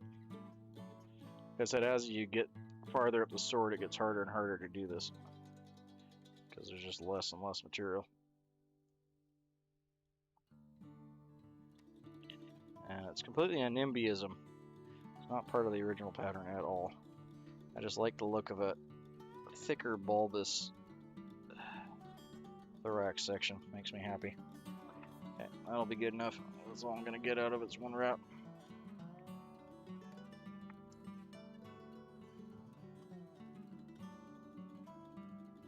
There we go.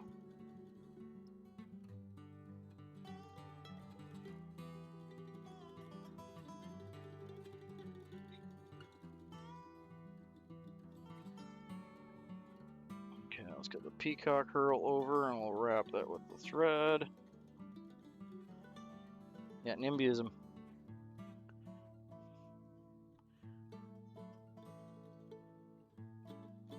There are many Nimbyisms, hopefully they're good things. Oop, and I dropped my thread.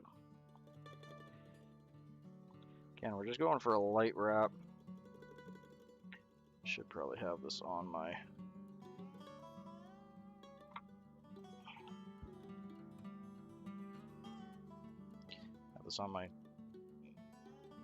hackle pliers to make it a little easier.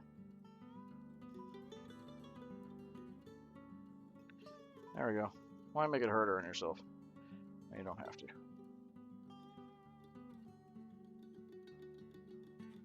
There. Now you can pull. You can even pull on this a lot harder than you normally would. Not that you really need to, but with that thread in there, you can definitely do that.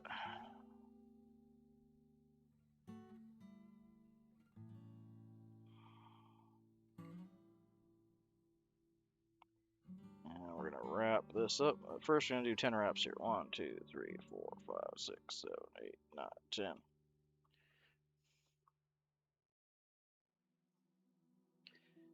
And we're gonna undo what I just did. And wrap this all the way up. Well, that kind of missed a spot there, didn't it?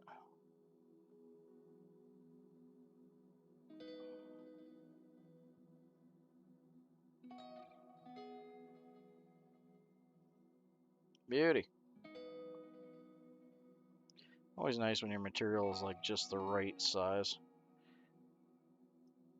and just does what you want it to do. Makes a fellow happy.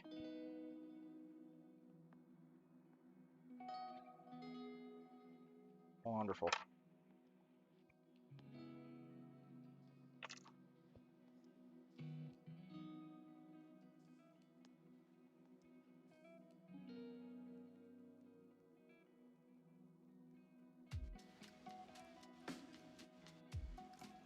Okay, we're going to take our tinsel and do the opposite, so I'm going to drag this down.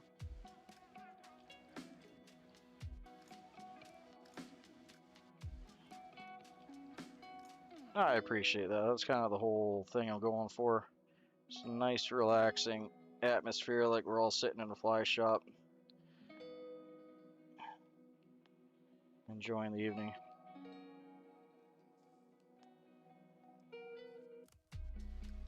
Zero dramas, because we got enough without drama being here, right?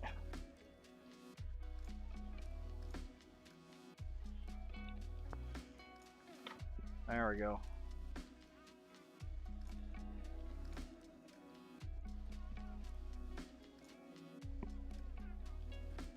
Yeah.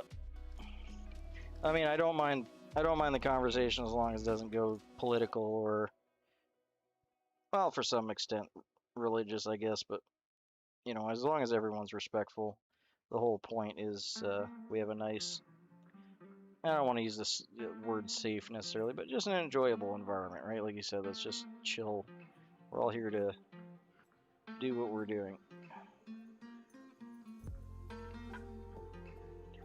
That's beautiful tail on that thing. Look at that. The colors on that.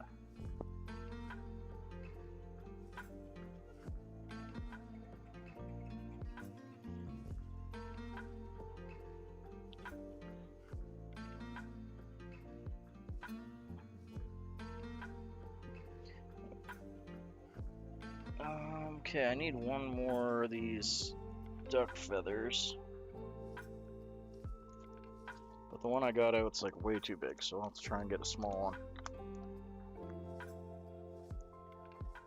Don't mind if they're bigger, but that one's really big. That one looks like about the right size.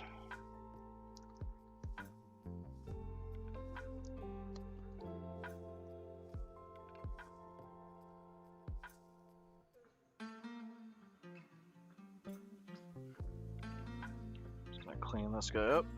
Get rid of the floof. Oh, come on now.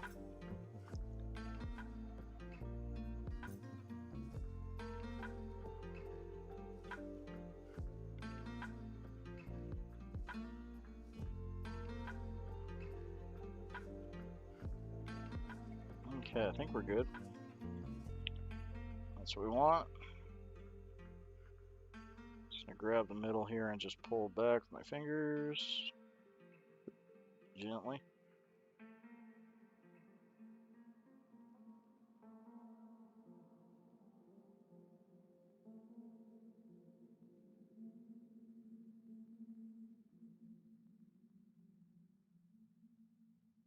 Okay, I just want a few more. Nope, they're Chinesium anodized. I think it honestly has a slight plating of very cheap brass. They do a copper plating and then they'll do a tin plating to give it that brass look. But Chinesium may be more accurate because who knows what metallurgy they use. They're not branded hooks. That being said, they're good hooks though. I use them all the time. They're a really nice price point for, like, they're still like really sturdy. You know, I can almost bend it. Alright, so I'm gonna cut that off. That's what we want. We want the legs to be the gap height. You can see.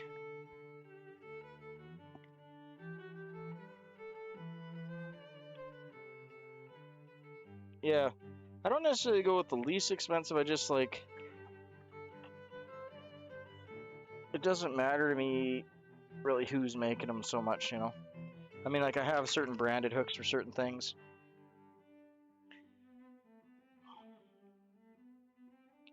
But there's certain places I'll buy my hooks in bulk from, like these ones are just bulk hooks. And it does not make any difference. I know people can be very hook snobby. I am not one.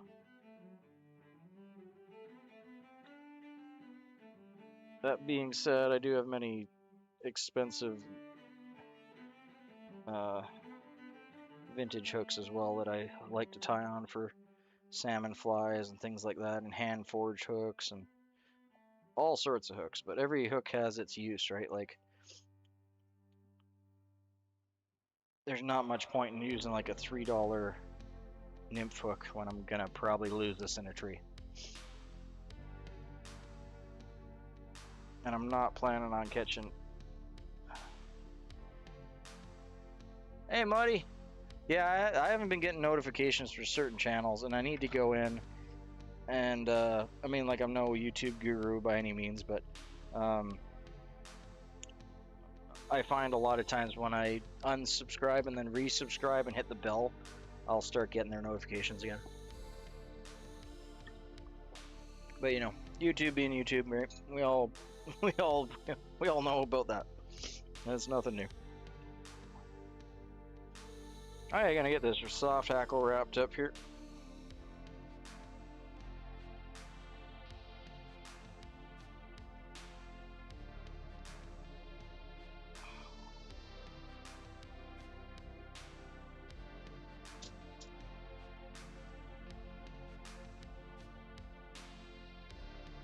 Yeah, exactly.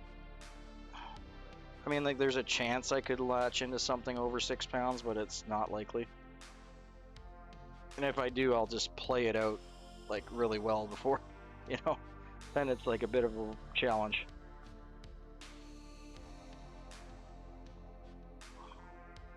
Nothing wrong with a bit of a challenge bringing one in, right? Okay, let's get this cut off here. That's the thing, like, especially if, like, the better quality hooks I will go with for smaller ones, like if I'm like 18 and lower. Like I have some really good quality size 22s and 24s and stuff that I'll do my mosquitoes and stuff on, because that's when it kind of matters a bit, because you could easily bend the hook out when you're that small.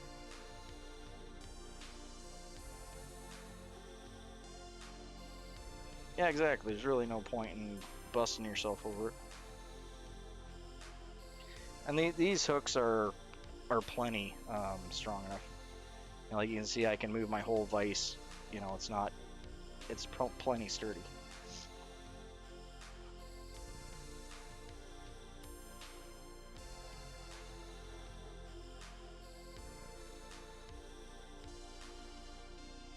Yeah, I need to do some smaller stuff. I like tying.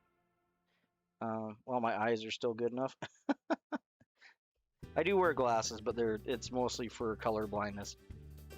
But I have a Dyna King Barracuda, which is extremely overpriced. Don't I wouldn't pay the full price for it. I don't mind tying the small stuff. I enjoy it actually, but the problem is, like, filming it is a whole nother thing. Like if I'm tying a 24, I mean, it's like where the tail is, right? So I got to get my camera so close.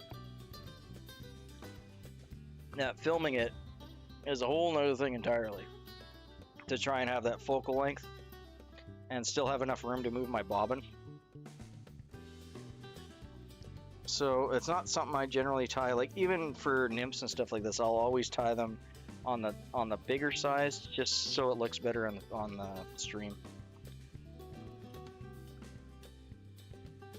If I had a different setup, that would be a little different, but I mean, at some point I might move to, say, like a mirrorless SLR or something where I could set that up.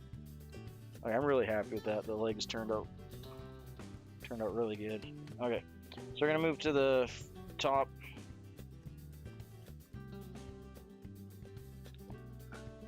Yeah, no, that's all good, man. We're all gonna get there at some point, right? Like I said, I may as well tie that kind of stuff while I can still see it. But that's when I would actually worry about the quality of the hook, is when I get down to the smaller stuff, because that's when you could actually have, you know, even a 2 or 3 pound trout straighten the thing out.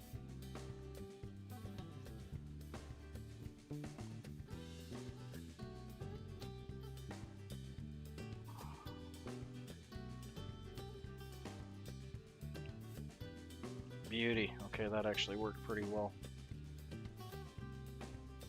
The rachis is a little thick though, so I'm just gonna build this thread up so we don't pop the rachis when I pull it up. Then I'll clip the sides and we should be good. I know this is a traditional pattern, but there are so many other ways that you could do this and almost have a better result, in my opinion. Like, I would Swiss straw. I love tying in Swiss straw like this. Yeah, Peak makes good stuff. It's kind of the classic YouTube tying vice too, right? Anyone that's, well, not anyone, but a lot of people that are tying on YouTube are using a Peak vice. I'd still be tying on my old junky one from, well, I had a lot of Thompson Model A's. I got like a dozen of them. But the ones I tied most of my flies on are just Sunrise cheap ones from India. I tied so many flies on those. No worries. Yeah, my beast just ran by me because a cupboard opened and he thinks he's getting fed. So, I feel you.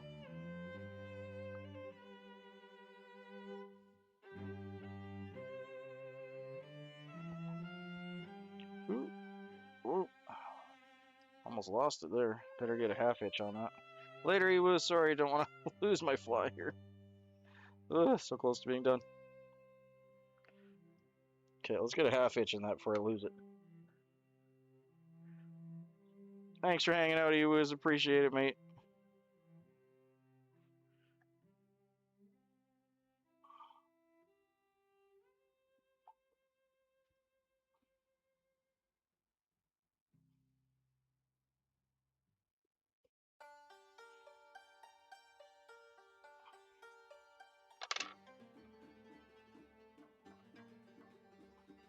Okay. Gonna do half hit or some whip finishes on that and we'll call her good. I just gotta trim it, but I'm gonna get this, normally I'd trim first, but I wanna get this tied off.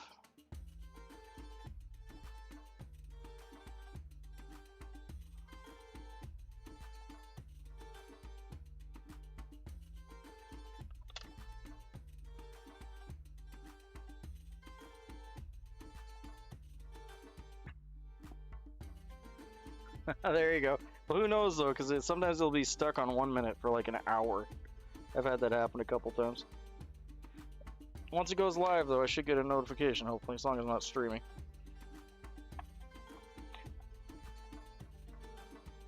Oh yeah, who doesn't watch Brian?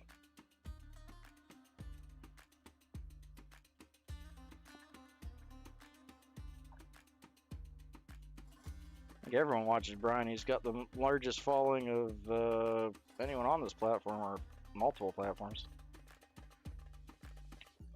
Why, what's up, Landon?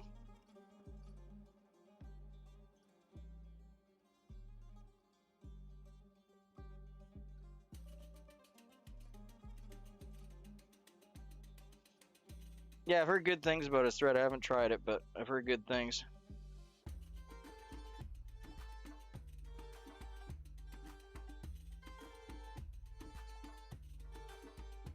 Unfortunately, he's generally tying while I'm working. Flysmith. But yeah, Brian's normally tying when I'm working, so sometimes I'll catch the end of his tying session normally like right when he's wrapping up, like the last 20 minutes or so. There we go.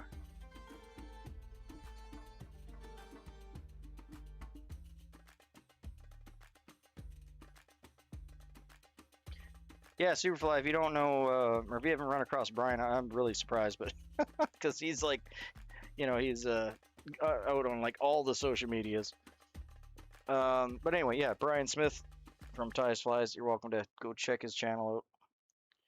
He has all sorts of goodies that you can purchase as well, from scissors to bobbins to... I'd be surprised if he weren't, because he's everywhere. You know, that's pretty good. I don't know. Yeah, I don't mind that. No worries. It's all good, Jack Pepper. We're going to be wrapping up here. I'm just going to do a quick spin and spiel. Thanks for stopping in, Jack. Always a pleasure, man. I'll see you on the next one.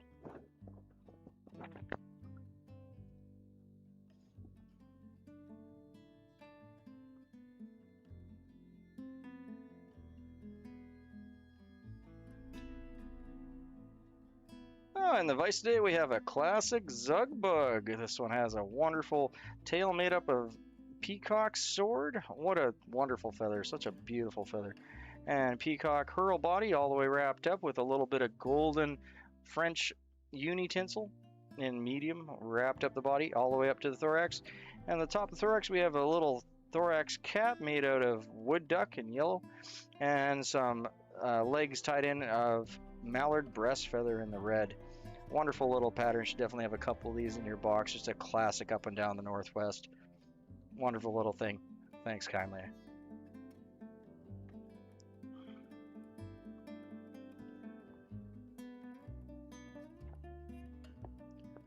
And we're back. I didn't put any head cement on there. Oh, yeah, I'm losing it.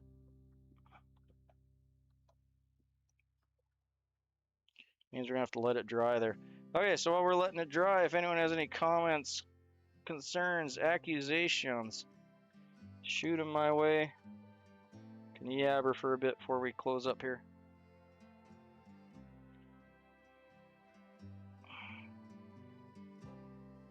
Want to get more consistent streams going too. I kind of dropped the ball, and I apologize for that. I also have a whack of stuff I want to give out for giveaways. I'm glad you do. That's kind of my little thing that I, you know, just ended up creating out of nowhere. But it's me, it's my thing, so gonna keep doing it. It's quick, it's easy, and that's kind of my whole mantra, right?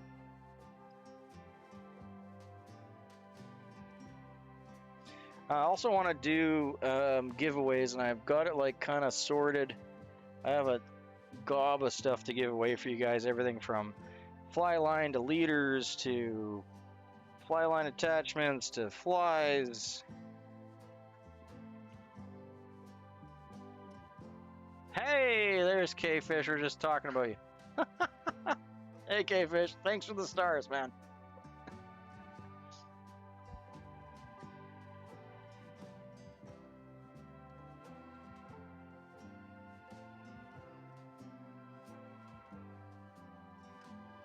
Hey, we're just wrapping up, K-Fish. I'm sorry, man. But I was just saying, like, we've had everyone in the live, and except K-Fish, and the only other one we haven't had is K-Fish Pro and David. Next live hopefully will be tomorrow morning if I can wake up and get myself going. Like, oh, that K-Fish guy. Jeez. No, all good things, man. We just wanted to, you know, have the rest of the crew in here, right?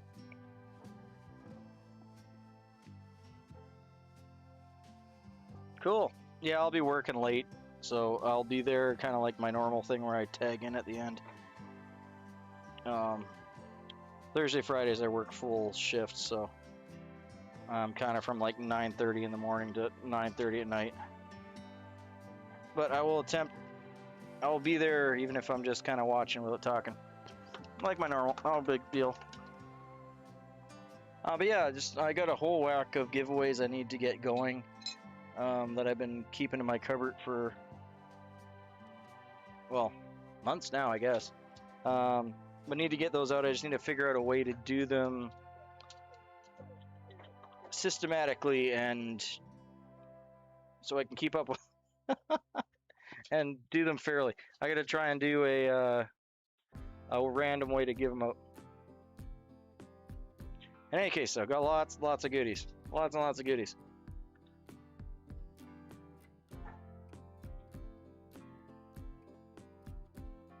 Oh, you just ask, man. That's all. I don't have anything. I should get my Etsy, and I want to get a Shopify shop done up this year. I need to do that.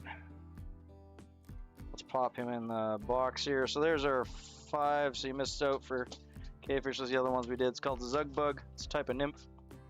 Classic one. Just gonna pop him in there with his friends.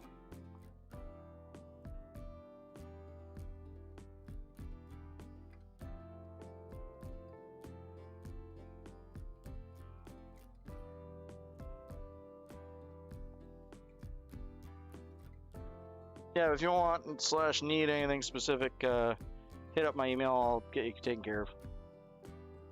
That's the ones we did today. Classic Zug Bug. Wonderful little things. Kind of like the precursor to the Prince Nymph.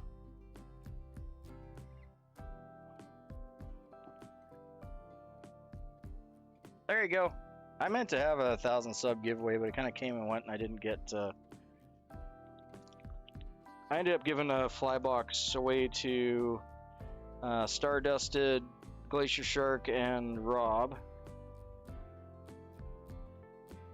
And I've sent flies to Ewas and numerous other people.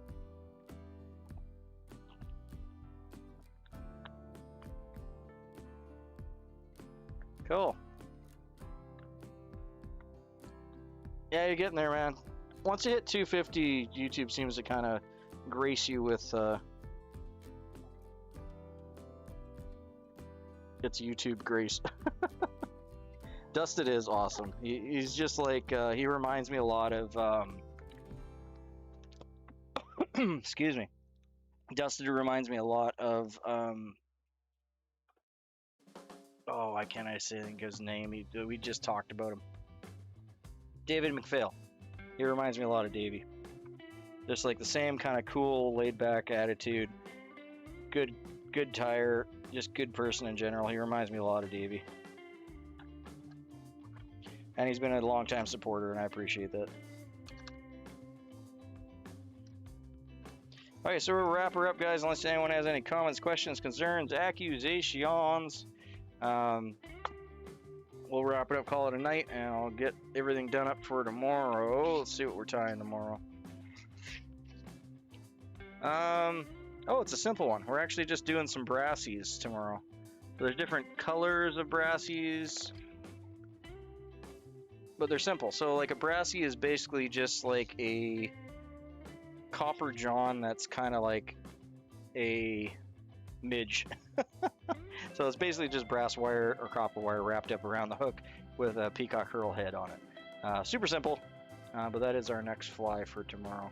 And then we're going to be moving into the Serendipities, which is actually one of my favorite ones to tie. I quite like those. They're just fun and they look cool and they're easy, and I like playing with deer hair. But for tomorrow it'll be brassies in the morning. Okay, thanks all. Thanks for hanging out. Always a pleasure. It was a great tying session. I thoroughly enjoyed it and glad to be back with you guys. And yeah, we'll get I got to get the giveaways figured out because I got gobs of stuff here I got to get out to you guys. And it'll be fun. The whole point of getting that stuff and collecting it was to get it out to you guys to use. So we need to get that to happen. I just got to figure out a fair, easy way to do it and how to pick something from the box. It's kind of my main thing right now. Later all. Thanks kindly.